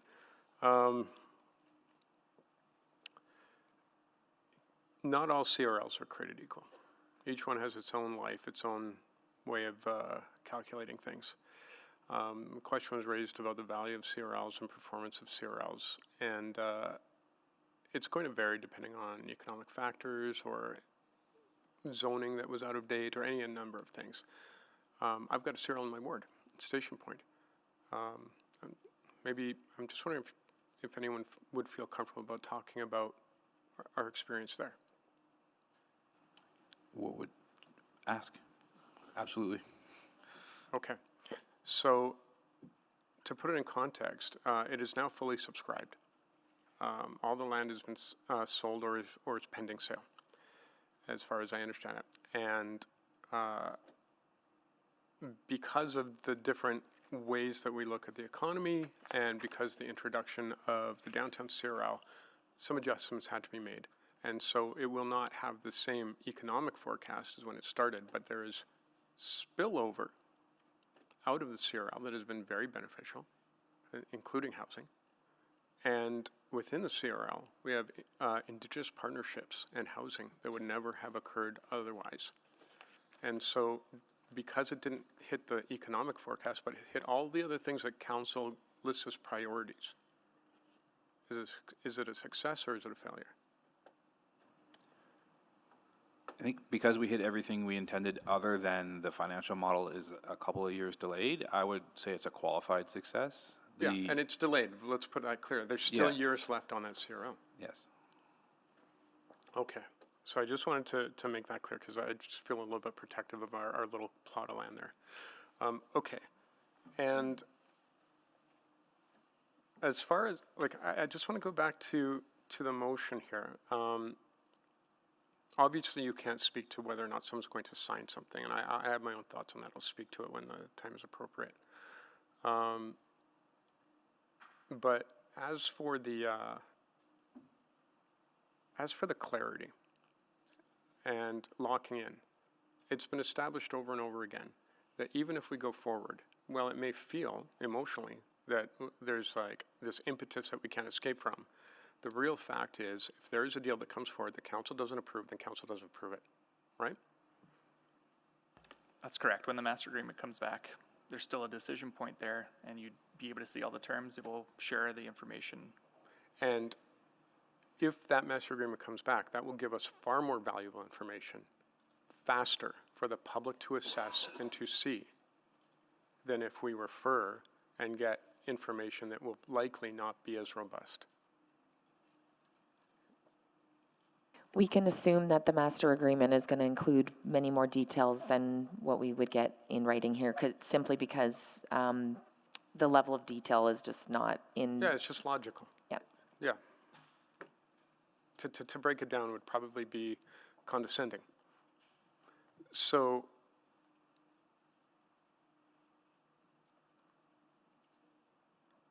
maybe I will ask this. Mr. Mayor,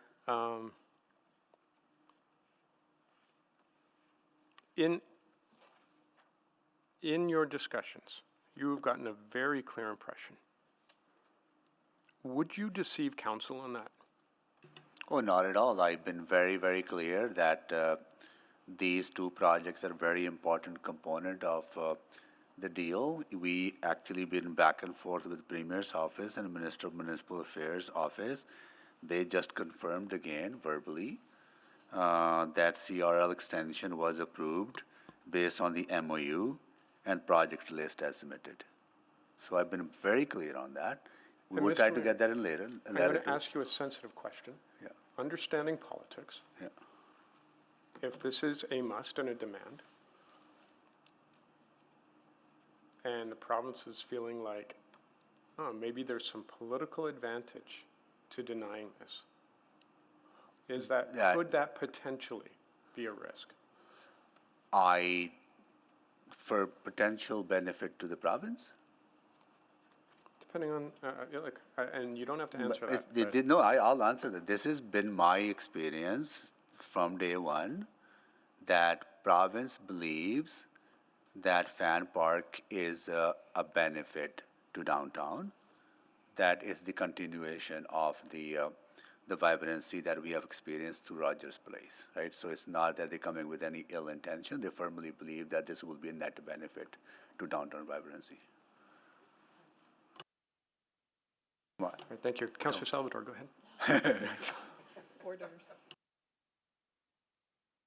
Okay, we will be back at 3:45.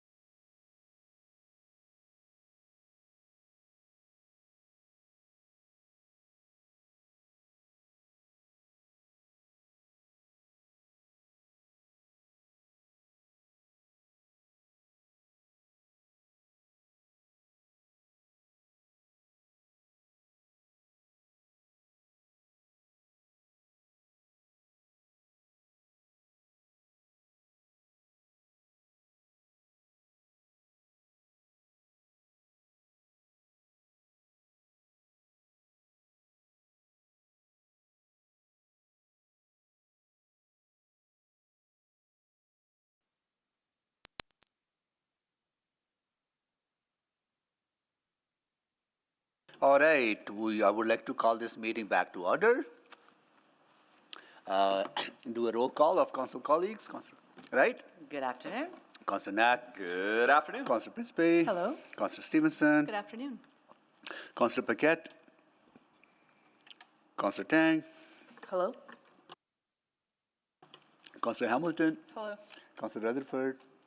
Hi. Councillor Salvador. Good afternoon. Councillor Carmel. Good afternoon. Councillor Rice. Hello. And Councillor Jans. Hello.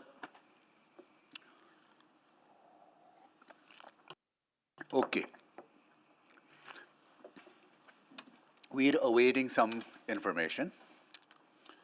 And in the meantime, I'm going to suggest that we table Councillor Knack's motion. Is you okay, Councillor Knack? And move on to Councillor Wright's. What? We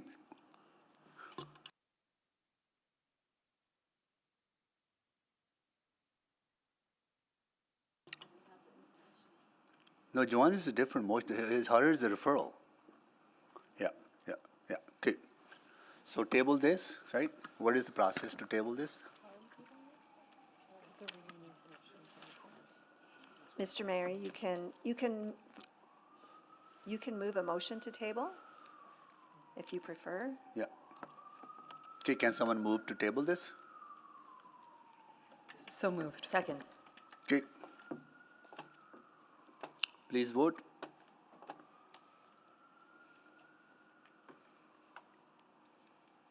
Just give us a second.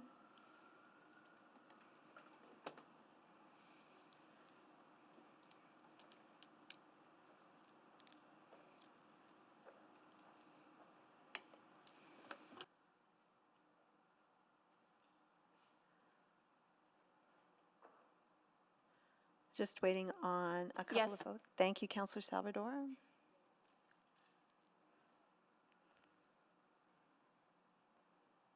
We have all the votes. Display the votes, please. Okay, that is carried. Okay. Councillor Wright. Thank you. I would like to move that bylaw 21158 be referred back to administration to return after City Council considers the master agreement between the City of Edmonton and the Oilers Entertainment Group. Second. By Councillor Knack. Can you make the introduction, please? I just don't feel that we have enough detailed information in order for me to confidently decide on the CRL extension. And so I think that we do need some more information coming forward because as Ms. Petrin has said, that moving forward with this sort of signals our intent that we're going to continue on. And until I can see some more details and until the public can see some more details, I'm, like I said, not confident in supporting the CRL extension. Okay, thank you. We can carry on with the conversation on this and broader questions, right? So, Councillor Salvador? Yeah, I just had some broader questions. Did I hear correctly that the 55 million for Coliseum exhibition lands will not be part of the master agreement?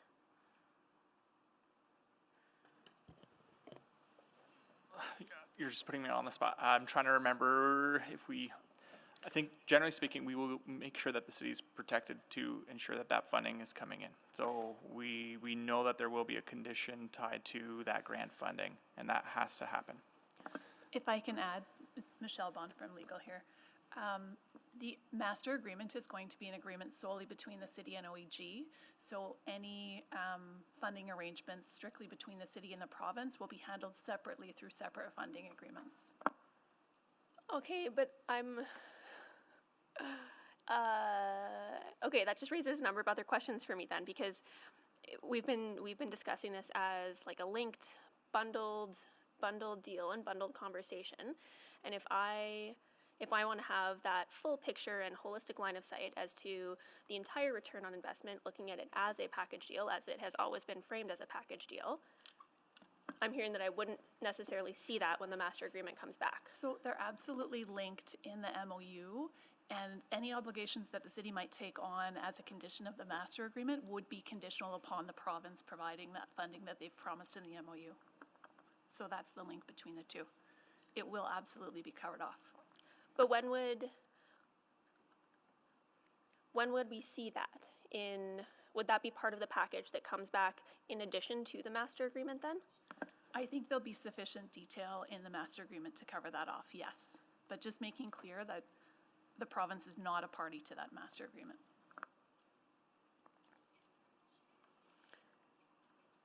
So, Just for clarity, we will have a condition within the master agreement that the province and the city has entered into all necessary funding agreements. okay. I might have to come back to that. I want to ask a question about the taxable assessment on Event Park, understanding the three scenarios, the low, medium, high. With the low being 0, how likely is that scenario? Like, have we done an assessment of where we think that will land? So I would say that the low scenario is 0 as a measure of conservatism. It's very unlikely that the event park would have no profitable events. I can't speak to how maybe taxation can weigh in on how they break out the exact ratios, but 0 seems extraordinarily unlikely. But I will let taxation weigh in. I'm not sure, just waiting for seeing if there's anyone else, but yeah, we would do like I said, the annual analysis. We'll look at the actual events and we do what we call a time and space calculation.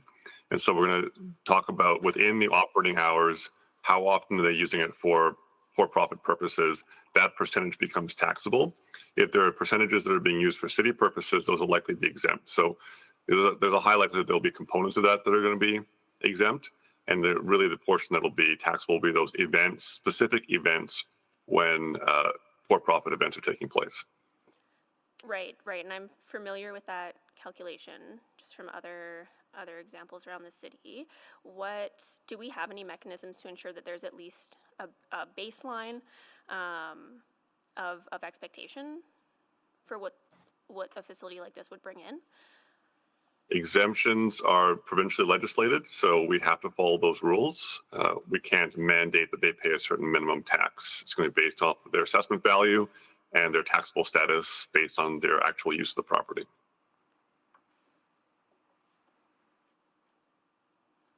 Okay. Thanks. Thank you. To clerk, the motion is in order, right? Just want to I should have asked that earlier on. It is? So the motion, so just to be really clear, the first motion that was put on the floor was also a referral motion to go back and do something.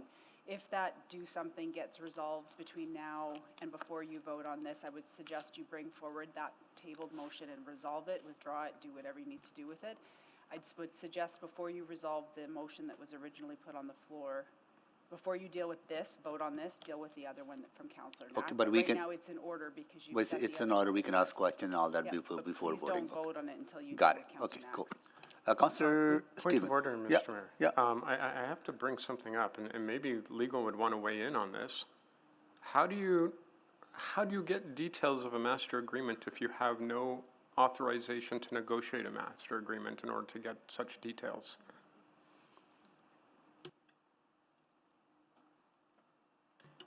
That will to legal?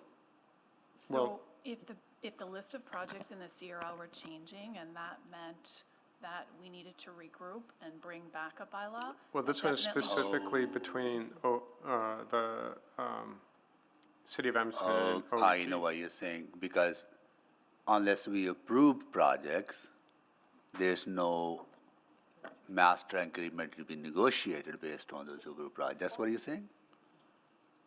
Yeah. Like logically, how does that even work? That's a good question that I would seek some guidance from legal and clerk. Yeah. If there is no impetus and there is no authorization, how do we conceivably get details of a master agreement? Yeah, That's like and saying, give me the Councillor- deals of my car sale, but don't enter into any negotiation about selling the car. Yeah, I'll say, Councillor, it puts us in a very challenging spot. Ultimately, we proceed on the basis of bringing something back to council that is, I suppose, as put together as we could for council's consideration, without true approval, and banking on the fact that ultimately we've met the mark as close to what council is seeking, but it does become circular in the sense that you suggest, that we don't necessarily have anything to firmly go off. It becomes a document of wishes and dreams, is what I'm hearing. It's not ideal, Councillor Paquette, but possible. Possible in a binding way that we can look at it and say, yes, that's the agreement. Like, I'm sorry, like, that's my point of order. Yeah. I think from what I want to understand as chair, if this motion is in order, which I understand is in order, right? Whether it's doable, complicated, and all that, I think that's something we would have to sort it out before we approve it, right? So I will have it on the floor, and we will carry on with questions on this. Okay. Councillor Stevenson. Yeah, thank you. I just want to confirm, Schedule A on page 48 does have some timelines laid out for the project phasing. I just wanted to confirm my understanding of how this is written. So it does refer to this as being tentative phasing, and that council has the discretion to reprioritize projects. That's correct, yes. Okay, so again, if Schedule A goes forward, we're not locked in to these. That's right, but we have to put together a plan that matches the finances that we submit, so we do that, but council has final prerogative over when and what and how things get sequenced and scheduled. I guess I just wanted to make sure, again, just for the clarity of all parties involved, I will be looking for very strong assurances that we don't have event park being constructed prior to housing, and that even though we might have assurances in terms of how the individual deals are structured, so we're not paying back the infrastructure costs to the developer up front, but again, how do we link those? That's what I'd be looking for. Does this preclude us having those negotiations?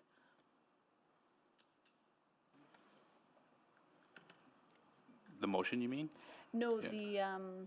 the phasing of remaining projects, because you just mentioned that you'll have to submit financial information that aligns with this. So when we submitted the plan for approval, to get to this point, we had to include an economic model and a schedule of events that match that economic model. So we took our best guess based on everything we've talked to, but it is a plan. Plans can change. Okay. And yeah. Yeah.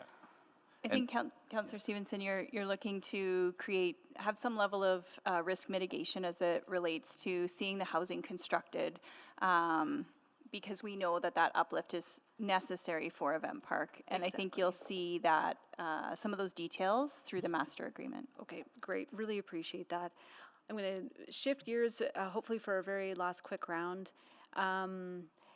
Really excited to see the improvements to the LRT stations. I know that Central Station is left out. It's in the donut.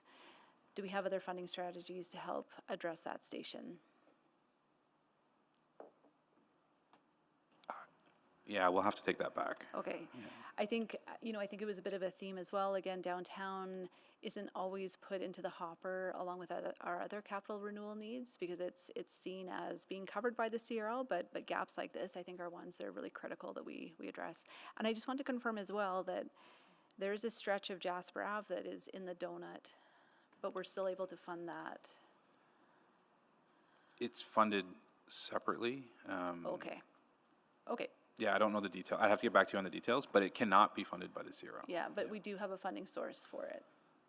Yeah, I'll take that away and double check. Okay. And then I brought it up earlier, but the convention center. So again, recognizing that it is an economic engine in our downtown, that we actually own the asset as well. Just wondering if there's opportunity, it is also within the CRL area. So just wondering if there's opportunity for subsequent work to look at bringing this forward as another project potentially. So Councillor Stevenson, I would recommend that be subsequent work, so we could scope out exactly what's needed there. Great. And then how is administration, you know, I appreciated the sharing of the different pillars that were in the MOU or the guiding principles. It seems to me that we're not directly, that the suite of projects that we've talked about so far are not directly addressing the question around safety. I'm just wondering how administration proposes that we continue to advance discussions with the province about the housing and health needs in our community that are so crucial to downtown and the whole city.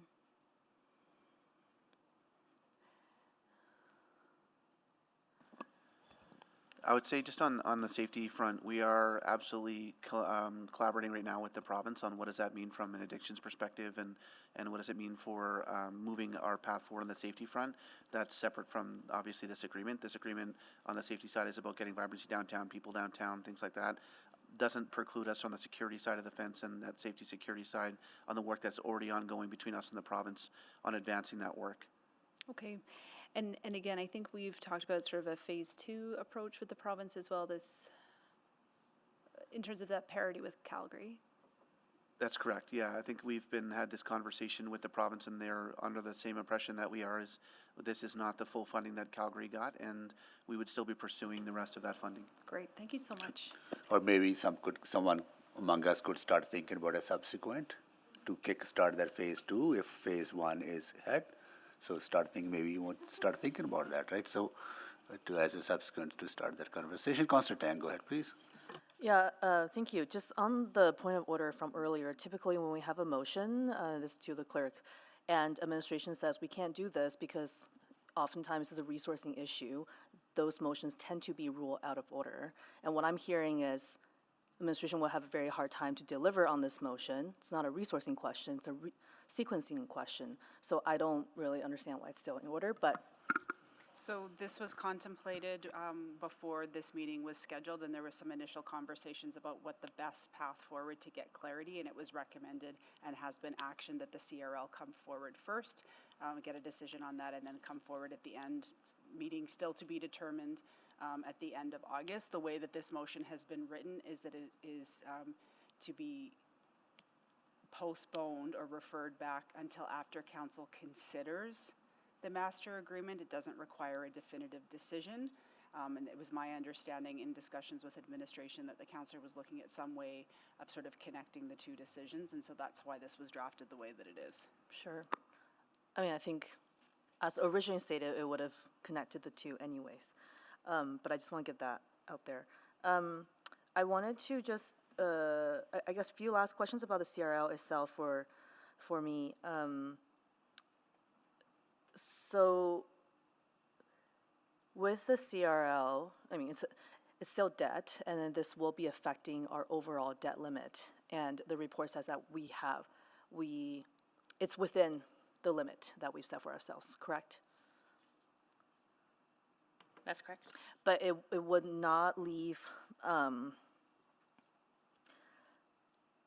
but how would it impact city's ability to borrow for other projects? We have a lot of infrastructure needs, right? Because what my interpretation of that is, we'll use up the debt room for the CRL, but it will leave very little room for other infrastructure projects if we were to choose debt, for example. Is that understanding correct? So the way that your policy is designed is to have tax supported, a higher limit for self-sustaining. This would be self-sustaining. But you're correct. The more debt we take on, ultimately, that does impact the flexibility that we have to use debt in the future. We considered all of that as part of what we've brought you here. Okay. And I think the report said that most of this debt will be dealt with in the next 4-year budget cycle, right? And so for those of us who are contemplating, say, projects to be brought forward in the next budget cycle, it's essentially don't think about it.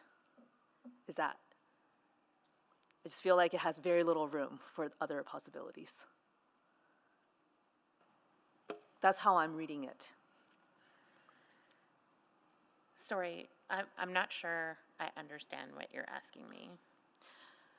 So I think there has been this tension about the CRL really benefits downtown. What about the rest of the city?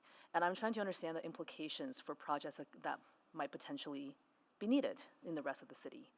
I've been very vocal about a number of road widening projects, infrastructure projects that are considered growth. That's constrained because we have a huge renewal deficit. So to fund projects like that would be very challenging, but that could be one option. And I'm reading this report. If a lot of the CRL is going to be consumed through debt, it leaves little room for other types of capital projects. And in particular, if the next budget cycle is going to be really consumed by the CRL project, I think my worry is that the rest of the city would be at even more disadvantage when it comes to capital. Is that understanding accurate, I guess is what I'm trying to say. So at the highest level, the concern is valid. Again, the more that you use debt, the less ability you have to use debt for other things that you want. Because this is self-sustaining, I don't think it's as dire as what I'm saying. Yes. Okay. Thank you for that. Okay, I'll leave it there. Thanks. Thank you. Councillor Knack. Yeah, thanks, Mayor. So, yeah, I think the only question I would just ask as a follow-up on the self-sustaining piece is that there is at some point a limit there as well. I mean, if we get the other phase 2 funding, which would be great. I think there was a pretty large surplus in the provincial budget just announced today. If we got a lot of it, there's still a point at which we've maxed out how much we can take on as self-sustaining, correct? That's correct. Yeah.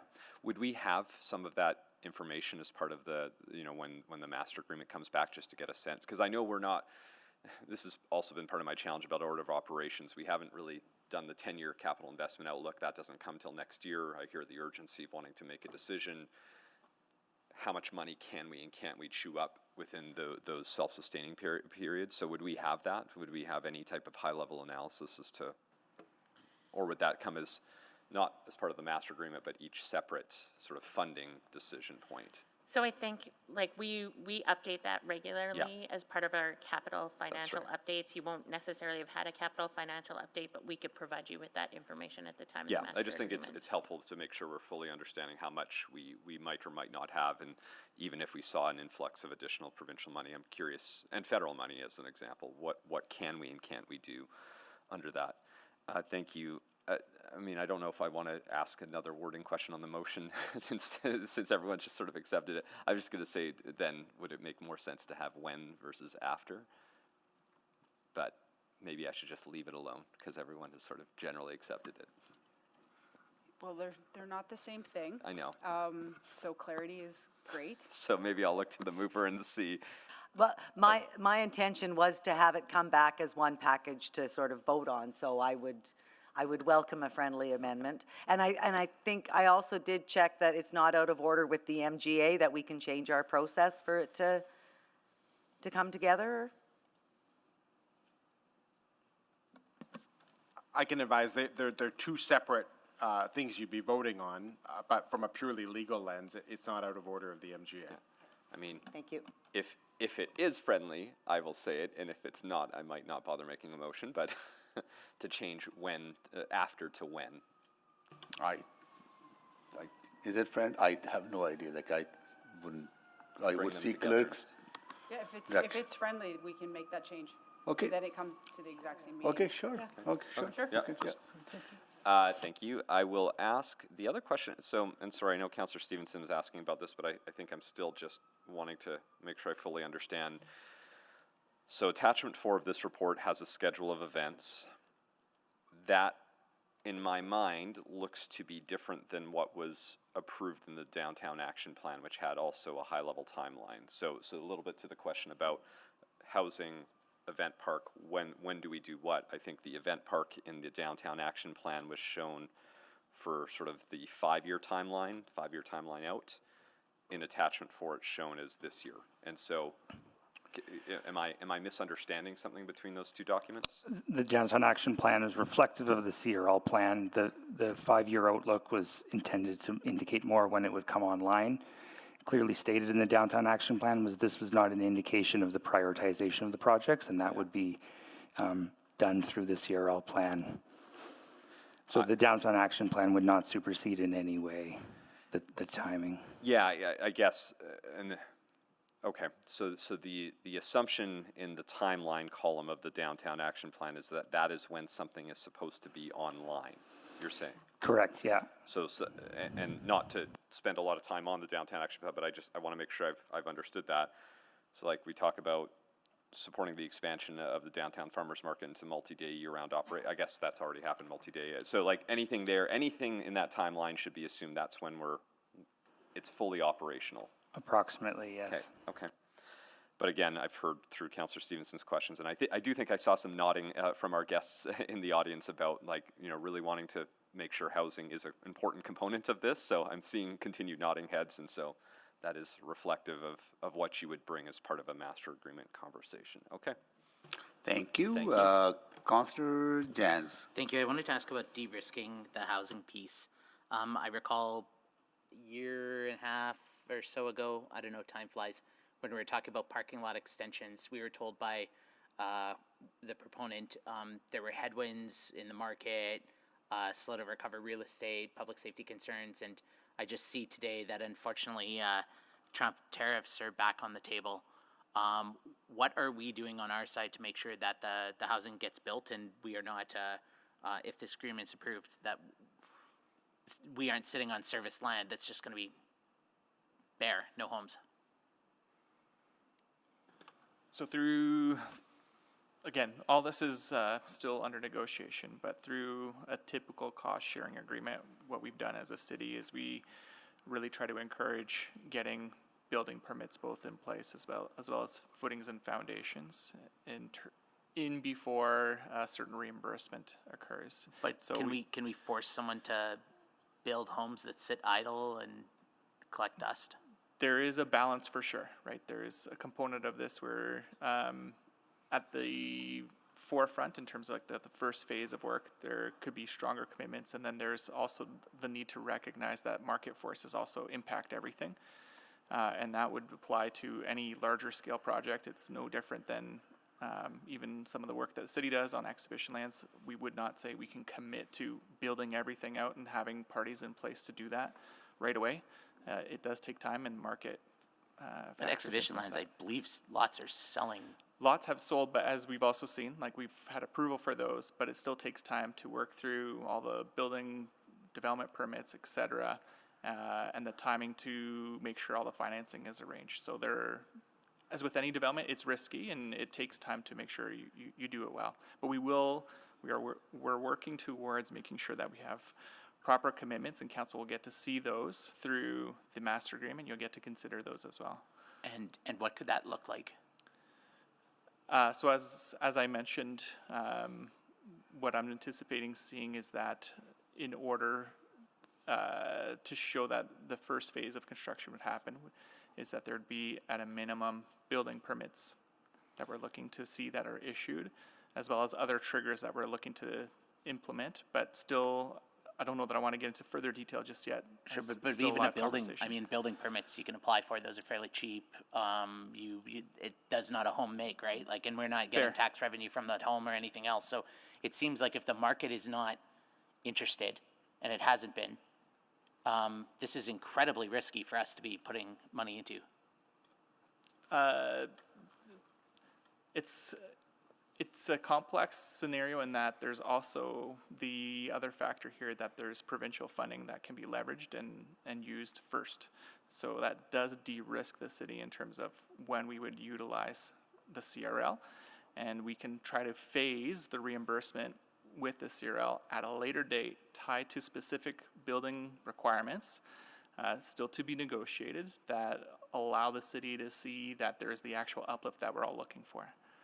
So there's kind of best case scenario, gorgeous homes, we're all living there. Worst case scenario, we've got some service land that's sitting there with development permits where no one's living there. And the province may be out some money, but we're not gonna get any tax uplift, we're not gonna see any attainable housing there. Hard to say exactly, like there's And I guess maybe if I can, because I'm running out of time, but so to legal, I believe you, and I just want to make clear, I'm not sure if I heard you properly earlier. In the master agreement, there is some linkage on this between the housing and the event park that no money would be provided. Did I understand that? No money's provided for event park until the housing is built and owned and operational?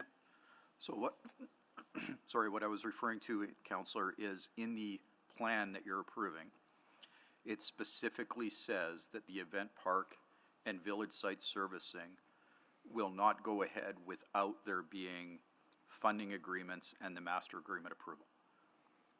Got it.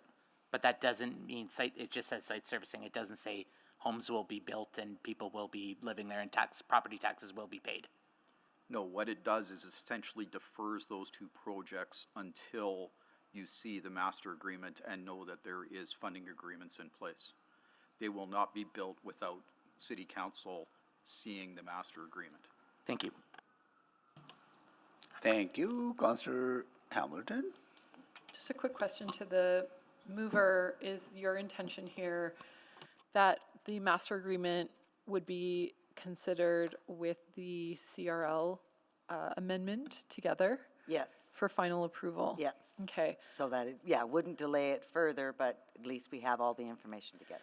Okay, and is your intention that at that time, with more knowledge from the master agreement, that you would be intending to make changes to the CRL, or that they would be considered together and voted on together as a holistic package? It would depend what the master agreement says, what the agreement for the exhibition lands entailed.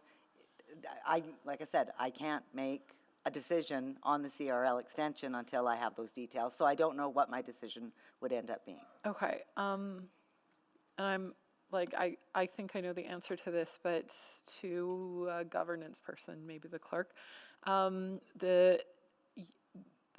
option would be to do 2 readings of the CRL bylaw, presumably successfully, and delay a third until, say, the master agreement came back, correct?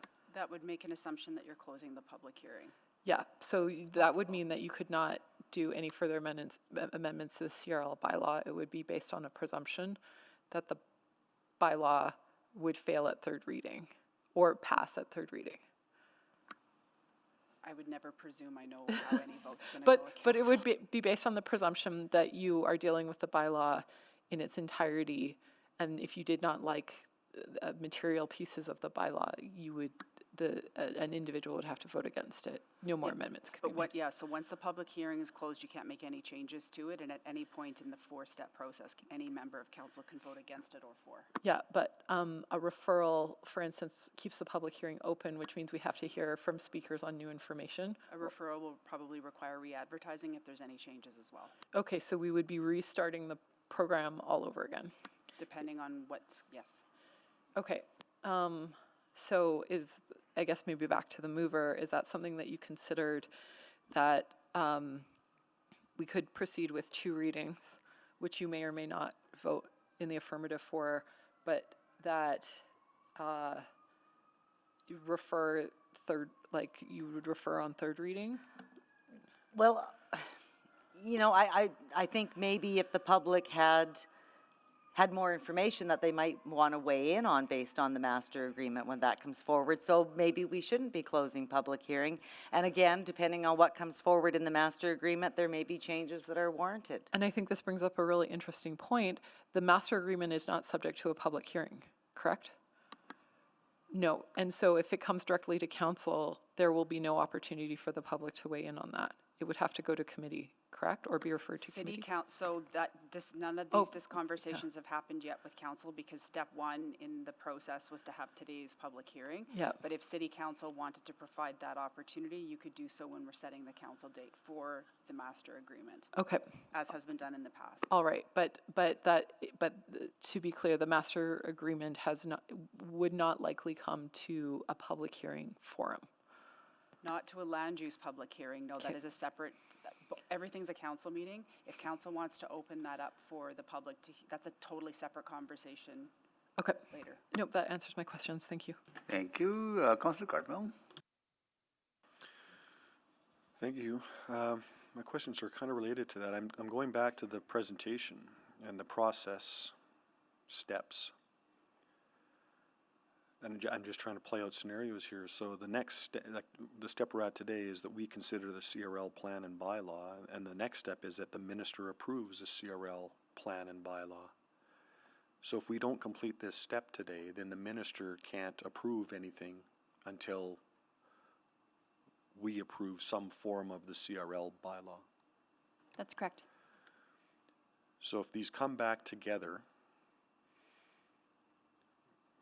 you know, I'm not even sure what that looks like. If they come back together and, like, my presumption is that part of the reason this motion is on the floor is so that the CRL bylaw can be adjusted, amended, changed, pending whatever the master agreement says.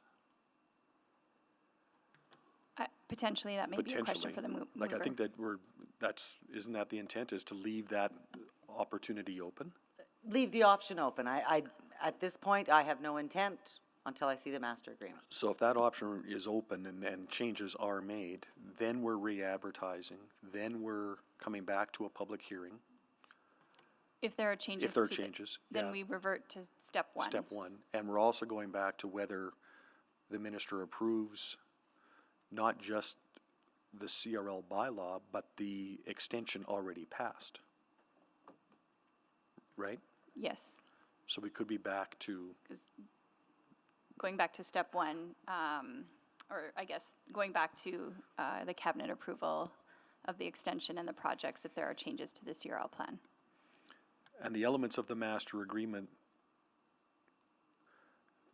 the master agreement is predicated on all of the conversations we've been having for all this time. So there'll be detail in that master agreement to the mover. So my sense is that this is still centered around the event park.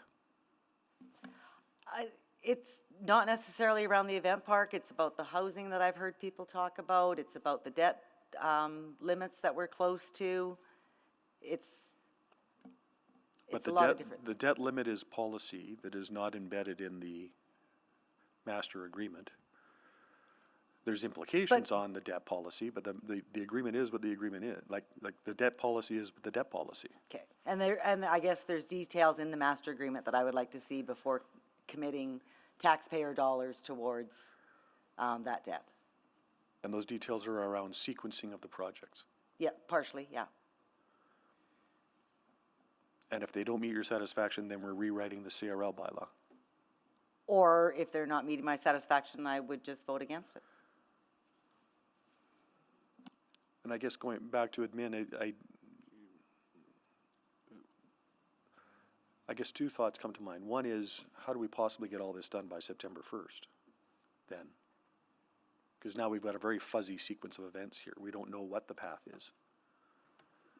There could be challenges, for sure. If this comes back with the master agreement and the CRL bylaw at the same time, and if there are changes, there's no way we can meet this September 1st, because we're not coming back to the master agreement till the end of August. And so the September 1st date in the MOU, if it's not met, then the deal's off. That ends the conversation, right? Is it that terse? Yes. Yes? Yes. Yeah. And I guess. I'm sorry, that was legal saying yes? Okay, go ahead. I'm sorry, I got that Muppet thing going on where you're looking for the voices. Do you have a sense of, this is probably unfair, but do you have a sense of whether this indicates uncertainty around, on the part of City Council around this agreement, even though we've gotten this far with the MOU, that we're still not committed? And what effect that has on the conversations going forward in whatever path they follow?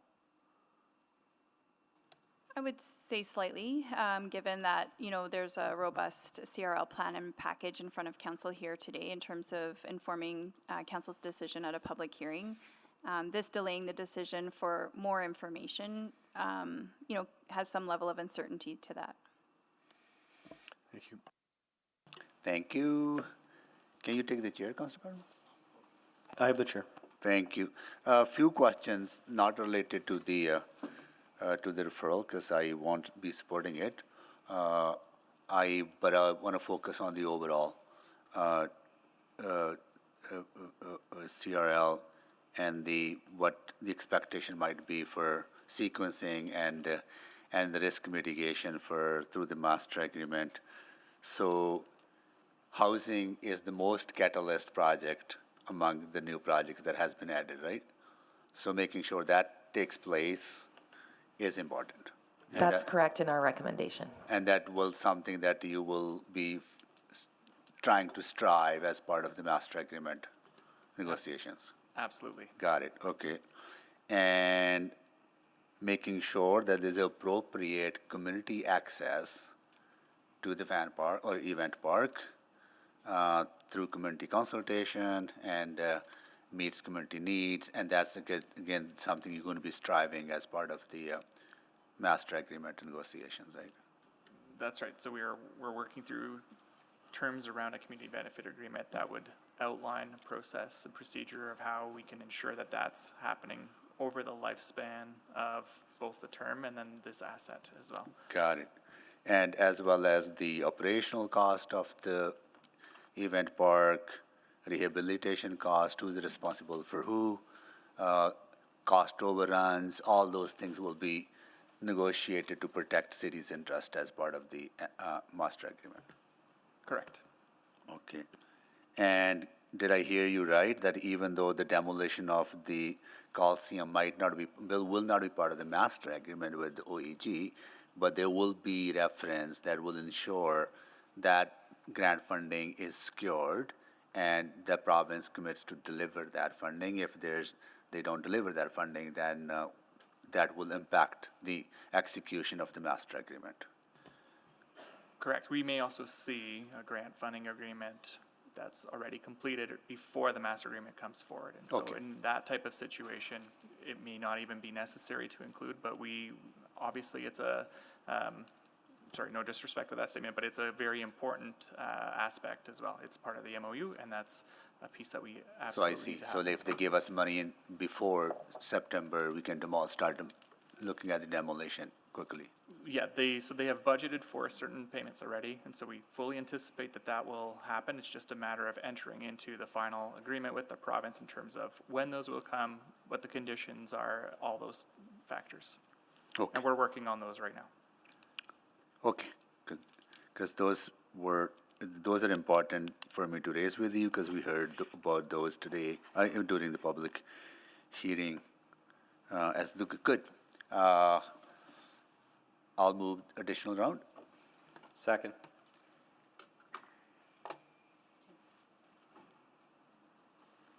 Sorry, please vote.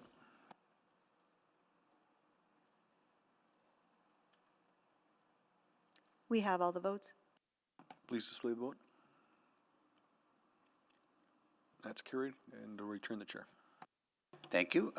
Councillor, I think Salvador was. Councillor Wright, go ahead. So I'm just wondering about that September 1st date. That's just an arbitrary date set by the province? Is there a reason for it? Did they provide any rationale? It was agreed to by both the province, the city, and OEG in the MOU. Okay, so with any negotiation, you can always amend that date. Again, subject to all three parties agreeing to that? So would we really be back at square one on this? So we're not contemplating negotiating that date. Could all three parties negotiate? Yes, but it would require all three parties. Okay, that's all I need to know. Thank you. Thank you. Councillor Salvador. Yeah, thank you. I got the clarity that I was seeking through the mayor's line of questioning around Coliseum, so thank you for that. Just to, I was going to ask Mr. Ashmore a question. But he seems to have stepped out for a second. Maybe I'll go to taxation and assessment first, and then I'll come back. But just going back to the questions around the potential for taxable assessment on Event Park, recognizing and appreciating the answers that it's unlikely that it'll be on the low end on 0, but can you give me an idea of what the assessments are for similar sites after any potential exemptions? Do we have any comparable examples to be able to point to? So, Councillor, I think probably the two sites that are most comparable would be the Expo site and the Edmonton Convention Centre, both run by Explore Edmonton. Both of those sites are valued in about $170 million range in terms of value, but their taxable status is typically hovering, depending on the year, because every year is a little different, between 1% and 2%. So 99 to 98% exempt from taxes. So that does give you a bit of a sense of what we've expected for some of those sites with the formula we've used for time and space calculations. Okay, so for Expo and Convention Center, 90, 98, 99% exempt. And Correct. Those are sort of the closest comparables to what we'd expect with Event Park. These are examples of sites where they are holding events and we're determining taxable status based off of the taxable events. Okay, thank you. Okay, I think that just underscores the importance of the sequencing for the housing component that we discussed earlier. I'll go to our other folks from legal, given that Mr. Ashmore is not here. I was going to reference something that he said directly, that Event Park and Village at Ice in the CRL plan are conditional on approving the master agreement. So in the event that we get the master agreement back and we're not happy, they can still be removed at that time. Like, I guess it just wouldn't be approved. It's not so much a removal as much as they wouldn't move forward. Right, because what I'm trying to grapple with is the motion in front of us. Is that not, I guess we would end up with the same decision point, would we not? In terms of ultimately kicking it down the road, it would postpone it if the master agreement's not approved in terms of those two items. But in terms of Mr. Ashmore is back now, so perhaps he can elaborate. But it would functionally have similar characteristics, but. I apologize. Counselor, I wasn't around to hear the question. I will really quickly repeat it, but earlier in the discussion you mentioned that Event Park and Village at Ice District are in the CRL plan are conditional on approving the master agreement. So in the event that we get the master agreement back, we're not satisfied, it doesn't get approved, they would not move forward, they would not be advanced. And what I'm asking is, with the motion on the floor, do we not end up at the same decision point, essentially? Essentially, yes. I think you do. Okay, thank you. Thank you. Councillor Stevenson. I just have questions of new informations. We are at a referral. New information to who? To our one of our speakers. Like if the bylaw is going to remain open, then we will go to new information when it comes back, right? That would be my understanding, right? Because does this mean bylaw will have to come back? Then why ask for new information now, right? So. The information I would receive through the question would help inform whether I support this referral. Okay, who is your new information? When do we do that? The new information. Can I go to new information? No. So my advice from before hasn't changed. There was a motion that was put on the floor that was tabled to deal with something else. I am dealing with the something else, and I'd like to be able to provide council an update in the next 5 minutes. But the public hearing is still open, and if the chair would like to permit a councillor to ask a clarifying question of a member of the delegation and they're available, I'll defer to you. I don't see any harm. Okay, there's But no harm. again, but just to be clear, before you close the public Yeah, before we do hearing, this, we are we going to need come back to that. Yeah. Yeah, I understand that. Okay, go ahead. Councillor Stevenson. So I just wondering if Speaker Shipton was able to weigh in here. Tim?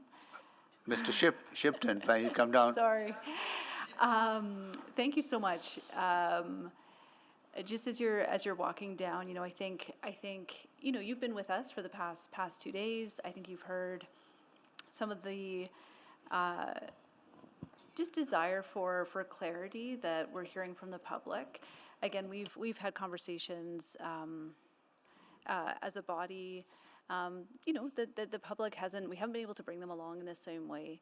So just recognizing that, some of the steps we may need to take to provide that public clarity would maybe take a bit of time. Are you open to maybe renegotiating that MOU date, the September date? No.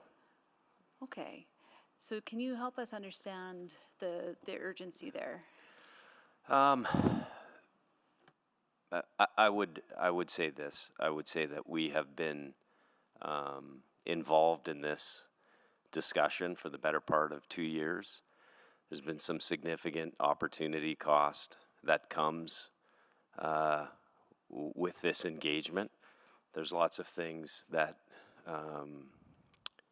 we would look at as an organization, and so we're waiting for a signal from our partner after extensive work with your administration, extensive engagement with council, a signal that we need to move forward. And so this continued, this discussion of kicking it down the road as a partner, we're sitting here saying, for how long? Yeah, and I think that's a good point, and I think that we would certainly want to put an alternative date in, right, to provide some clarity, whether that's a month. We could seek guidance from administration in terms of what that timeline could look like. Is there sort of a range where you have some flexibility? No. No, and I don't mean to be disrespectful, and I understand. I understand where you're coming from, and understand the challenges that you face with this deal. But I as I said, we've spent a tremendous amount of time getting to the MOU. It's a fulsome MOU that covers a significant amount of the detail that is needed at this point in time to endorse moving forward and driving to a master agreement. As a partner, we've proven that we can deliver, and we're looking for some reciprocity in that, some trust in us as a proven partner. And maybe, maybe it's day 2, but maybe we feel like we haven't heard that as loudly as we would like to. And so, respectfully, this would be viewed as a signal that, you guys have done a heck of a lot for this, but for the city, but the trust is not there. So in any good partnership, there is faith on both sides. This goes for us as well. We're putting our faith in you as a partner as well. It's not just us, it's you. And so, and I think if I can just be mindful of my time, the position we sit in as well is that we represent Edmontonians, and Edmontonians writ large are the ones who are entering into this partnership, and we're doing that on their behalf. And I think what we've heard from them is a desire for just to be part of the team, to have a similar level of information that we in this room have had throughout this process. And I don't think that signals a lack of trust or willingness. It's truly about partnership and bringing them along in that journey. Yeah, that's a fair point. I think a part of that has been this public hearing. I think that is a significant part of building that trust, building that credibility. I think we've tried to do significant engagement on our own, participate, very positively in this public hearing. So I think that there's been a lot of that done to date. I think we're ready for a decision. I think the partners at the province are ready for a decision to move this forward. We're ready to go. We're ready to go, ready to develop. We're ready to invest. We're excited about it, and we hope you are as well. Thank you. Thank you. Councillor Tang. Tim, we'll stay with don't you. go away. Since you're here, maybe I'll just add a few more questions here. I think yesterday when I asked you about the sequencing of the 2 OEG project, you said that you're not there at the level of detail to determine which comes first. No, I think we fully understand, and you have heard from administration, we're crystal clear that the event park cannot supersede or precede the start of construction on housing. That has been made very clear, certainly in conversations with council and administration, that two have to work together. Just one more point on that. It's vital for the success of these projects that they happen in tandem, because when people choose where they want to live, they want to have confidence in the perception that this is a place that has amenities. This is a place that has the things that they want, either for themselves or for their families. So we're excited to move those projects forward in tandem. So in tandem, but when you say you're crystal clear that the event park does not supersede the housing, that it doesn't come before, that they're happening at the same time. I think the reason why I just want to get some clarity on that is because we've also talked quite a bit about how are you going to generate that uplift, and housing is quite important to create that base of resource to kind of do the work for the event park. I think that's what I got. So so that's why I want to revisit this with you, because wouldn't that affect this sequencing bit? Like you want, like if housing has the most potential to create that uplift, and if without that, it's harder to kind of get to that second piece. Yeah. No? Yeah. And I would just point out that like 2,500 units will not be absorbed overnight, right? So For sure.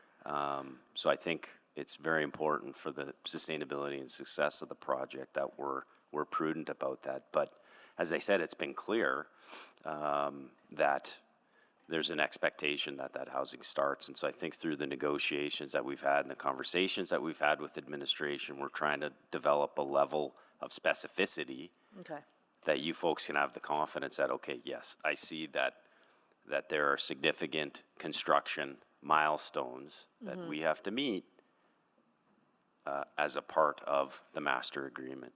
And again, putting caveats and constraints on development adds challenges, but we're very confident and quite frankly excited that we can meet those.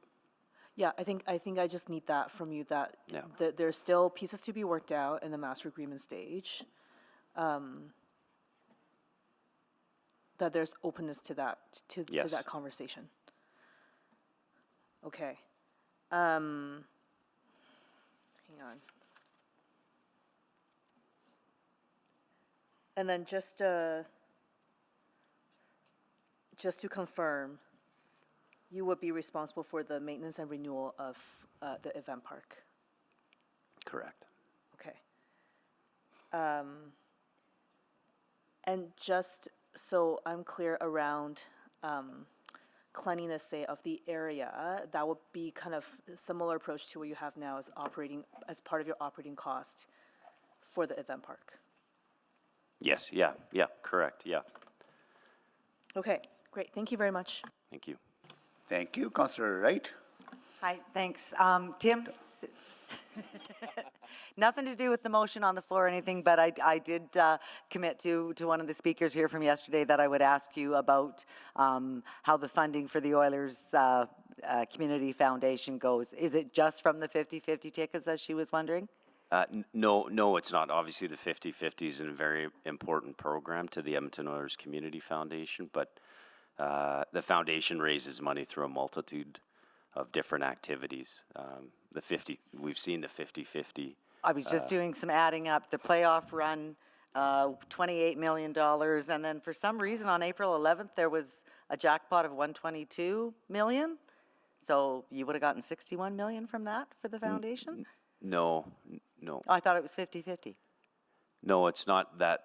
Sorry, your jackpot numbers are Okay, well, that was, that's on the website. Anyhow, No. I thought that was kind of big. Yeah. But yeah, so there are other sources, like what? That's right. General fundraising events. We have game used equipment, etc. Okay, so I don't know if she's still listening, but thank you very Okay, much. thanks a lot. Okay. Thank you. Thank you. Councillor Paquette, to speak, right? Okay, all right, so, okay, before we break, let's deal with this. We're gonna put this on side, then we're gonna move to add an attachment to the agenda. Then I'm gonna go to Councillor Knack's motion, and Councillor Knack is gonna withdraw that, right? Councillor Knack? Okay, good. Then we'll come back to this one. So just to use the same thing, but just so that it's on the record, so you're gonna have a motion to postpone this item. Then you're going to add an attachment. Yeah. Then you're going to put back on the table Councillor Knack's, and Yeah. then whatever Councillor Knack does. Once that's done, please bring back Councillor Wright Rights will back be, on the they'll floor. be Yep. back. Okay, Thank can you. someone move to do the first step? moved. Second. Okay, please vote.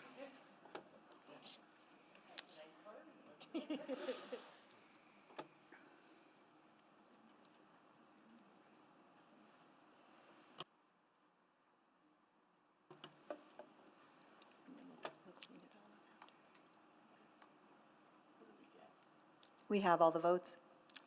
Display the votes, please.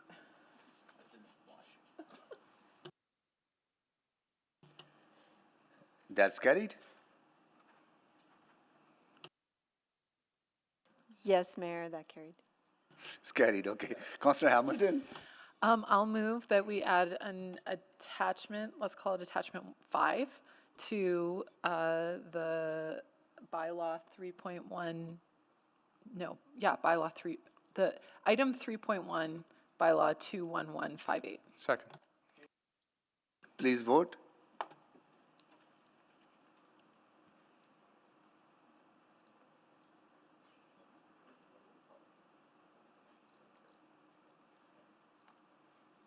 We have all the votes. Display the votes, please.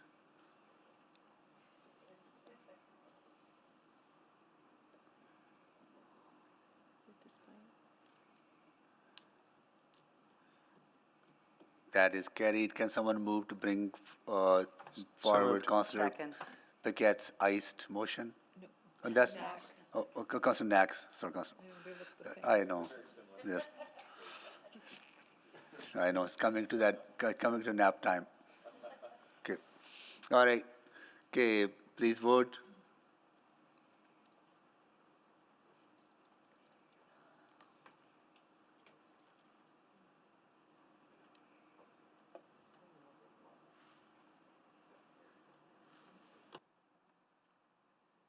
Just waiting on one vote. Mike. Councillor Jans?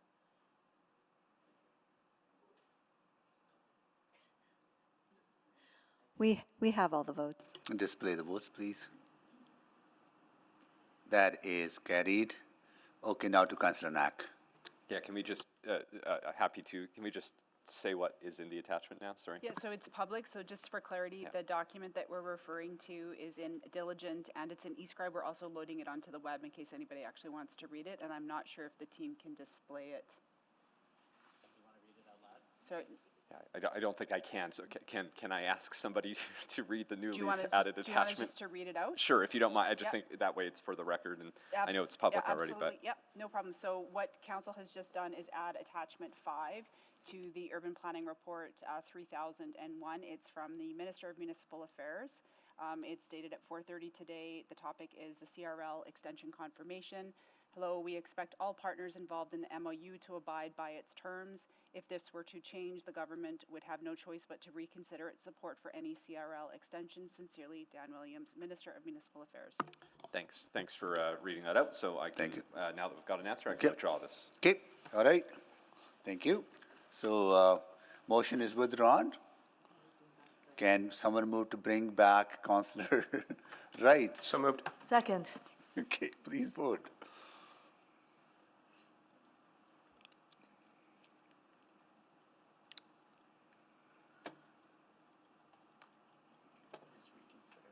We have all the votes. Display the votes, please. Wow, that was 5 motion in 3 minutes. That's a record. That is a record. Yeah. It can be done. Let's do it now. Okay. All right. So we concluded the questions on this. We concluded the questions on. Okay.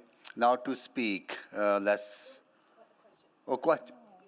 You have a question, Councillor. Did we have another round? Did you have another round? Okay. Can someone move for us another round, please? So moved. Second.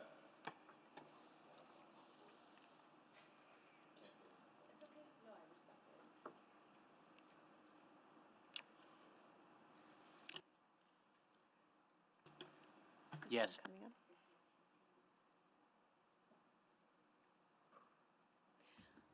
We're just having a bit of difficulty. Can I just get a verbal vote? Thank you, Councillor Wright. Yes. Thank you, Councillor Knapp. Yes. Thank you, Councillor Principe. Yes. Thank you, Councillor Stevenson. Thank you, Councillor Paquette. No. Thank you, Councillor Tang. Yes. Thank you, Mayor Sohi. Yes. Thank you, Councillor Hamilton. No. Thank you, Councillor Rutherford. Yes. Thank you, Councillor Salvador. Nope. Thank you, Councillor Cartmel. Councillor Rice. No. Thank you. Yes. Thank you, Councillor Jans.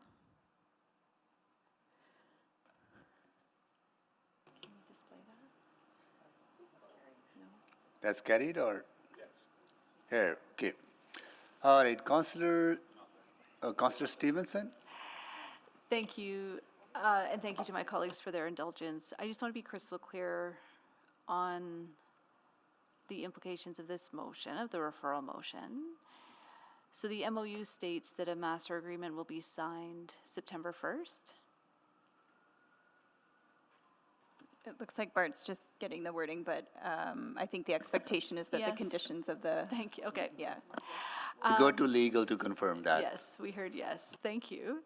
And I think I heard earlier in the meeting that administration felt that this could happen. That, again, if the bylaw were to pass today, you're going away to negotiate a master agreement that we have to approve by September 1st. So why, like, is there any reason if this referral passed instead that you wouldn't still be able to have that discussion and bring a master agreement forward to us for consideration by September 1st?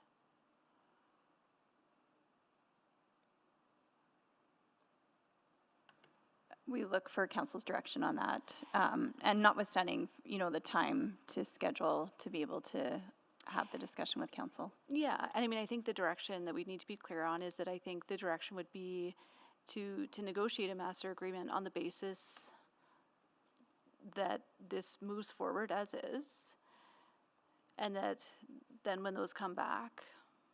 So again, I'm not seeing how that's changing administration's workflow.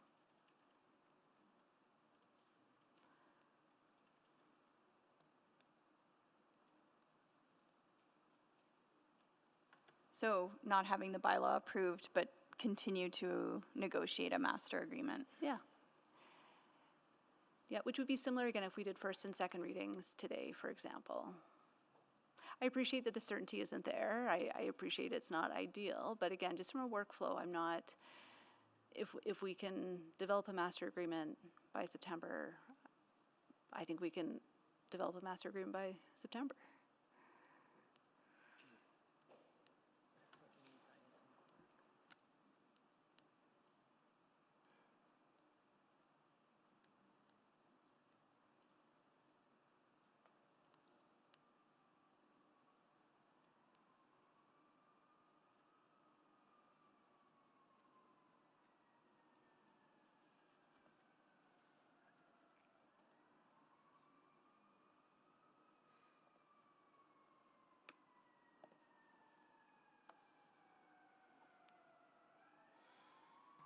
So Councillor Stevenson, you're asking, can we negotiate a master agreement and have the bylaw come at the same time?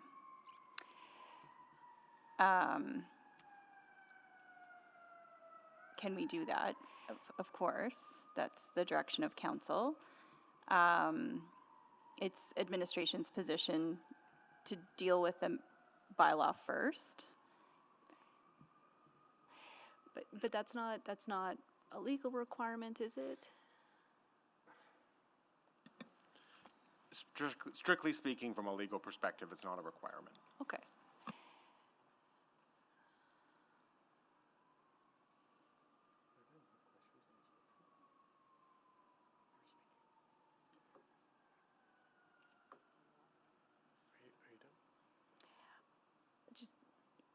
I think so. I think I've heard that again.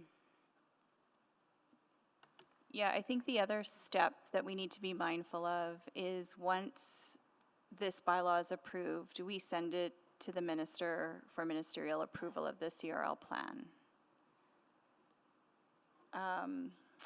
So there's that step that we also have to do to firm this up. Yeah, I mean, my understanding again is that the province isn't a party, so we could just sign the master agreement with the condition that the province approves this after the bylaw passes.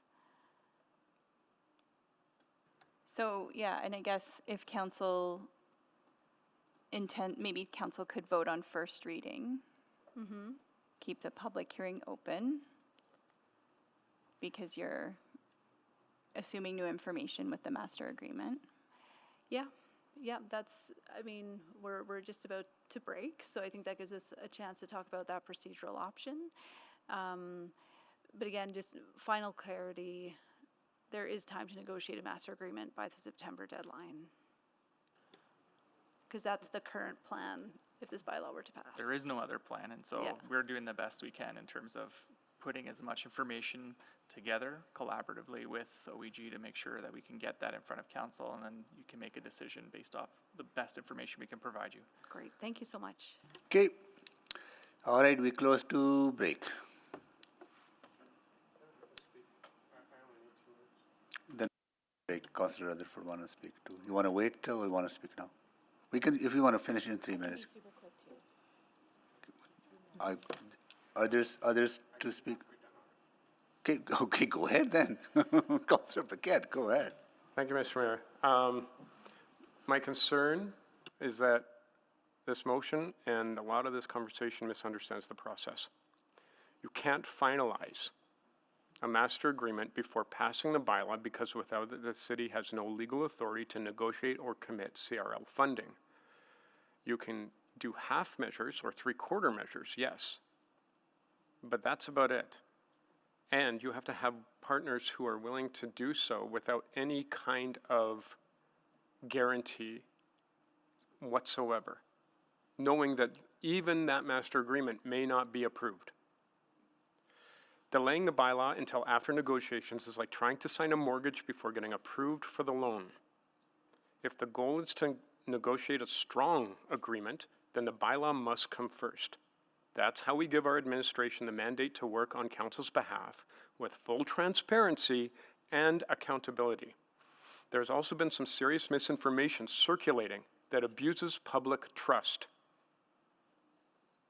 I'll leave it at that. The public deserves actual authorized information to judge, and so does council. There are decision points along the way already, and confusing the process is a disservice to the people of Edmonton.